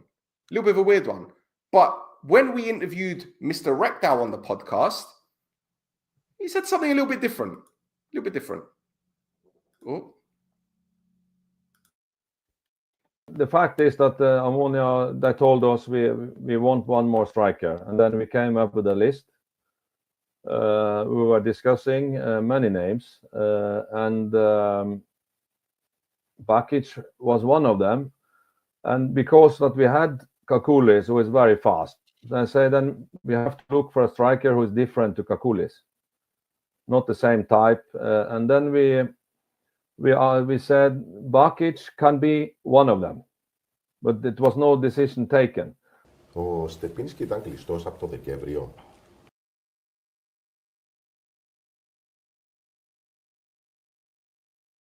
You're muted. So there was that thing with Bakic. Bit of a strange one, right? Yes. Then they started talking about Stepinski. I'll continue. Yeah. Όχι. Δεν ισχύει αυτό ότι ήταν κλειστός από το Δεκέμβριο. Όχι. Το Στεπίνσκι έκλεισε την προηγούμενη μέρα πριν να πάει στο Ελίας Πούλος. Και τον Στεπίνσκι μετά όταν έγινε αυτή η ιστορία με τον Γκέσπερ, κινηθήκαμε ξεχωριστά και φέραμε τους τελευταίους 3 παίχτες, δεν είχε να κάνει τίποτα ο Γκέσπερ, τους φέραμε εμείς όταν καταλάβαμε τι έγινε. And then I think Stepinski came in, and I said, this is also a really good player, but he's more like Kakulis. Is that the same strikers that we want to do? But then I don't know who took the decision in anyway. And then Stepinski came, and then the same day Bakic came. I said, why are we getting 2 strikers? We need only 1. So I don't know what happened there, and Jesper was also surprised because he was working on the Bakic deal, who went down from a certain amount down, and then they signed Stepinski, and I also signed Bakic. So I was really surprised. In 1 hour, it was 1 hour between them. 9 o'clock in the morning. Stepinski came in the office, was signed. I said, great, you are a good player, I like you. And 1 hour later, Bakic came. So what is happening here? We need 1 striker and we got 2. Πριν πάμε στον Λοΐζου, θέλω να ρωτήσω.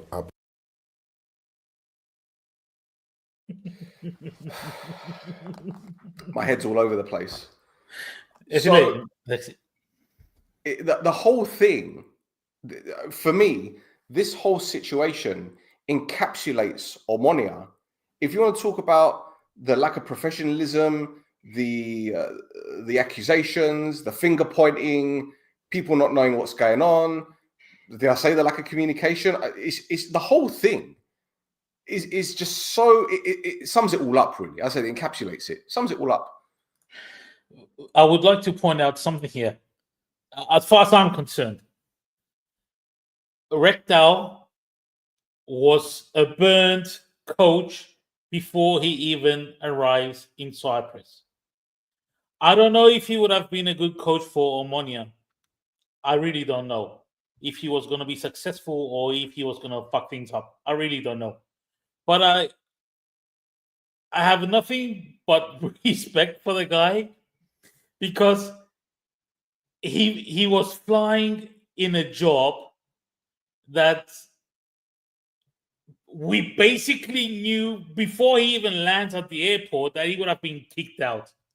So I feel sorry for him.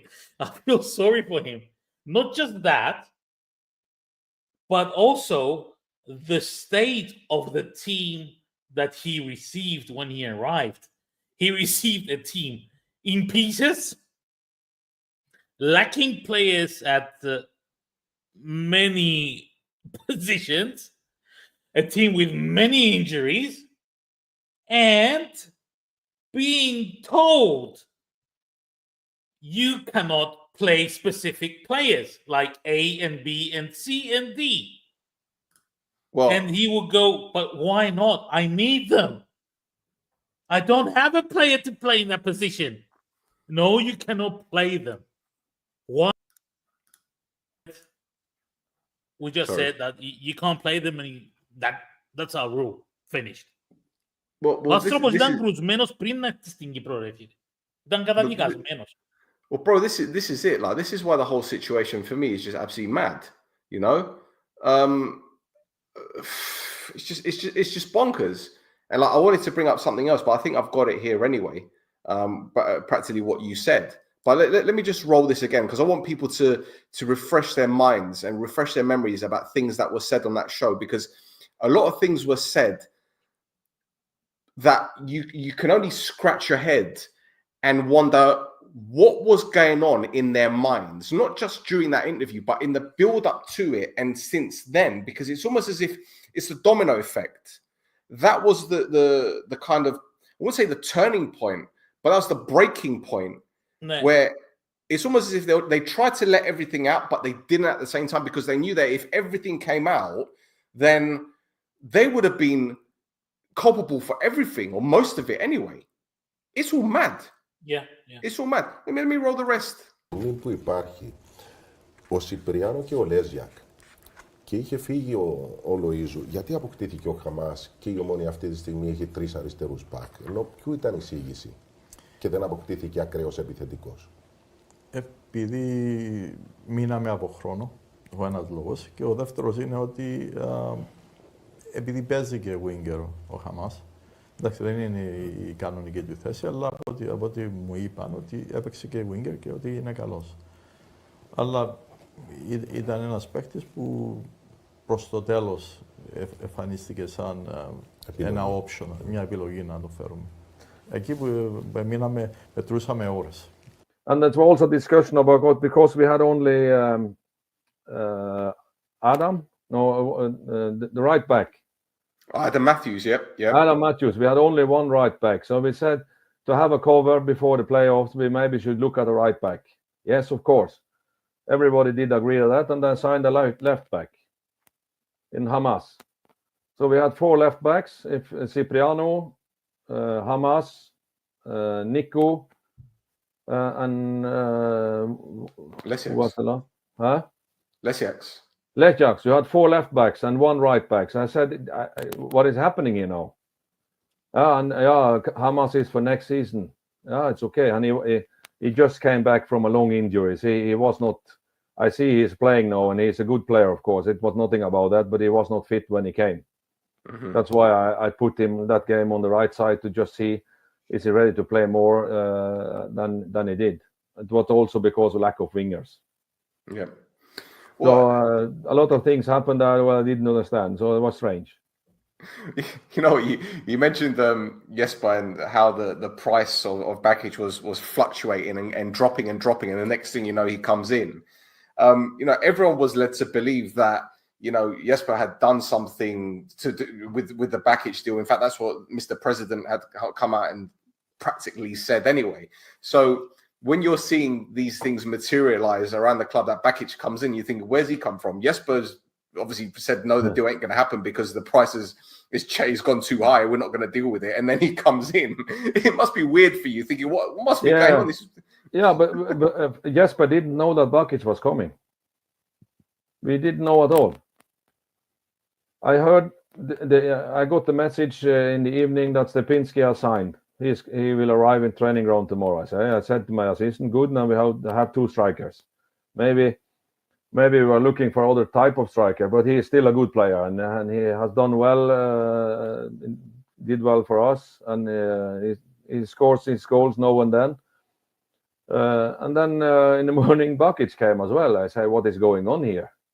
Because we were told this is the budget, and we were surprised of it, and Jesper as well. He didn't know anything about it. The sport director didn't know about it. He was in our office and said, who's that? It's Bakic.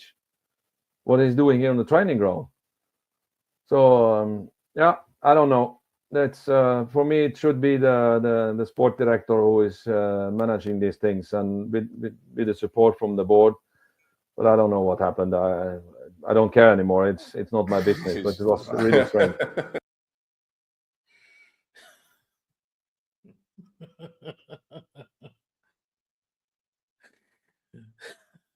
I feel sorry for the guy.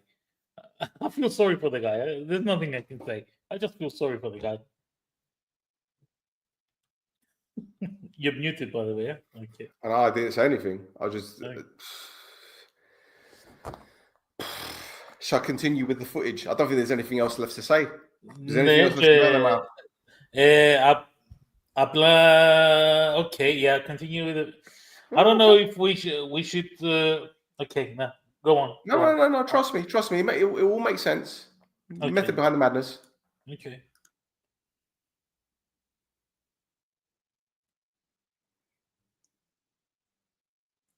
Θεωρείτε δηλαδή ότι ο κύριος Γιάνσον θα έφερνε μία μεταγραφή και θα κόστιζε στην Ομόνια 300.000 παραπάνω από ό,τι έπρεπε. Αυτό, όπως είπα, δεν κατηγορώ, γιατί καταλαβαίνετε τους λόγους, αλλά έτσι φάνηκε. Και ήταν ο λόγος αυτός ή και όλα τα υπόλοιπα, διότι μας είπατε και στην αρχή για ότι δεν δούλευε, δεν απαντούσε τα email του, η συνεργασία δηλαδή δεν δούλευε σχεδόν από την αρχή. Όταν ξεκινήσαμε αρχές Δεκεμβρίου να δουλεύουμε πιο εντατικά για να φέρουμε ποδοσφαιριστές, για να τους έχουμε έτοιμους για το Γενάρη, εκεί ξεκινήσαμε και βλέπαμε ότι κάτι δεν πήγαινε καλά. Δεν προχωρούσαμε, επέμενε για κάποιους παίχτες που δεν ήταν μέσα στο σχέδιο που θέλαμε. Οπότε ξεκινήσαμε να ανησυχούμε. Αρχές Δεκεμβρίου ήταν να γίνουν κάποια terminations που δεν προχωρούσαν, δηλαδή δεν προχωρούσε τίποτα. Και ήταν εκεί που ξεκίνησαν οι ανησυχίες μας ότι κάτι δεν πάει καλά, μέχρι που έγινε αυτό που έγινε με αυτόν τον παίκτη. Now, he said something quite interesting there, that things weren't getting done. Things weren't being done. Well, I seem to remember in the summer, just gone, things weren't getting done. The summer before, when we first made Bruno as the first signing, and then, well, a week, 2 weeks later, in came Militic or whoever it was, nothing was getting done. So, what's the difference? What's the difference? Did they bring Janssen in because they wanted to speed up the process of signing players? Was that what it was? The only reason why they brought him in because he could do things quicker? They're the ones that keep telling us, you know, there are reasons why we don't sign players. We need to make sure that they want to play for Omonia and we want to see what their situation is, if they're still playing for their team. You're talking about January here, yeah? January, when it's supposed to be the most difficult time to sign players. Yep. So if things weren't being done, maybe, just saying, maybe, he only had a short window to do it, and the players' situation, the ones that they wanted to sign, had changed. So you had to reevaluate it. Because it just seems that it's one rule for them, one rule for the other. Exactly.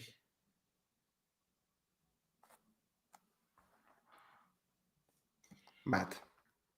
All mad. Shall I continue? Yes, please. Yes, please. Please. Οι προπονητές, οι αθλητικοί διευθυντές είναι όλοι έξυπνοι άνθρωποι. Για να φτάσω σε ένα σημείο δεν είναι. Οπότε όταν κάνεις τα interviews με πολλούς, ξέρουν τι ακριβώς να σου πούν, ξέρουν τι πρέπει να πούν, ξέρουν τις σωστές απαντήσεις και έτσι όλοι φαίνονται καλοί.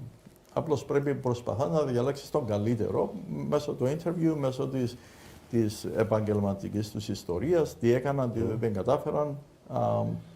Και πάντα έχουμε, όταν αλλάζουμε κάποιες θέσεις, τις ψηλές θέσεις στην ομάδα, έχουμε 4-5 επιλογές.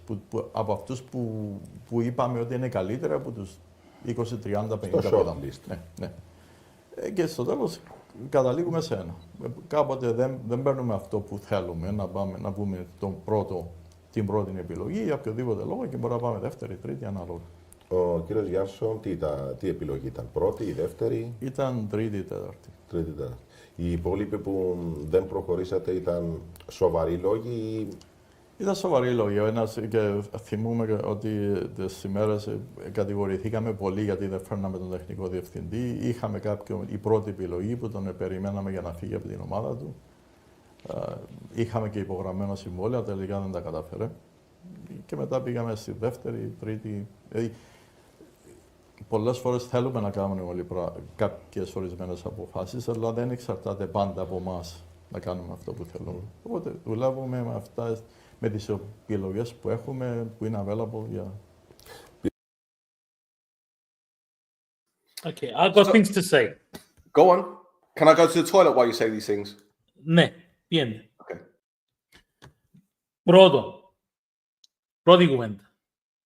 Που τη στιγμή που λαλείς ότι όλοι είναι έξυπνοι και ξέρουν να μπουν να πούν σε έναν interview για να δείξουν το καλό πρόσωπο, τότε τι επιμένετε με τις λίστες των 100 ατόμων και των 30, 40, 50 που παίρνει ο κύριος Παπασταύρου δαμέ. Ένεχει λογική να έχετε τόσο τεράστια κλίμακα διαφορετικών ατόμων, άμα μου λέτε ότι όλοι ξέρουν τι να πούσει. Άμα όλοι ξέρουν τι να πούν, απλά σπαταλάτε το χρόνο σας με το να κάνετε το πράγμα. Και αλέξετε 10 άτομα, κοσινίστε τους, που τους 10, τούτοι οι 3 είναι οι επικρατέστεροι, μιλάς με τους 3 και τέλειωσε η κουβέντα. Όχι να κάνω minimization που τα 100 άτομα να πέφτω στους 90, στους 80, στους 70, στους 50 και ξέρω εγώ, ώσπου να φτάσω στους τελευταίους 4-5 και να αποφασίσω από τους 4-5. Το πρώτο πράγμα είναι τούτο. Το δεύτερο που ήθελα να πω, πάσε την κουβέντα. Κατανοητόν, ή τον που λέει ο Πέτρος, απλά και μου κάνουν τα interviews, ένα κατάλληλο τουλάχιστον. Μα υποτίθεται τέλος πάντων, υποτίθεται η δομή του πώς φτάνει το τελικό shortlist, το λεγόμενο, είναι ότι πρώτα έχεις μια ομάδα του τεχνικού διευθυντή, ας πούμε, και ξέρω εγώ, και 2-3 άλλων ατόμων που κάνουν το minimization των ατόμων για να πέσει ο αριθμός τους 10, ας πούμε, ότι στους 10 πάσουν και λαλούν του Γλιόρι και Παπασταυρή, εδώ κουμπάρε εν τούτοι 10 ή εν τούτοι 5, ξέρω εγώ, και μετά από τους 5 αποφασίζεις για τον έναν και μοναδικό νικητή της κατάστασης. Υποτίθεται. Αλλά δεν υπάρχει λόγος να υπάρχουν 100 άτομα για να το κάνεις interview που τη στιγμή που ένα είναι να φτιάλεξεις. Και 10, κοσίνεις τους, που τους 10 τούτοι οι 3 είναι οι επικρατέστεροι και ένα από τους 3. Τούτον είναι. Το δεύτερο που είπε ότι κάποτε μπορεί να δουλεύει κάποιος ήδη και να πρέπει να περιμένουμε να συμπληρωθεί το συμβόλαιο του για να το ανακοινώσουμε, δεχτών, κατανοητών, σωστό. Ότι κάποτε μπορεί να φέρεις κάποιον άνθρωπο ο οποίος είναι δεσμευμένος με συμβόλαιο σε μια άλλη ομάδα και πρέπει να περιμένεις να τελειώσει το συμβόλαιο του για να τον ανακοινώσεις. Κατανοητό, δεχτών, λογικών. Συμβαίνει κάποτε. Αλλά νομίζω σε εμάς παρασυμβαίνει και για τους παίκτες και για τους προπονητές και για όλους. But Pedro, don't forget, in some cases, I'm not saying that this was the case, but in some cases with sporting directors, clauses are inserted into their contracts to say, well, you get a bonus based on this, you get a bonus based on that, you might get commission on any players that come in or leave, all that kind of stuff, yeah? And these little things matter when it comes to the final negotiation, whatever. I get it, right? But when you hear they had a list of 20 to 50 candidates and they whittled it down to 5 and they didn't get the first choice, they're getting the second, but we got the third or fourth choice. Well, you can't just settle with the third or fourth choice and say, well, you know, fine, we're just going to let them get on with it. You need to look into this deeply and do your due diligence. Pick up the phone and speak to players that have maybe worked with this guy or agents that have worked with this guy. What's he like? Do they even do these things? Because I don't think they do. Because if you look at some of the signings that we've made, right? The signings that we've made, they haven't even looked into the players' past. They haven't looked into it. And even if they have done, then they've ignored all the shit that they've done in the past.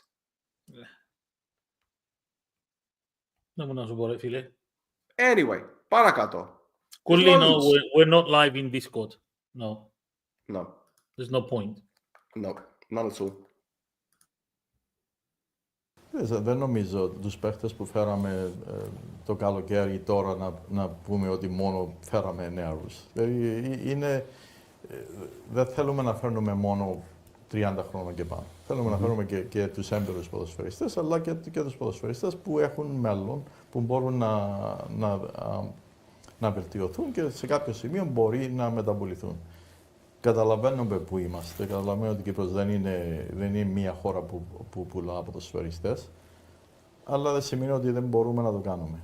Σίγουρα τα ποσά, δεν μιλάμε ποσά Ευρώπης, αλλά κάπου πρέπει να ξεκινήσουμε. Και έτσι το βλέπουμε.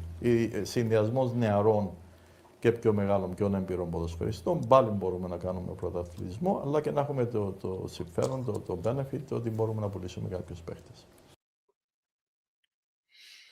Okay, so buy young, sell with the, they've got buy young but with potential sell-on value, right? No That's what disagreement. you're saying. Okay. Okay. Yeah, fine. I agree. The plan should be to sign young players, resale value, etc. But Atzili 31, Helander 31, Evandro 28, Ingebrigtsen 27, Masura 27, Maric 26, Jovetic 34, Simic 30 versus Gitso 21, Mushilovsky 20, Dyunku 22. That's what happened this summer, or summer gone.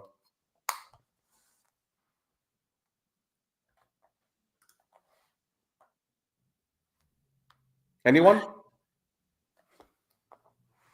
Είπα πριν, we have talent, but we're not using them.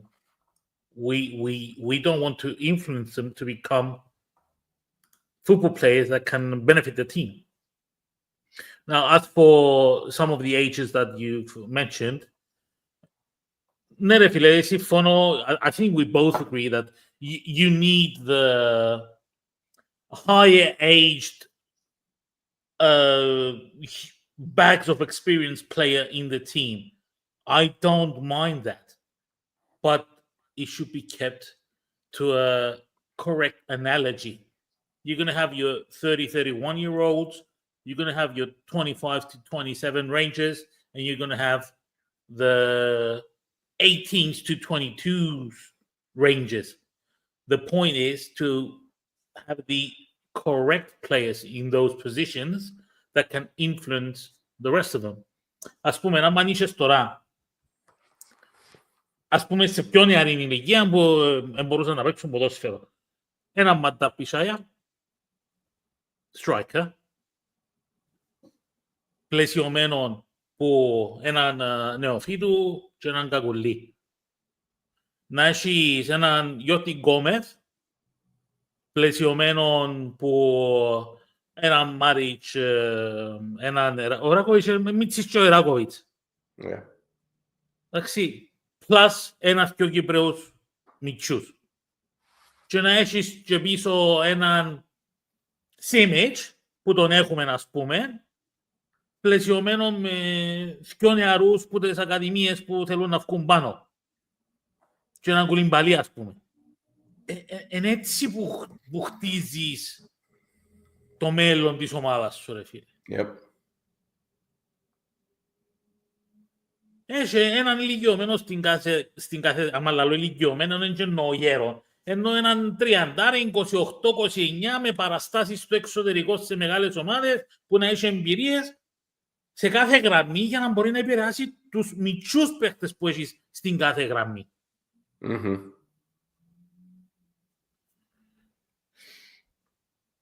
That's it. It's madness. Sorry. Yeah. Don't make no sense. Θέλω να σας ρωτήσω, επειδή πολλά έχουν λεχθεί για τις ευθύνες, για τον Σίμω Ταραπουλούζη, για τον Δημητρή τον Γρηγόρη, τους κατηγορούν πολλά και διάφορα ότι εμπλέκονται στα θέματα προγραμματισμού. Ποια είναι η δική σας απάντηση? Κοιτάξτε, όταν κοιτάξουμε τα τελευταία 3 χρόνια, σε γενικές γραμμές αποτύχαμε. Και δεν είναι μυστικό. Εντάξει, πήραμε τα 2 κύπελλα, πήγαμε Ευρώπη, δεν μπορούμε να πω, ήταν τελείως αποτυχημένη η σεζόν, οι 2 σεζόν, αλλά τουλάχιστον, και να μην βάλω τη φετινή, ακόμα δεν τελειώσε, αλλά μπορούσαμε να κάνουμε καλύτερη δουλειά για να μην είμαστε 6η-7η θέση και να είμαστε εκτός πρωταθλητισμού. Όλοι μας έχουμε ευθύνη και όλοι θα αξιοποιηθούν και θα πάρουμε κάποιες αποφάσεις. Ξεκινήσαμε να παίρνουμε κάποιες αποφάσεις, αλλά θα συνεχίσουμε να κάνουμε κάποιες αλλαγές σε γενικές γραμμές για να βελτιωθεί η κατάσταση που υπάρχει στην Ομόνια. So everyone will be evaluated. Everyone will be evaluated. Yeah? And they're going to make decisions. Well, as you quite rightly said, thank you very much, because I think I know what you're going to say. Go on, say it. Say it. We're living it. We're living it. Exactly the shit that you mentioned in that interview last year, it's the same and worse this year. Exactly the same, even worse, because now even Simo is out of the way. He's the fall guy. So He's the down fall to guy. me. Jesper's the fall guy. Simo's the fall guy. No one else's responsibility. I apart from told them you who two. I They're the believe two the fall guy is going to be next year. I told you who I believe the fall guy is going to be next year. I already told you that. I already know the fall guy for next year. Που τη στιγμή που λέγεται κάθε χρόνο τα ίδια, εμπέσει που ήταν η παρουσίαση, ναι. Εμπέσει που ήταν, καλά πως θυμώ. Τα πράγματα που λέγεις ότι έγιναν πέσει και ήταν λάθος, είναι ακριβώς τα ίδια και χειρότερα φέτος. Που σημαίνει δεν έκαμε το που τα πέσει σωστά φέτος. Bro, don't forget, they reminded us, we've been in Europe, we've won cups. See, narratives. In his defense, I will say that he did say, yeah, we did win a cup, we did win 2 cups and whatever, but still it's not a success. I'll give him that. I'll give him that. At least he said, yeah, okay, we won a couple of cups, but still it's not a success to where we want to be, and we have to change that. Well, this year, you definitely did not change that. Well, that was supposed to be the turning point this summer, or the last season, right? Anyway, we move on. We move on. There's more. There's more. This is brilliant. Αυτές τις αποφάσεις ποιοι θα τις πάρουν για το μέλλον, ενώ τις αλλαγές που θα γίνουν, ποιοι θα είναι αυτοί που θα πάρουν τις αποφάσεις? Εγώ. Ξεκινήσαμε ήδη και πήραν κάποιες αποφάσεις. Ξεκίνησα. Μία από αυτές ότι, και το ξέρει όλο το προσωπικό, ότι ξεκίνησα να είμαι παραπάνω involved στη καθημερινή δουλειές, στις καθημερινές ευθύνες της Ομόνιας. Όλοι ξεκινήσαν να κάνουν report κοντά μου, ξεκινήσαμε από την περασμένη Πέμπτη και έχω εβδομαδιαίες συναντήσεις με όλους. Όλους με έννοια τους managers και θα είμαι παραπάνω εγώ involved στα, που λέμε, στα day to day.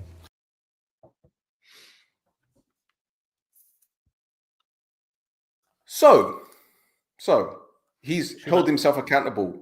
I will be the guy responsible. I've already started getting more involved in daily operations. I will meet weekly with the department heads and blah, blah, blah. Well, we now know that he was either lying or he's totally inept, out of his depth.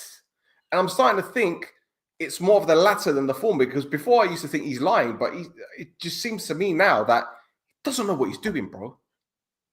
It's two things. It's two things, and I'm gonna tell you now what it is. He is right. He said, I am going to take on the responsibility, and the decisions are going to be coming through me. At the beginning of the year, this was in effect. It's true that he was more present and he was dealing with the situations more him personally. The problem is that somewhere along the lines, he stopped and someone else took over. That is the big problem. That, yeah, he was doing it, but at some point along the line, he stopped being in charge and someone else was taking all the decisions. Τώρα, κάτι άλλο το οποίο σου είπα ούτε εσένα, ούτε σε κανέναν, αλλά έμαθα. Έμαθα ότι αυτή τη στιγμή μέσα στο οικοδόμημα της Ομόνοιας γενικά, όχι μόνο της πρώτης ομάδας, γενικά του συνόλου, επικρατεί ένας φόβος και τρόμος ότι αν ανοίξεις το στόμα σου θα είσαι ο πρώτος που θα χάσεις τη δουλειά σου. Ακριβώς. Αν είναι με τούτη την νοοτροπία που περιμένετε ότι να στηθεί η πρώτη ομάδα, η δεύτερη ομάδα, η Under 19, η Under 17, που τα grassroots, τα πάντα, ας πούμε, η γυναικεία ομάδα της Ομόνοιας. Αν είναι με τούτον τον τρόπο που περιμένετε ότι να έχουν ανάπτυξη στους διαφορούς τομείς, με το φόβο και τον τρόπο ότι εγώ είμαι τυχαία που να το πω τούτον τώρα, απλά για να μην δείξω ακριβώς πώς το έμαθα. Είμαι ο προπονητής της αλφα κατηγορίας ομάδας της Ομόνοιας και θέλω το ΑΒΓ, αλλά φοβούμαι να ανοίξω το στόμα μου να το ζητήσω, γιατί αν το ζητήσω, ύστερα να μου πούν, μπορεί να μου πούν ότι τρώω ριάγια. Και άμα το πω το πράγμα και νομίζουν ότι τρώω ριάγια, να μου κόψουν οι κελέμμα, να με απολύσουν, να με φτιάξουν, να χάσω τη δουλειά μου, να χάσω το εισόδημα μου. Και ύστερα, δεν τέλος να δέσω τα κοπελούθια μου. Δεν τέλος να πάρω φάει σπίτι.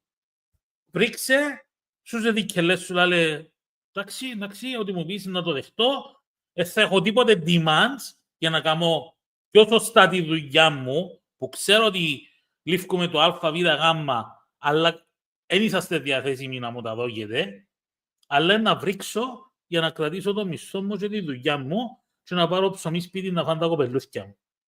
Αν είναι με τούτον τον τρόπο που θέλετε να δουλέψετε στην Ομόνια, ήδη είσαστε χαμένοι.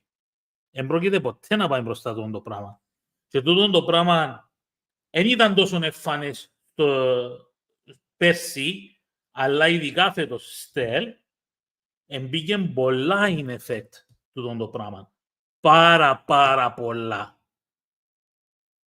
Και το πράγμα δεν έγινε στην αρχή της σεζόν, αλλά σταδιακά έγινε τούτο το build-up. Zero shame whatsoever. Yeah. Anyway, let's go on. I mean, this is quite significant, I must be Για να το honest. ξεκαθαρίσουμε για τον κύριο Γρηγόρη και τον κύριο Ταραπουλούτζη, επειδή δέχονται πάρα πολύ κριτική. Βλέπουμε καθημερινά θα αλλάξει κάτι στον τρόπο που δουλεύουν στην Ομόνια. Αυτά θα είναι κάποια εσωτερικά θέματα που αν υπάρχουν αλλαγές και όταν υπάρχουν θα ανακοινωθούν για να ξέρει και ο κόσμος τι αλλάζει.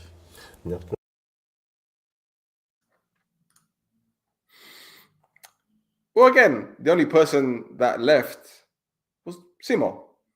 So going back to what Mr. President said back in 2018, which is what we discussed at the beginning of the show, no one is untouchable. That's a lie. Pinocchio. Seems like it. Nothing else to say on that, yeah? No. Yalla. Μιλάμε για αλλαγές. Θα παραμείνει ο κύριος Ρέικταρ στην Ομονία? Ναι, είναι ο προπονητής μας σήμερα. Δεν έχουμε κάποια σχέδια σήμερα για καταλαβαίνω ότι δέχεται κριτική, αλλά δεν είναι νομίζω... Λόγω του γεγονότος ότι τον έφερε ο κύριος Γιάννης. Εντάξει, αλλά δεν μπορούμε να κρίνουμε τον προπονητή επειδή τον έφερε κάποιος που απέτυχε για μας. Θα πρέπει να κριθεί ο μόνος του για τις αποφάσεις και τις επιτυχίες ή αποτυχίες που θα έχει. That was a total lie, in and out, up and down. Any way you take it, that was a total lie. Total lie. No other comment. Well, the next clips, for those who haven't seen it, are going to be even more interesting.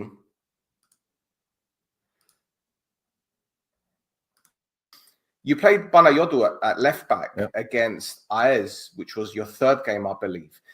And you came under immense criticism from supporters because of that decision. Do you remember why you played him there? Was there any specific reason?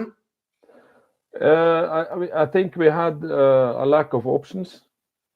That was the main reason, and he did well there. And for me, to have Adam Lang, national from Hungary, and Koulibaly are central defenders, and the speed of Nico, who can run up and down. Even I know his best position is a central defender, but that was I think the Brazilian guy, he was injured. He's injured, yeah. Yeah, so we had to do that. And what, I remember one game we had to play with Militic. Militic, yeah, right Yes, back. on the right back, because we had no options. Then I was told it's not possible. He cannot cross. He cannot run forward, and whatever it is. And I said, why not? I'm not making a problem bigger than it is. And he played really well that game. It Was it someone at the club that told you, or was it a fan? No, it was inside the club. Right. It's not possible. And it was the same when we were lacking wingers. I played Alexander Fransson on the side up front, because he can run a lot. So to stabilize the team. But that was also the same. It's not possible. He cannot play there. I say I'm not going to make a small problem bigger than it is. I think he can do that, and he did well. He played some games, and I don't know. Maybe that was the reason that. But over a longer period, I would play in the normal position. Nico would go back to central defender when you have a left back who could play and were fit. Then he would play central defender again. But like I said, because we were lacking some options some games, we had to try to stabilize the team and in the best way. So that was why Fransson plays sometimes on the right. We won against Apollon away when Jan Lekjaks played left winger. It was not ideal, of course, but it was the only options we had. And Alex Fransson played on the other side, and they did well because they are older players, they are experienced, they know to fulfill a job, even when they are not used to playing there. So that was the main reason, of course. And I know there was some questions about it. Why do you do that? And it's not possible. But I can tell you a story. When we went to play Apollon, I was told, Omonia has never won in this stadium. And I said, okay, but then it's time to do it. That is my way to see it. Instead of making a small problem a bigger problem, to make it impossible to win there. And we won the game. And we won because we went there and we were trying to win the game from the beginning. Of course, you had periods in the game where you are going to be pushed back. But if you're going on the pitch and speaking a problem bigger than it is, then you don't win. So the mentality surprised me a little bit when it looks like if there is no problem at all, you have to make a problem and make it bigger, because then you have a problem. So I'm grown up on another way. So maybe that was a reason. I don't really know. It doesn't care about it anymore. So, but it was strange. You had people around you who are fixed about making a problem and talking about it all the time.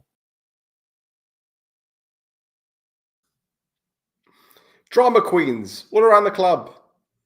Drama queens, people making problems for no reason whatsoever, because they want to make a problem.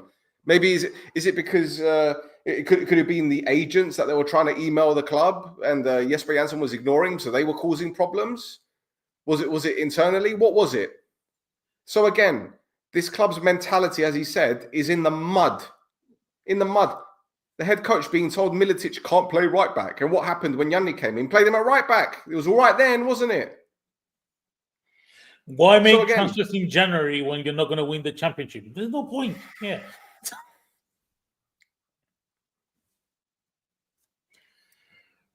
And they wonder why fans are angry. And they wonder why fans are putting things on social media. These are things that were said in the Patreon, by the way.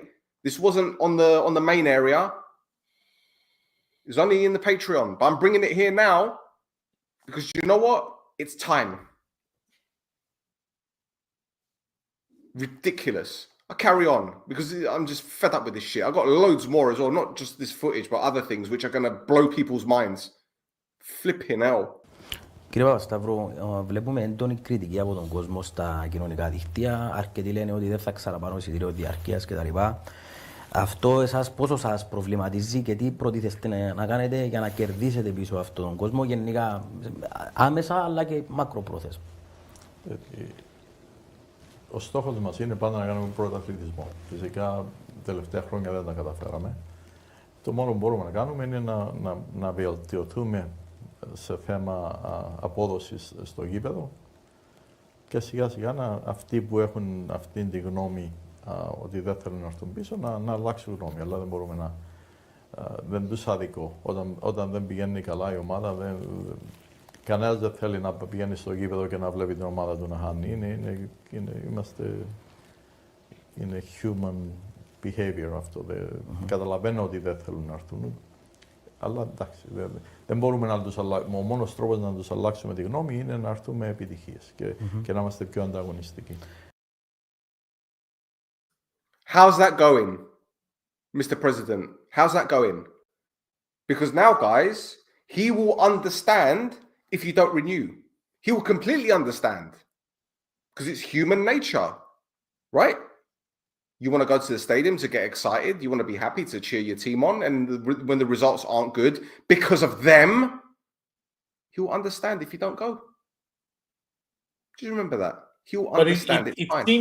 It seems like someone didn't understand it the year before when they brought out the statement.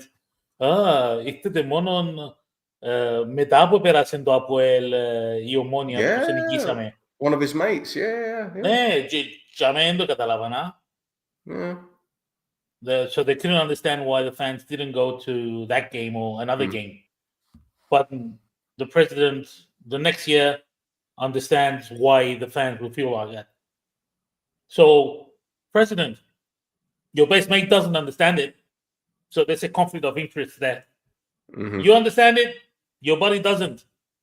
Either teach him or kick him out. I prefer the second. Anyway, just a bit more, I promise, for this charade. Υπάρχει και τμήμα scouting στην Ομονία. Προσλάβατε κάποιους scouting, αυτοί δεν είχαν λόγο και ρόλο όχι στις αποφάσεις, όμως να προτείνουν ποδοσφαιριστές και να υπάρχουν επιλογές να μπορείτε να προχωρήσετε έστω και σε τελευταία στιγμή. Έχουμε μεγάλο scouting. Άμα υπολογίσεις και το Γκέσπερ μέσα, έχουμε 5 άτομα στο scouting department της Ομόνιας. Οπότε, εάν έχεις δίκιο, αποτύχαμε εκεί. Δηλαδή, μεγαλώσαμε το scouting για να μην έχουμε τα προβλήματα που είχαμε. Να τρέχουμε τελευταίες ημέρες να φέρουμε ποδοσφαιριστές. Αλλά το μεγαλύτερο λάθος, και όχι ότι οι άλλοι δεν φταίνουν, ήταν το Γκέσπερ. Αυτός ήταν υπεύθυνος. Ίσως και να υπήρχαν επιλογές δηλαδή για να μην προχώρησαν. Ναι, φυσικά. Δεν πιστεύω να μην υπήρχαν οι επιλογές. Απλώς δεν αξιολογηθήκαν σωστά. Και στα προηγούμενα χρόνια όμως η Ομόνια έμεινε στο τέλος της μεταγραφικής περίοδου. Ναι. Υπάρχουν κάποιες αδυναμίες, το καταλαβαίνω.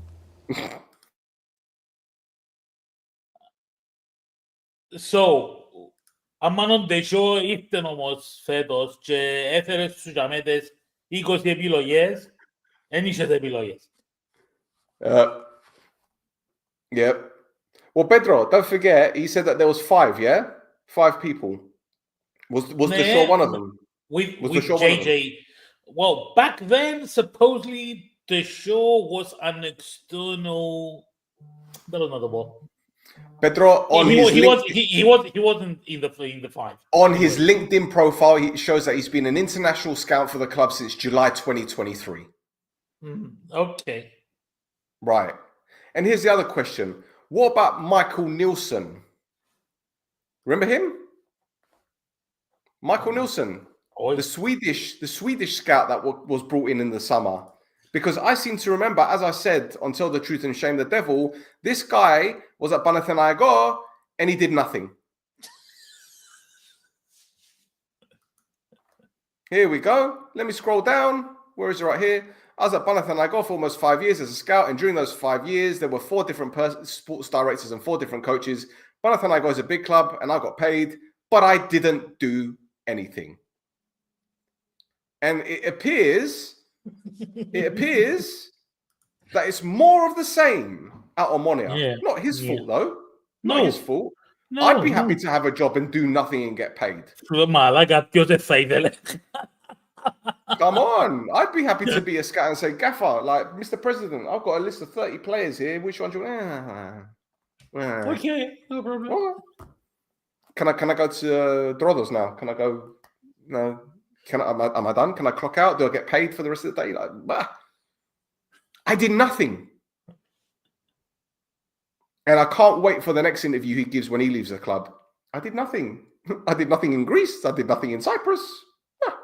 I did nothing. I'm making a habit of doing nothing and getting paid about it. Nothing from nothing leaves nothing. Yeah. But his pockets are full. Absolutely.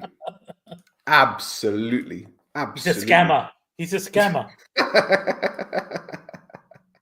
Well, Pedro, that's a lovely segue. A lovely segue. Because who remembers the 19th of November? Who remembers the 19th? The 19th of November is my birthday, by the way. And I had a lovely birthday present on the 19th of November. 19th of November 2024. He quit. He quits. Number 2 quits. He resigned. And for which reason? What, to get the Cyprus vice presidency national, what's it called, the CFA, the vice presidency role? Yeah, Seat. Yeah. Yeah, he quit for that. But the funny thing is, Pedro, when someone quits their job, they go, right? They're supposed to anyway. Have you heard any press conferences or press releases saying that he's been reinstated or he's come back? No? But yet he's still signing contracts. He's still, I mean, we saw when the young players were signing their contracts, he was there front and center. January. And in January. Yeah. Even yesterday, he released a statement of his own about the CFA, right? Yeah, but that's got to do with the CFA. So he's okay, it's fine. I need to yado. Yeah. So when Simic was signed and Ingebrigtsen was signed, is it his name that's on the contract as vice president? Because he signs things. Yeah. So he hasn't quit. Or did he quit? Or did he not? Or, you know, if a tree falls and there's no one around to hear it, does it make a noise? I would guesstimate that yes. So again, more lies, more nonsense. And I'm not even going to go into Tell the Truth and Shame the Devil from May. That's for the members area. You want to watch that? There's over 100 episodes on how I've pulled them up on every single bit of nonsense that they've done from a PR, from a marketing, from everything. But I'll tell you what, I'm going to move on to a subject very, very quickly, Pedro, because this is a nice little segue onto what I'm going to be talking to you guys about now. And we're going to bring up the guy that replaced Jesper Janssen, the guy that replaced Valdez Dambrauskas, the guy that replaced Rekdal. He's a Swiss Army knife. And that's Mr. Janni. And the statement that he said after the game against Apoel on the final day of the season, where he said, I think we're the team with the second most points in Group B. Because there's always an achievement by Mr. Janni. You made a mistake. You made it not in Group B. In the playoffs. Well, I'm so used to saying group. You know. So in the playoffs, we did a Group B party, and this is my part. I'm still reeling from it. So second most points in the playoffs behind Buffer. That's an achievement. We finished third, guys. That's an achievement. We got the second most points. Is there a trophy for that? And we've got the season ticket trophy for the most season ticket sales. We got, we got into European group stages. We won 5 games in a row in Europe. These trophy achievements are absolutely phenomenal. But that's what Janni said. And to his credit, he was right, because these are the stats. These are the stats from all the games, all the teams in the playoffs. There you go. We got 16 points. Arin Ike got 14. Apoel 10. Apollon 6. Wonderful. Great stuff. Absolutely great stuff. But you see, with me, Pedro, I'm a pedant for certain things. And I'm going to talk about corner statistics, the things that I was going on about for a long time. And people were grilling me and saying, "Oh, why are these important? What's it got? It's got everything to do with everything, because there are games this season." As soon as you said corner statistics, 2 people logged off. Or maybe one of them was someone from the club. Yeah, probably. And they got fed up. Yeah. But these are the corner statistics. And as we kept on saying on the podcast, there have been games where we're going to need, we're going to need something different. Something different. And corners are important. Now, these stats that you see right here are from Valdas Dambrauskas. These are the stats from when we had corners under him. 147 corners, 2 goals scored direct from a corner, 2 from build-up. Okay, so it's 4 out of 147, which ain't particularly great. Yeah? But let's go to Yanni. And there's quite a lot because he had 31 games, I think. Right? So these were the games. Not all of them, but I've got another screen. So out of all those games, I think we scored, we scored 1 against AEL, 1 against Spartakos, 2 against AEL, and that was it. And then we move on to the next games right here. Let me make it bigger as well. We have 1 goal against Buffalo from a corner.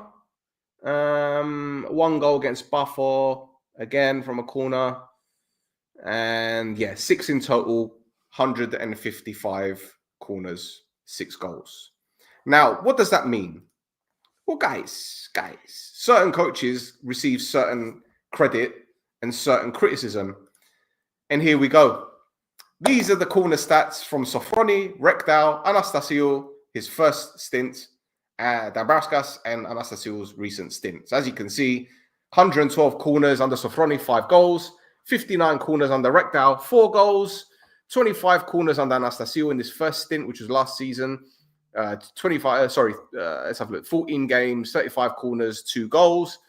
Dambrauskas 147, 6, and Anastasiou 155 and 6 goals. Now, does that make sense to everyone? Rekdal for the win. Rekdal for the dub. Well, I'm glad you said that, Pedro, because check this out. Come on, you had the best ratio. We had 59 corners and 4 goals. What's the secret? Yeah, we trained on it. Okay, so okay, brilliant. Yeah, Good. the day before the game, I think we used half an hour on standard situations, and during the week, of course, there was also someone who you were going to take corner to the weekend, take 5, take 10 shots, free kicks, take 5, take 10 throw-ins. You were going to take the throw-ins, make just a few minutes to practice a little bit on it. So we are paying attention to the standard situation, of course. So they practiced. Look, would you believe it? Yeah. Nah. Would you believe it? Nah.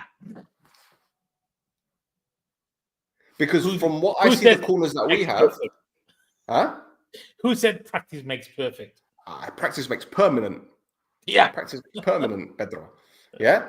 Because from what I've seen from our corners, it's been load the 6-yard box with 7 or 8 players and whip it near post or under the bar or back post. Watch the analysis videos on Patreon and I'll show you the amount of times we've had players lurking on the edge of the box where a short corner would have been the better option because no one's picking up those players. But we didn't work on those. And there are games this season which we could have and should have won because we didn't have a plan when it came to corner kicks. So I'm going to carry on with this delicious diatribe, as people are going to call it these days, right? So what does it mean? There we go. We've even got the win percentage, the win-loss percentage. How about that? That's it. That's interesting, isn't it, Pedro?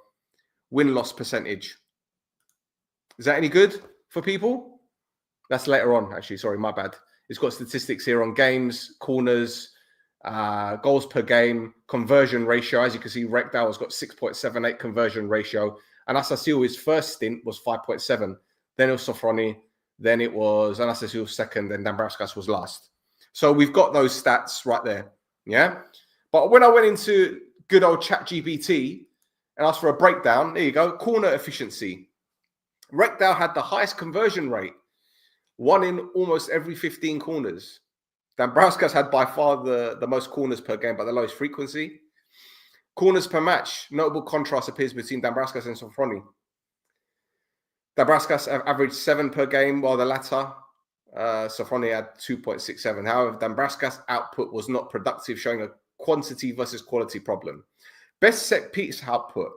Rekdal's short tenure shows strong return. 4 goals from 59 in 9 games.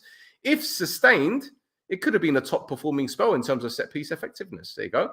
Consistency. Anastasi was more effective in his first spell than his second, though his second stint had more overall productivity, 6 goals from 155 corners. Why do you think he was more effective in the first spell, Pedro? Why do you think? I'm not talking about the first spell from 2018 or whatever it was. I'm talking about season last year that he came in the last leg of the Yeah. season.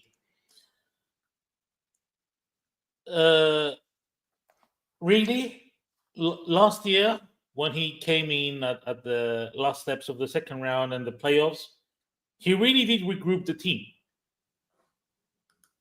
He really did regroup the team, and they were playing good football. Like we said, at the end of the day, we only lost 1 game in the playoffs, drew another one. I think maybe we lost 2. I don't remember, but I think it was 1. Maybe I'm wrong. I don't remember right now. And obviously, there was a high percentage of wins coming our way last year. We were producing better football. If you're producing better football, you create more chances, you win more games, you're more effective. This year, it wasn't the case.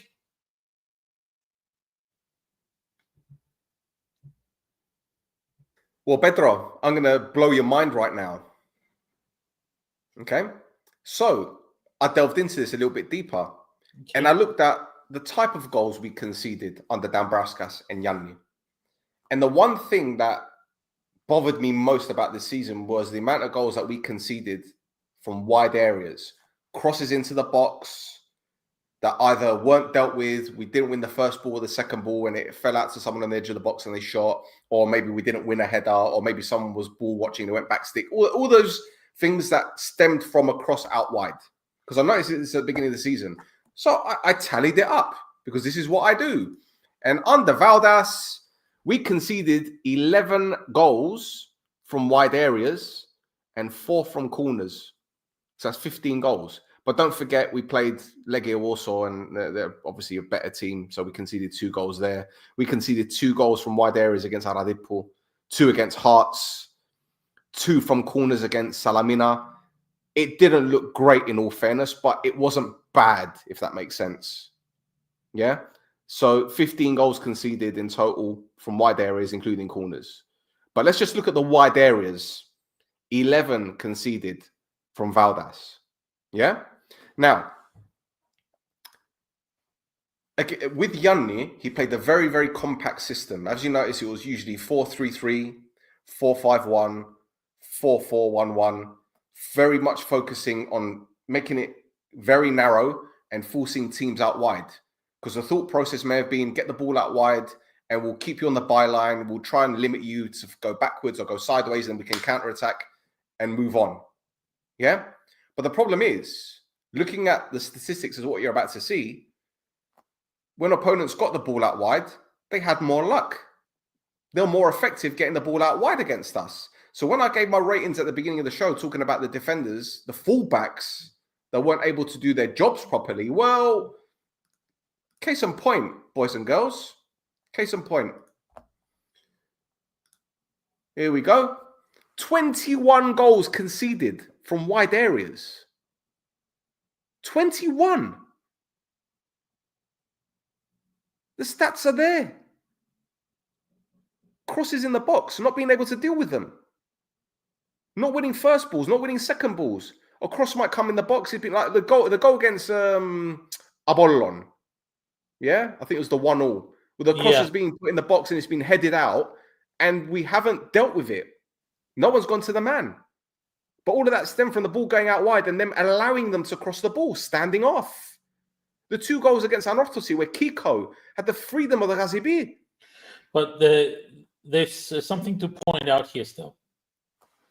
First of all, obviously Yanni had more games on the bench than the Dambrauskas. Yep. That's one thing. Go back to the board. We're not going to argue that. I'm not going to argue that. The second thing is that look at the dry spell of the other teams at a specific point in time. That is the specific point in time. Βλέπεις που τζάμε περίπου ότι from Rapid VN all the way down to Omonia 29 that we only conceded the 2 goals from Anorthosis. And it was the time that we were saying, you know what? Yeah, we're getting wins. Anastasia is saying we're getting wins and we're playing some pretty good football. So obviously, something changed after that, because after that we were conceding left, right, and center.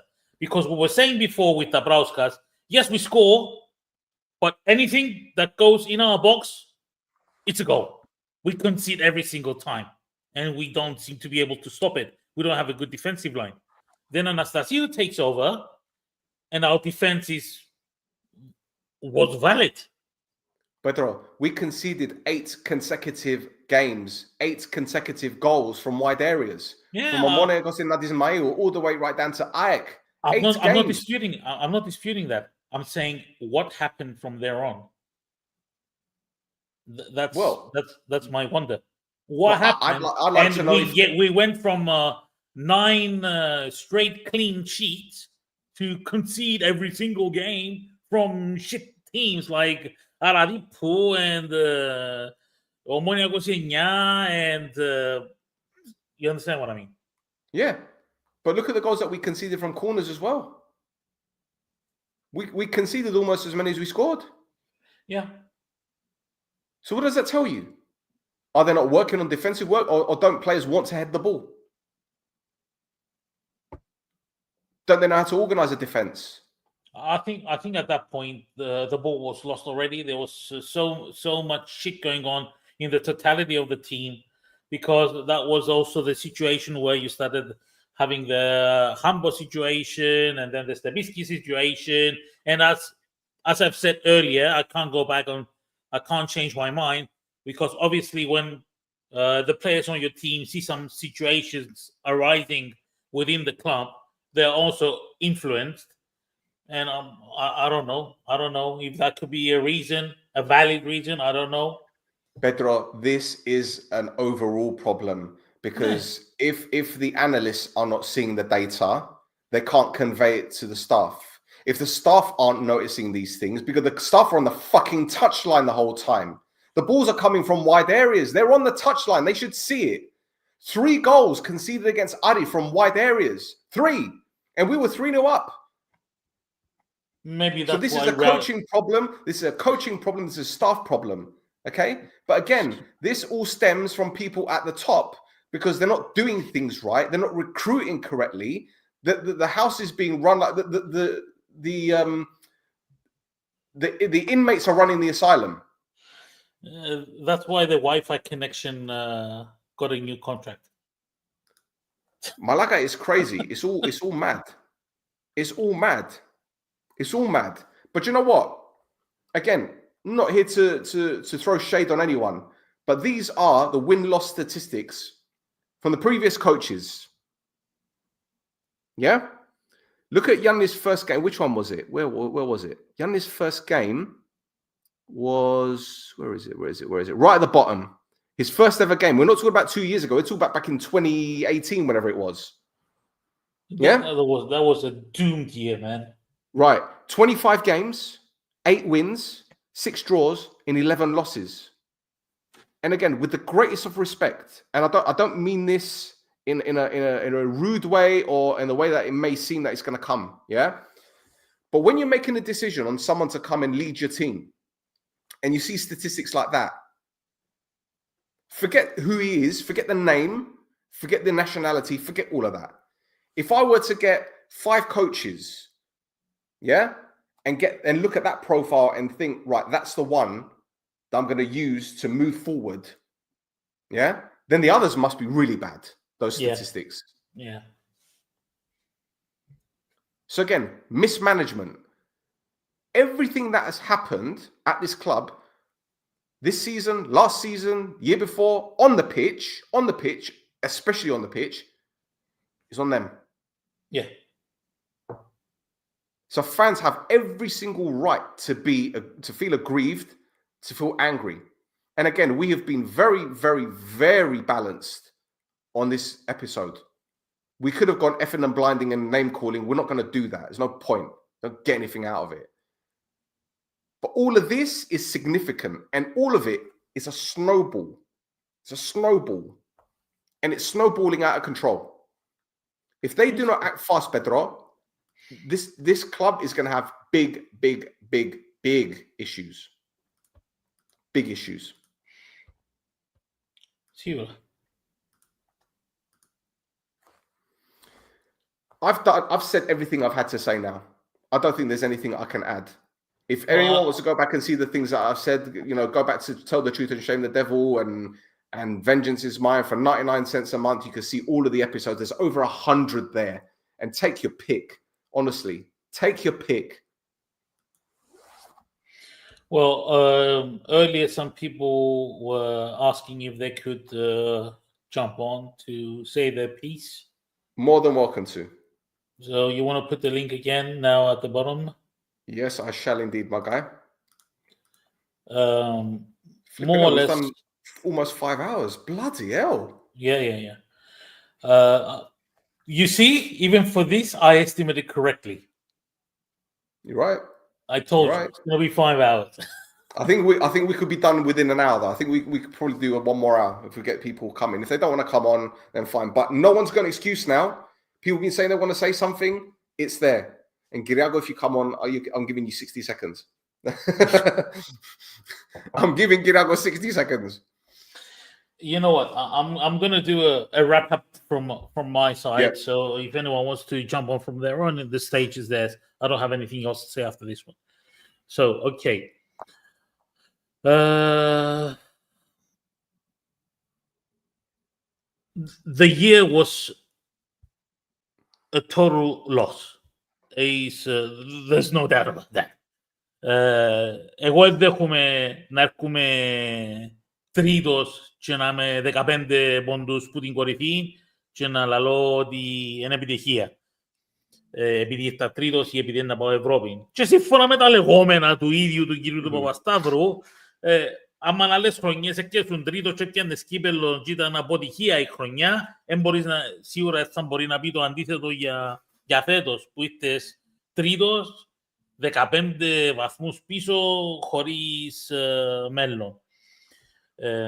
Ένα άλλο πολύ σημαντικό που δεν είπαμε, Ρεστέλ, είναι ότι επικοινωνιακά η Ομόνια δεν πάει καθόλου καλά φέτος.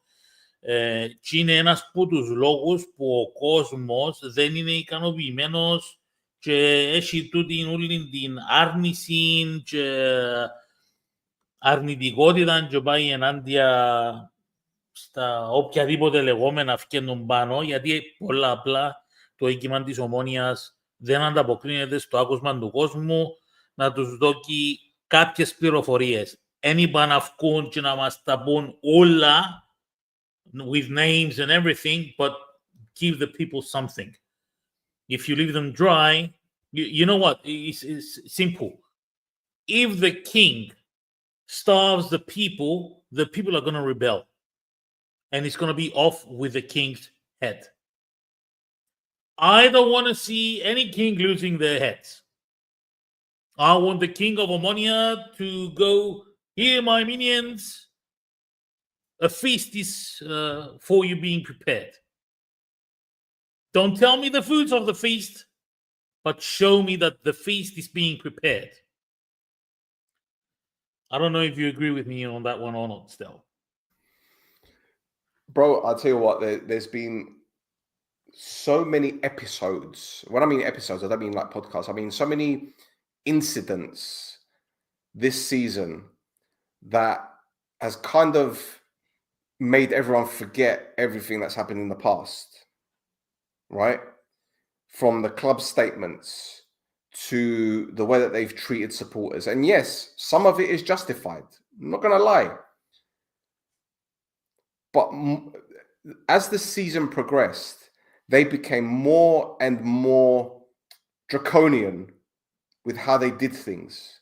They created a divide between supporters and the club but also they create a division between supporters because fans have been arguing with each other for a long time, for a long time. And you will have both arguments, and you can understand both arguments. I can understand the people that say, well, Baba Stavro helped the club and we've done a lot in the last 4 or 5 years or whatever, you know, so we need to be a bit more patient and be a bit more grateful. But on the flip side, you cannot sit here and say that this administration has been totally transparent, honest, and fair to fans. Yes, they deserve the praise when they do the right things. Like, for example, I don't know, the issue with the tickets with the volleyball and, you know, the way that they handled the situation. I can understand why they've done what they've done or said what they've said. I'm not saying whether it's right or wrong, but I can understand it.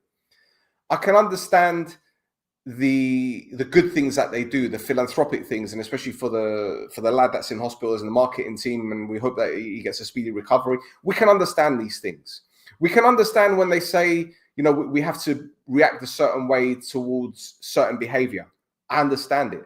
But what I will not stand for is the gaslighting that we've seen this season, how they've treated supporters, the way they've treated players, the way that they've tried to cover things up, the way that they've tried to excuse bad performances and people not holding themselves accountable. The next statement that they release, or Mr. President releases, I want this to be a statement that galvanizes the supporters. I don't want him to turn around and say, we've made mistakes and we've learned from him. What I want to say, time again. Right. What I want him to say is, we've made mistakes, but we promise to do everything we can to make this club competitive. We don't care about what other people say about us. We don't care about the media. We don't care about what the CFA do. We are here for the supporters. But actions speak louder than words. The moment they release a statement to say we're going to do our best, I want you to release another statement within 24 hours announcing a new head coach. I want a new player. I want this. I want all the shit done. But unfortunately, they've had since November when they got rid of Dambrauskas. They've had since January in the transfer window. They've had since the end of the season to do something, and they haven't. And this is why fans get frustrated, because it's absolutely disgusting how they think that sitting on their hands and remaining silent and telling people when we have something to announce, we'll announce it. If they think that's acceptable, then your season ticket sales are going to go down the toilet. And this isn't me trying to force people not to buy season tickets. This is how it is. Your merchandise sales are going to go down. Your TV money or whatever it is from the Omonia TV, if anyone is subscribing, that's going to go down. People have had enough because things are expensive as they are. Food, electricity, bills, holidays, all that kind of stuff, birthdays, you name it. You guys have fucking Choftes every fucking week. Yeah? They cost money. And something has to give. And if it means not going to see your team every week because you know you're going to get served a shit bitter, then so be it. And I'll tell you one more thing. And I'm sorry to say this. I said it 2 years ago. Ari and Buffer, they're aiming their products at young supporters, but their clubs are winning. So the younger generation are going to start supporting them. You're going to lose a fan base based on success. I'm sorry, it's just how it is. Why do you think Man City have got so many fans? Right. Right. A certain legend of this club. I don't even want to say it. But his lads are supporting Abuel. I'm sick and tired of this. We're not doing these podcasts because we want to trash the club, or as they've been saying over the years or over the last few months, how the press and the podcasts are trying to destroy the club's reputation. You're ruining it yourselves, guys. Yeah, we don't need to do anything. We just follow your words, and there it is. We don't have to add anything to that. Yeah. We say these things because we genuinely care about the future of this club. Do you think we want Omonia to be a third place team or a fourth place team? Or God forbid we fall out of the top 6? We need to face reality here. Unless drastic changes are made, and intelligent ones. I'm not talking about just changing for the sake of changing things. There has to be a reason, a method behind the madness. But we need to see a structure. I will repeat what I said last summer. if you bring in a technical director and a new head coach and you tell us, we're going to stick to this plan, even if it means not winning anything for another year, but we want to see progress, I'll be happy with that. But I don't want to see you sacking a coach after November and then bringing in Yanni, yeah, to take the club for the rest of the season and say, we're going to make a decision on a new head coach. And then all of a sudden, 2 months later, well, we're going to stick to him. That's not a plan. You're throwing shit at the wall and hoping that it sticks. And it's not going to work because other teams have caught up and then some. I'm sorry. Oh, this is the harsh reality of life. Yes, definitely. What I want to add to that still is that, you know what? I realize that the Cyprus football map has changed. Me as a fan, I realize that the football map has changed. Επίαν οι εποχές που ήταν παντοκράτορες η Ομόνια και ήταν ύστερα παντοκράτορες το ΑΠΟΕ και είχε το διάστημα της η Ανόρθωση. Είναι οι τρεις πιο μεγάλες ομάδες της Κύπρου, να με λάλλουμε μπελάρες. Τα πράγματα αλλάξαν. Το ποδόσφαιρο αλλάξει γενικά κάθε μέρα.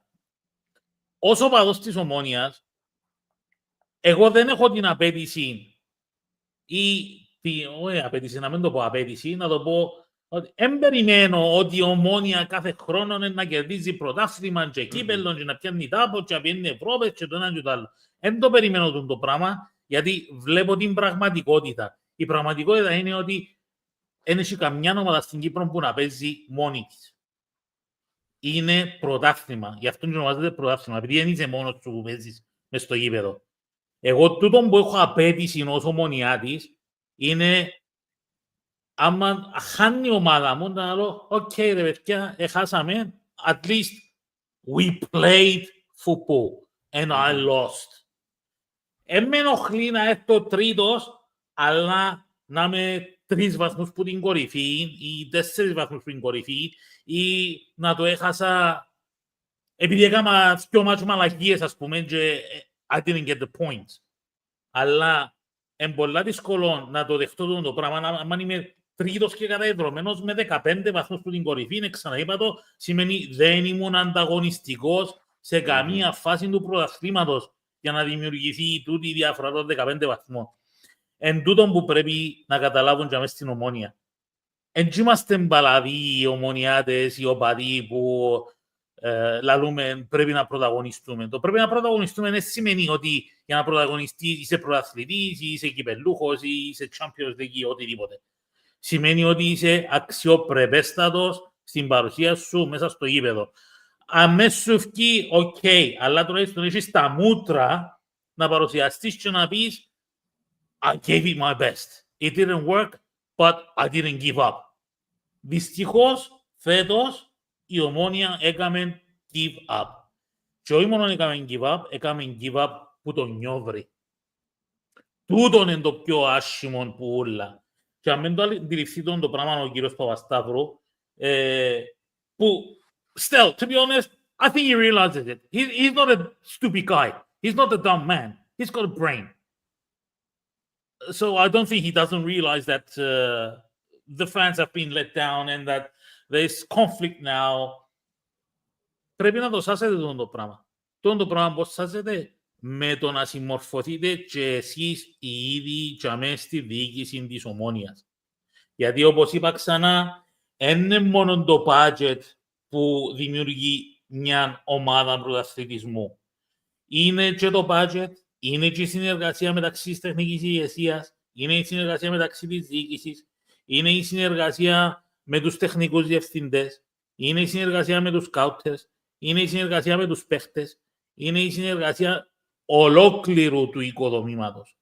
Προσπαθήστε να φτιάξετε την εικόνα σας στο εξωτερικό, γιατί αυτή τη στιγμή που να το πω και είναι αλήθεια, γιατί λαλούν μας το, είπαν μας το πολλές φορές, και εμένα και του Στέλ. Δεν μας έχουν εμπιστοσύνη οι ομάδες του εξωτερικού.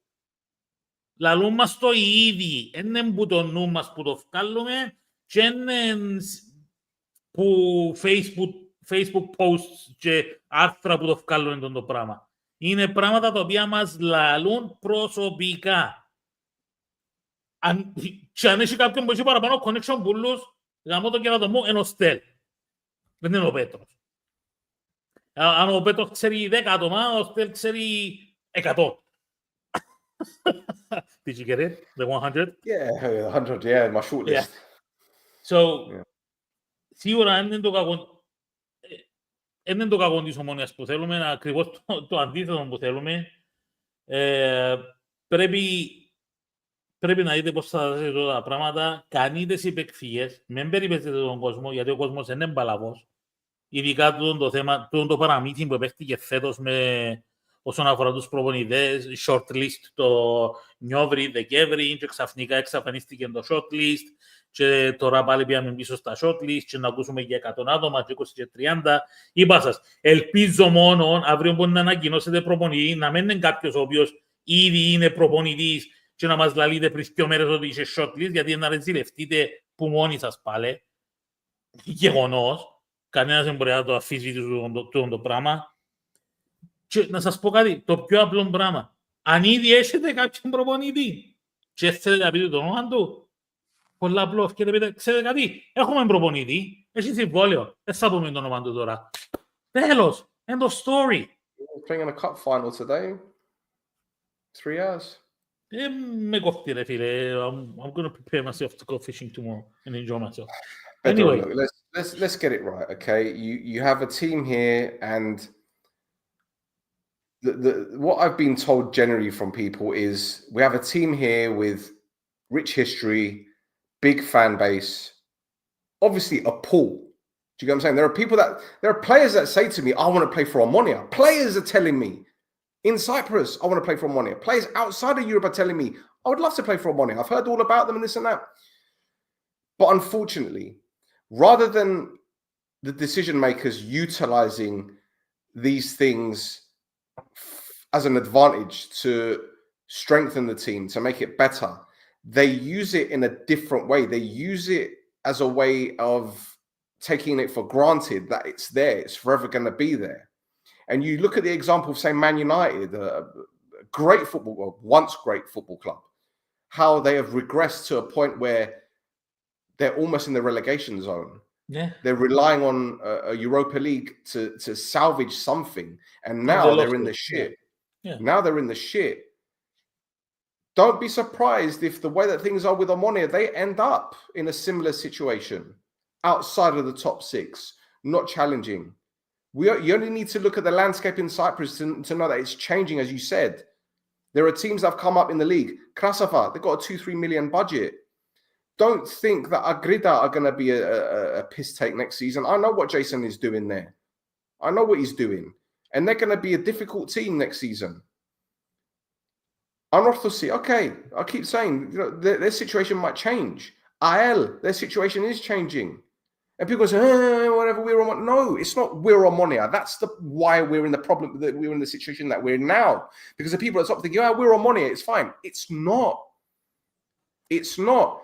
And I've said it repeatedly. If you do things right, step by step, you'll get there. Unfortunately, they rip up the book, the playbook, and they start again. Trust the people that care about the club. Trust the analysts that have made themselves available to work for the club, albeit voluntarily. Trust them to help you. Trust Laurent Deshaw, that has years of experience in scouting and finding players. Trust Michael Nielsen, who, although he did nothing at Panathinaikos, has got experience. The next coach you bring in, trust them for their contacts. Trust previous players that have played for Omonia that are either agents or ambassadors. Trust them, bring them in. Trust Jesper Fredberg, that can work now. Bring him back to the club as a sporting director. Omonia has links everywhere. There are players, ex-players that are doing great things in football that would love to work with the club, but they want to do things their way. Why? I don't know. I can't put my finger on it. But they need to start trusting the right people more. Not the people that were there from 3 or 4 years ago that have gone on to technical director of one club and fucked up there and went to another club and fucked up there and got them relegated and he's still there for some fucking reason. Those are the wrong people. Sorry. Trust the people that know football, not just know Cyprus, the whole landscape. I live in Lardy, no Cyprus. But once you trust the right people, It's plain sailing after that. We got a guy on, Pedro. Yeah, put Yanni on. There we go. Hello, hello. Γεια σου Γιάννη μου. Είσαι καλά φίλε μου? Μια χαρά, μια χαρά. Μια χαρά. Τέλεια, τέλεια. So, shall I speak in English? Or in Όπως Greek? θέλεις, όπως θέλεις. Okay. Όπως μπορεί να εκφραστείς εσύ καλύτερα. Okay. So, I've written some things and I want to express them here. So, first of all, hello, I'm Yannis. I've been following this podcast for some time now, and I would like to say some things. I would genuinely believe that this Omonia management reminds me of a typical American company where they only care about maximizing the incoming revenue. They see their employees as numbers and money-making machines. I think their priority is to cut down costs, and if they are dependent in a group of people, or in this case, a group of supporters, they try to brainwash them so they keep investing in the company. I think our president, Mr. Papastavrou, is doing exactly this thing. Maybe he never bought Omonia for the love of football, as per the rumors, or as the fans are saying to each other. Maybe he invested in the club because he knows that its people will continue to provide an infinite money source. So, yeah, that's my first thought. Συνέχιζε, ακούμε. Okay. I think when and if you manage to do some of, I think we need to spend more money or invest in the training grounds, or invest in a sporting director, or invest in many of the things you said in the past 4 or 5 hours. I think 5 hours. 5 hours. Yeah. I think we will be better off, but I think there's a virus in the club that's called Papastavrou. I don't think that we can ever be successful enough, or as we want the club to be successful with Mr. Papastavrou on board. I think typically how it works in a regular club is, the revenue is maximized if the president wants it maximized. But in order to do that, you need to invest in a couple of things to make people believe in the team, whether it's training facilities or,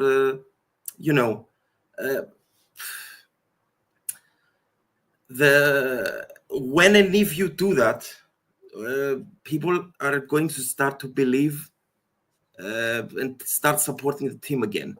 This is not the case with Omonia. I think Omonia supporters don't need these things. They just need to believe that someday these things will happen.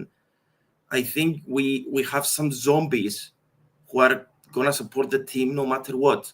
The average Omonia fan will criticize the team to their friends, their family, their whatever, but they are going to do nothing about it. So I ask you two, what's the point? I love Omonia as much as you, but I think this is a vicious cycle. I don't think that... Να ρωτήσω κάτι. Yeah.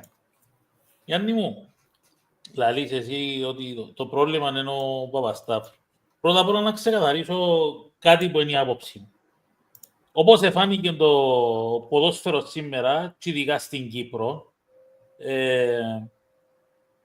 το σωματιακό καθεστώς για κάποια κυπριακή ομάδα δεν μπορεί να αποδώσει τα αναμενόμενα.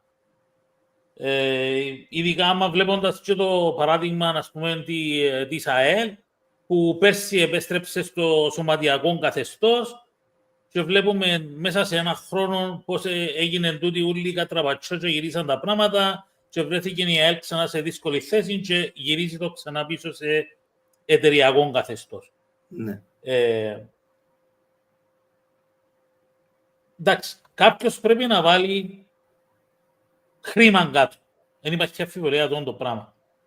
Ο κόσμος της Ομόνιας ήδη τούτη την υπέρβαση έκαμε την και με το παραπάνω και απέδειξε το κατά τη διάρκεια των πέτρινων χρόνων που επεράσαμε, που ήμασταν σαν σωματείο, όχι σαν εταιρεία. Εννοείται ότι ο Παπασταύρο έντζεται από μηχανής θεός για να σώσει την Ομόνια, αλλά στο τέλος της ημέρας είναι τα λεφτά του που έβαλε κάτω και εννοείται πως έκαμε επένδυση και οποιοσδήποτε κάνει μια επένδυση μέσω μιας εταιρείας περιμένει και κάποιον outcome που γίνει την επένδυση. Δεν υπάρχει αμφιβολία. Και λογικό στο τέλος της ημέρας. Γιατί για να βγάλει η εταιρεία σου σημαίνει ότι, ειδικά στο ποδόσφαιρο, σημαίνει ότι περνάς και εσύ δόξες για να βγάλει κέρδη η εταιρεία σου. Νομίζεις ότι όντως ενώ ο Παπασταύρου η αιτία και αν είναι όντως, σύμφωνα με εσένα, είναι ο Παπασταύρου. Εάν όντως είναι ο Παπασταύρου η αιτία και πει αύριο σηκώνομαι και φεύγω ρε κουμπάρ και γυρίζει πίσω σε σωματιακόν καθεστώς η Ομόνια. Όπως είναι το σύγχρονο ποδόσφαιρο που ελαλούσα πριν στην Κύπρο που αλλάξαν τα δεμένα τώρα, πώς μπορούμε να αντεπεξέλθουμε? Οκ. Κοίταξε, εγώ πιστεύω ότι ο Παπασταύρου είναι ένα first step για να αλλάξει ένα πράγμα, τουλάχιστον να αλλάξει το club.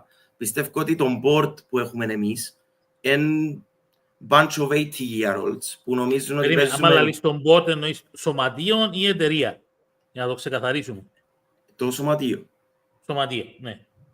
Ναι, αλλά πιστεύω ότι έχει πάρα πολλούς ανθρώπους οι οποίοι εντάξει, δεν έχει σχέση υποτίθεται η ηλικία, αλλά εγώ πιστεύω ότι έχει έναν αλφα influence σε αυτό το πράγμα. Anyways, τούτοι κάποιοι άνθρωποι έχουν έναν αλφα influence στο club, το οποίο πιστεύουν ότι ακόμα παίζουμε 90s football ή ξέρω εγώ είναι in charge σε πάρα πολλά driving factors του πώς να συνεχίσει το club, πώς να εξελιχθεί το club και πιστεύω ότι τούτοι οι άνθρωποι κρατούν την Ομόνια πίσω.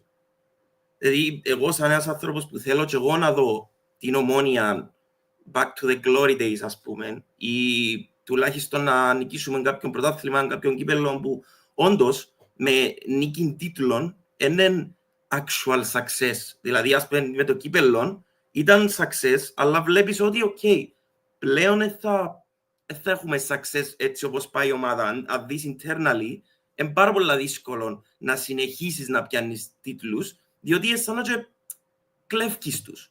Είναι σαν να και you made the work και μετά έπιασες το αποτέλεσμα. Σαν να και you made half the work και μετά έρχεσαι και πιάνεις το αποτέλεσμα. Και λες, ok, αφού δουλεύει η μισή δουλειά, let's do it next year. Let's do it the year after, ας πούμε. Και για πόσο να δουλέψει το πράγμα και το που δουλεύει. Εγώ πιστεύω ότι του χρόνου, if we keep going like that, να έχουμε ακόμα πιο κάτω θέση στο πρωτάθλημα. That's my opinion. 100% συμφωνώ μαζί σου. Ναι, πιστεύω ότι έχουμε είτε long-term plans είτε short-term plans για το καλοκαίρι. Πιστεύω ότι να πιάμε quality players. Πιστεύω ότι το board ή ας πούμε ο κύριος Παπασταύρου ή οποιοσδήποτε appointed να είναι head πιστεύω ότι ξέρουν το σωστό μοντέλο για να πιάσουν, μπορεί να μην πιάσουν καλό προπονητή. Ας πούμε ο Ρούνι που είπε και ο Στέλ προχτές, πιστεύω ότι είναι πάρα πολλά καλή επιλογή, γιατί όχι επειδή να αποδώσει, ας μην κάνει τίποτε, μπορεί να μην κάνει απολύτως τίποτε, μπορεί να είναι απλά for the face of it, αλλά να κάνει πολλά παραπάνω, σαν να φέρνεις ας πούμε το Μέση, ο οποίος είναι 45 χρονών, ξέρω εγώ, και θα κάνει τίποτε. Αλλά όμως ούλοι να αγοράζουν jerseys. Το revenue να γίνει maximized. Άρα, ακόμα και αν δεν θέλεις το καλό του club και είσαι τουλάχιστον καλός businessman, απλά do it και εμείς ένα win-win situation και για τους supporters και για τον president. Που εγώ είμαι πεπισμένος ότι ο president θέλει το καλό του club, θέλει το καλό του εαυτού του και το καλό των λεφτών του. Και επίσης έκαμε έναν rap το club, έκαμε το, πώς το λαλείς, έπιασε το κλαμπ με το ότι μπράβο, χρωστά του το κλαμπ λεφτά, άρα λέει τους ή να μου χρωστάτε τα λεφτά που μου χρωστάτε ή να με δάμε για πάντα. Πράγμα το οποίο, εντάξει, δεν ξέρω να πω, εσείς τι πιστεύετε. Well, then I suppose what I do, right? Look, the football has changed as a whole, okay? Brin, it was, this club does things by itself. They don't have any relationships with other clubs. They don't do business with other clubs unless it's transfers. I understand, right? But the game has changed. I remember in the 90s and early 2000s, Chelsea had a relationship with NAC Breda and they were sending their players there. It was a feeder club model. Man United were doing it with Antwerp and a few other clubs, and it changed. And then you had the City Group, for example, or Red Bull that got RB Leipzig and RB Salzburg, these conglomerates. And then you have, I think, Viborg in was it Denmark with Notts County, and then you've got those weird ownership group models like Wrexham and all that kind of stuff. So football's changed, but the thing is, clubs are collaborating with each other more and more now. Okay, it's not about just being on your own and dealing things your way. Look at Buffer; they're working with Watford, they're working with I think a club in Riga, they're working with Udinese. Why? Because their sporting director has a relationship with them. They're working with Atalanta. They're doing things with Ajax in the background, you know, whether it be collaborating or having seminars or whatever. So they're not just saying, well, we're Buffalo, we're just working with ourselves. No, they're opening more doors. Now, the problem that I have personally encountered with this club of ours is that they're doing everything themselves and they don't want anyone else to be in their bubble. They've got their own little bubble and no one else is allowed in, right? And that is where they're failing. Because instead of reaching out to people and creating relationships, they're just like, oh, whatever. I will use the Johnny's example as the best one. They sold into Sporting Kansas, a club in MLS. Instead of saying to them, let's have a relationship. Maybe we can create an Omonia academy there, or you can create an academy within our academy. And you can send young players out here for scholarships and they can study at the Lefkosia College or wherever it is, right? And we can do something together. No, they didn't do that. With Jesper Janssen, they could have got Jesper to link up with a club in Sweden to send players out there and vice versa. They could have come to various people and said, right, you've got an academy in Africa. They could have collaborated with an academy in Africa and taken, I mean, look at Apollon. They're working with an academy in Ghana now, right? But Omonia have always been under this regime, especially. It's no one's coming in unless you've got the glide or you've got the password. What's the password? What's the password? That's what it is. And that's why they're falling behind, because they're not moving with the times. They think that calling up an agent and saying, Filet, you're the guy that's going to be in charge of all the transfers, all the head coaches. You go reach out to all of your contacts and we'll do things that way. They think that's a way of doing it. It's not. Because not only are you limiting yourself to one person to help you do business, what you're doing is saying to everyone else, we don't need you. And that will stop people from doing business with you.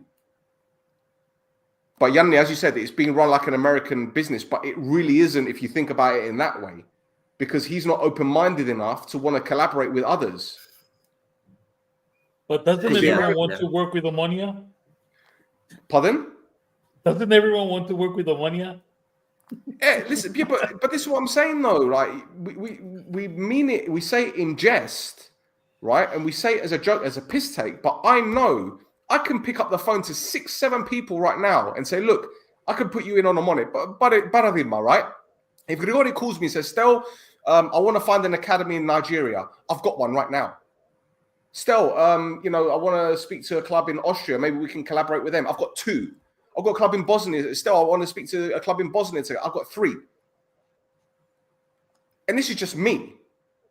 We're talking about top-level people that have been in the game for years. They've got bigger connections than I do. Why don't they reach out to them since they've done business with them before? But again, they want to keep things, everything, we've got to be with us. We don't want to leak anything, you know, and it's weird. It's incestuous.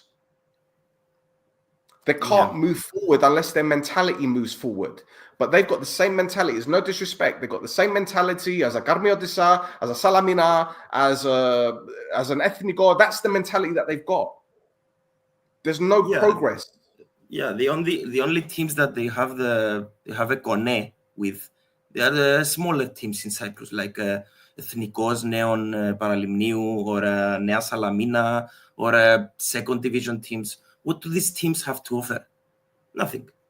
They have to offer some maybe a wonder kid, maybe. I mean, once in 10 years.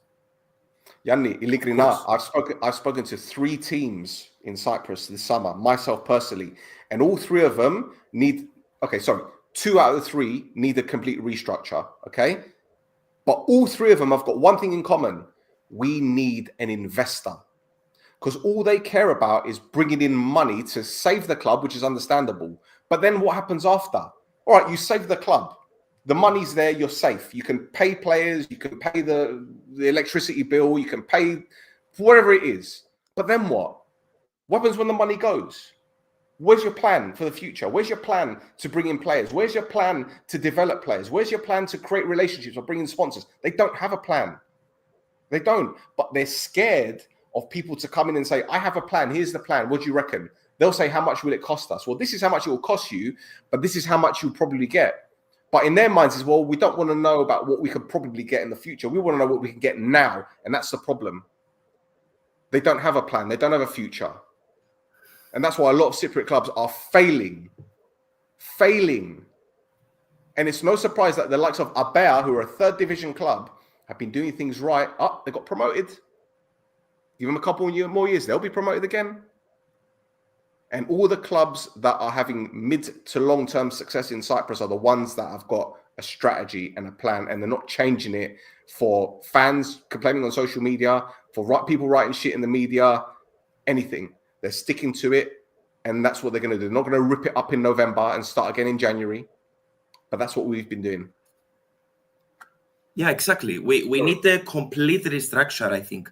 I think because Paphos was a nobody club, and then investors came, and then they started doing social media, they started doing TikToks, they started doing the what's it called?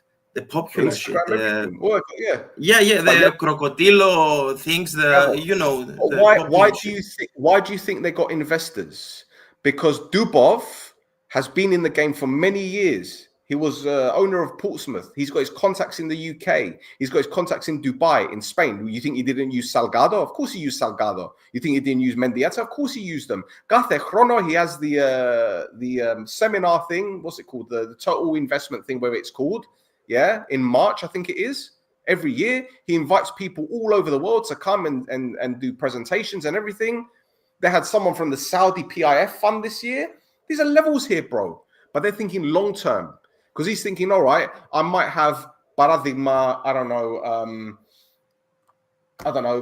Pizza Plus sponsoring me today for 30,000 a year. But next year, I might have Carlsberg for 200,000. And the year after might be Samsung for 4 million. They're thinking long term. But our club, no. It's a shame. Or someone, or like Quarantina Holmes, who you know personally. Yeah, well, he's wow. But they're using the local business. They're using the local business, right? The people with the money, the local business, and they're giving something back. What are we doing? And again, I shouldn't disrespect Omonia, because don't get me wrong. For all his faults, Grigori has done well with the Novibet deal, with everything, right? Financially, he's done well to bring in the sponsors.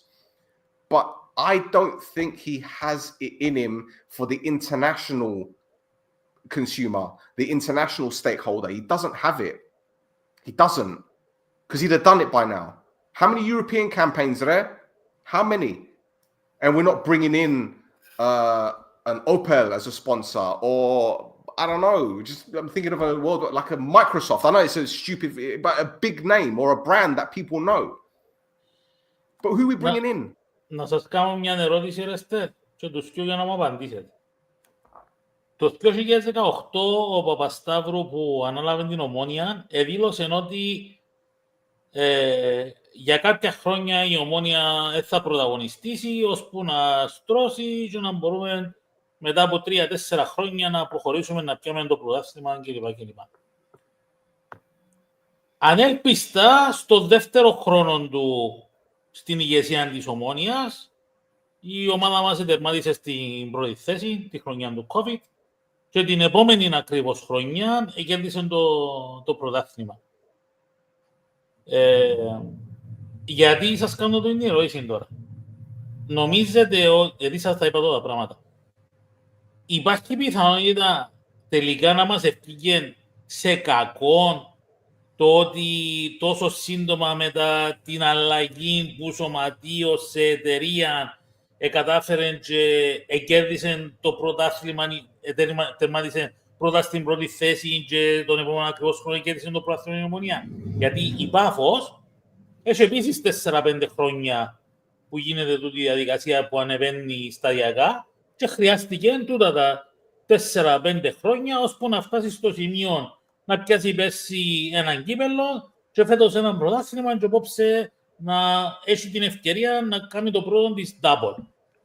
Το οποίο σημειώστε double 5 ομάδες έκαναν στην Κύπρο και οι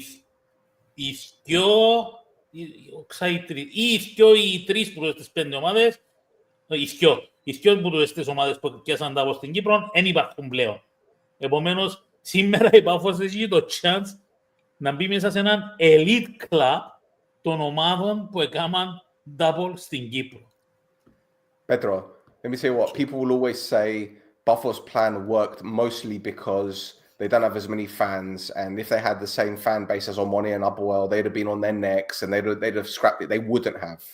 They wouldn't because Dubov and Lomakin. I'm not putting the fans. I'm talking about the duration of time that Buffalo's slowly and steadily improved, and they got it, and Omonia got the immediate success, let's say, after 1 year, and maybe that was our downfall. No, I get that. I don't think that was our downfall. Our downfall was not building on winning that title. It's like Ferguson says, when you win the title, right, you need to build and keep building because people are going to come for you, right? We didn't build. And unfortunately, they were given ample opportunities to build and given ample recommendations to build, but they chose to ignore them. Because why? Like I said before, it's a closed shop. They do what they think is best. They sat on their hands and they took it for granted. Now, you can say that was probably a big mistake, but learn from it. When you win the cup the year after, you say, okay, we got out of jail with this one, so we're going to have to really fix it. They didn't. A year after that, win the cup again. We got out of jail for a second time. Do something. Γιάννη, εσύ τι νομίζεις? Εμένα η απάντηση μου είναι ναι και όχι. Δηλαδή, πιστεύω ότι δεν έχει καμία σημασία τούτο το πράγμα. Ενώ δεν θα έπρεπε να έχει καμία σημασία τούτο το πράγμα, at least. Ο λόγος που έχει σημασία είναι ο συγκεκριμένος πρόεδρος. Δηλαδή, εάν έχεις newfound success μέσα στο club και είσαι μέσα στους 7 ουρανούς που λέμε, αν εσύ να επαναπαυτείς και να πεις ότι it doesn't take any effort για να κάνω keep it up, είμαι εκεί πάνω, εντάξει, εγώ το δύσκολο είναι να φτάσεις στο top, το δύσκολο είναι να μείνεις at the top, καταλάβες. Άρα, όποτε και να είσαι το success, μπορεί ας πούμε τον Παπασταύρου με τα quirks του και με το χαρακτήρα του να τον ευόλευκε να πάει στα 5 χρόνια, στα 10 χρόνια στο top. Και μπορεί τότε να ήταν κάπως ok, τώρα πρέπει να προσπαθήσω επειδή I know what failure looks like. Αλλά έφτασε το έτσι όπως ήταν. No ifs, buts and maybes, αλλά έγινε τούτο που έγινε και τώρα είμαστε τα που είμαστε. Άρα... But Yanni, you know, you said it yourself, he's not a football guy. Everyone knows that he's not a football guy. So he was taking the advice of people that were giving him the wrong information and helped him believe in a different thought process. And that's wrong. And yes, it's on him, but it's also on them. Yeah? Because I still think some people took him for granted and they saw a guy with money and they thought, we could take the piss a little bit, you know? He's got a bit of money. He ain't gonna bother him too much. He's got his club, whatever. I think people took him for granted. I think they took liberties. I think they took him for a ride. Yeah, I agree. Mm-hmm. Θέλει να συνεχίσει με εκείνα που λες, Γιάννη, με την επιστολή σου, τούτα είσαι. Εντάξει, είχα να πω και το νομίζω δεν έκανα skip κάτι που το αρχικό το... Αλλά νομίζω ένα πράγμα που είχα να πω και δεν το είπα είναι ότι even if the president or a coach comes out and says the whole truth about everything, I think people are still going to be brain dead and do nothing about it. That's what I think. The only way I think this problem will be solved is Papastavro out. And I understand that in the beginning, our newfound money and brought newfound glory, but it's only about money. We should behave towards him just like he behaves towards us. He's just money, and in the first chance we get, we should get rid of him. But he has his claws around Omonia, so now we're fucked. I mean, I'm a little pessimistic here, but No. You're every right to feel that way, bro. Look, the way I see it is, I think you're right to some extent because money is the driving factor for every football club. No owner buys a club to use it as a toy. You know, they use it for sports washing or for any other reason. But what we need to understand here is, I think in their minds, qualifying for Europe is worth more financially than winning the Brathlima. Because when you win the Brathlima, you get what, 300,000, 400,000 Gadietsi. You qualify for the Conference League, you got 5 to 6 million minimum standard, right? All right, you want to qualify for the Champions League, but it's highly unlikely. Δύσκολο. Right. So in their eyes, finishing third or winning the cup, it's the barometer for success because you've got the opportunity to bring in that money, the opportunity to lower the debt. I don't know what the debt stands at the moment. I don't know what it is, right? But the fact of the matter is, I don't think him leaving will solve all the problems. It will solve some of the problems. But him staying, we stand more of a chance of doing something if he does things the right way. But the problem that we always have with this situation is he's being advised by the wrong people, for now, anyway. Να κάνω άλλη ερώτηση. Sorry, Stella, I thought you were done. No. Να κάνω άλλη ερώτηση. Δικαιούμαι. Go on. Sure. Έρχεται ο Παπασταύρου τώρα και λαλεί τον κόσμο της Ομόνοιας. Τούτον πάει και για τα παιδιά που μας παρακολουθούν να απαντήσουν στο chat ή τούτοι που να το δουν ύστερα μπορούν να απαντήσουν στα comments στη δική τους απόψη. Έρχεται ο Παπασταύρου τώρα και λαλεί σου, κοίταξε να δεις. Η Ομόνια χρωστά το τάδε amount λεφτών. Προς το παρόν, η Ομόνια θα αγωνίζεται έτσι ώστε να ξεκαθαρίσει τούτο το χρέος και να χρειαστούν άλλα 2-3 χρόνια για να ξεκαθαρίσει τούτο το χρέος και να είμαστε debt free. Και που για μένα και πέρα, ξέροντας ότι πλέον είναι ανάγκη να φυλάμε λεφτά για να δούμε στο χρέος ποτσί, είναι για φύλλουμε ποδά για να δούμε ποτσί, που για μένα και πέρα να ξαπολυθούμε to make Omonia great again and the champions. Ποια είναι η γνώμη σας? Είναι τέλος να αντιδρούσετε σε τούτον το proposal, ας πούμε.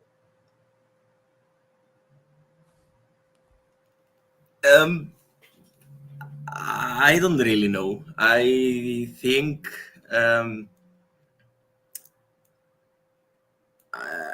I guess it depends on the reasons why he asked for money.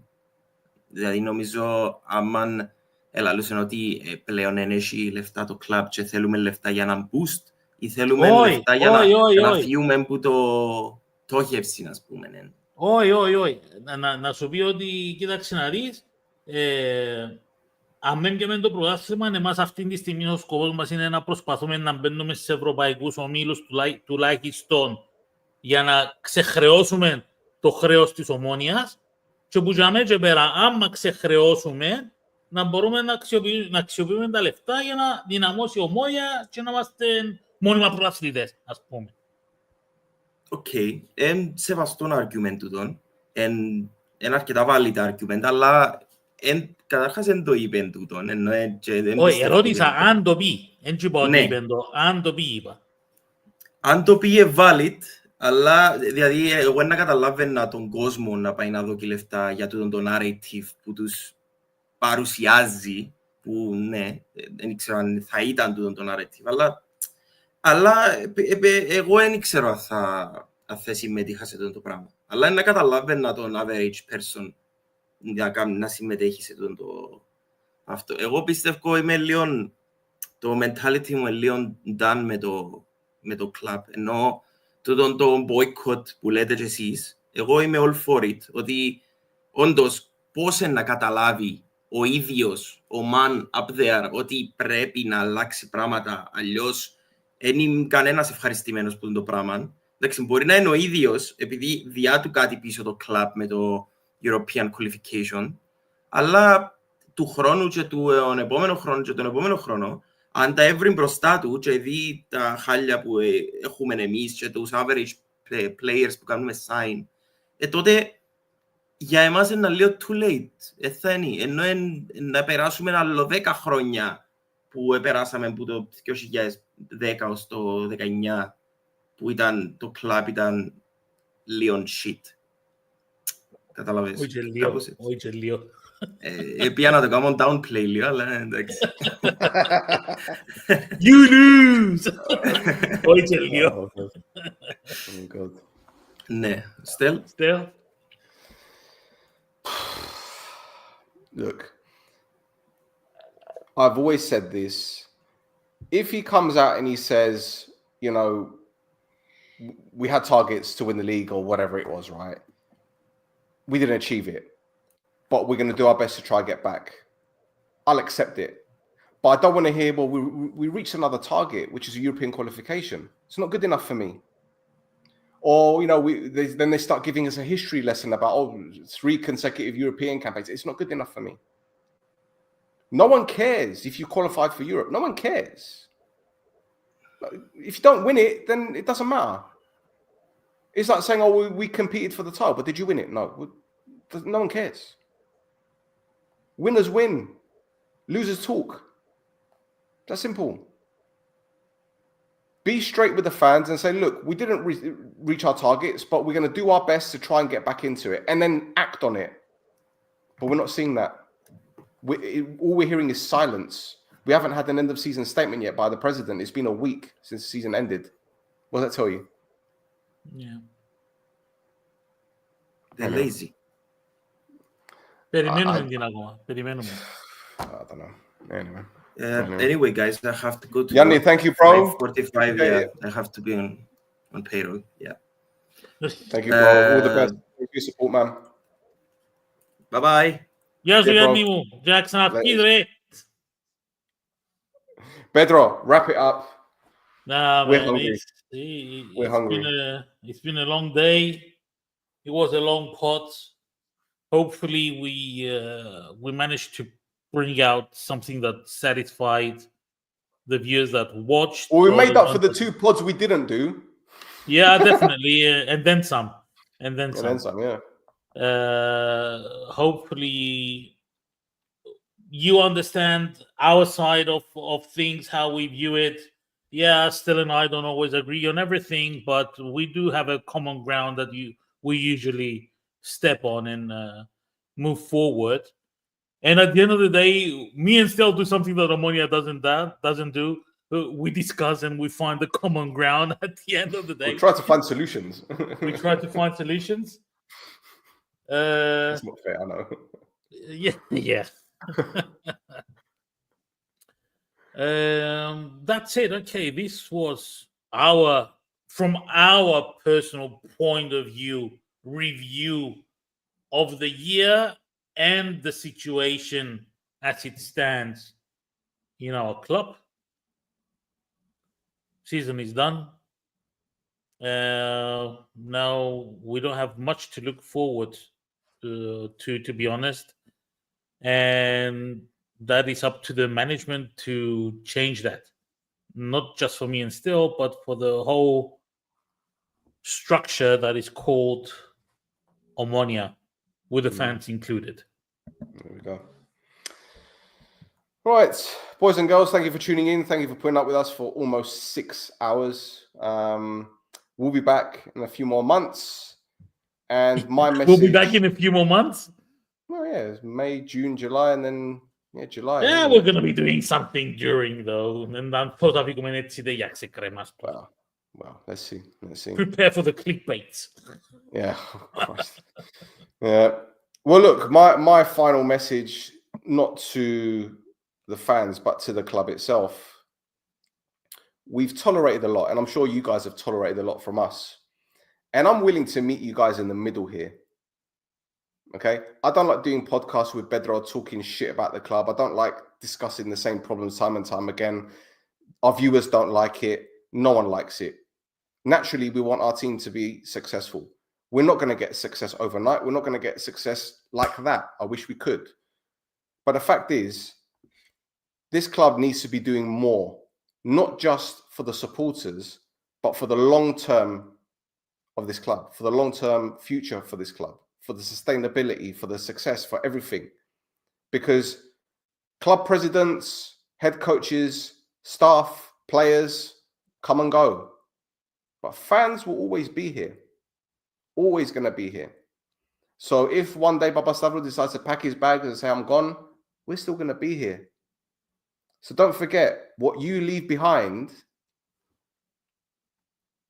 is going to be just a club, but the fans are always going to be here. I'm trying to be nice. Talk to me nice. Boys and girls, that was No Choftes Power Up. Thank you very much. Season 5 is done. Season 5 is done. Season 6, just around the corner. Yep. Bye.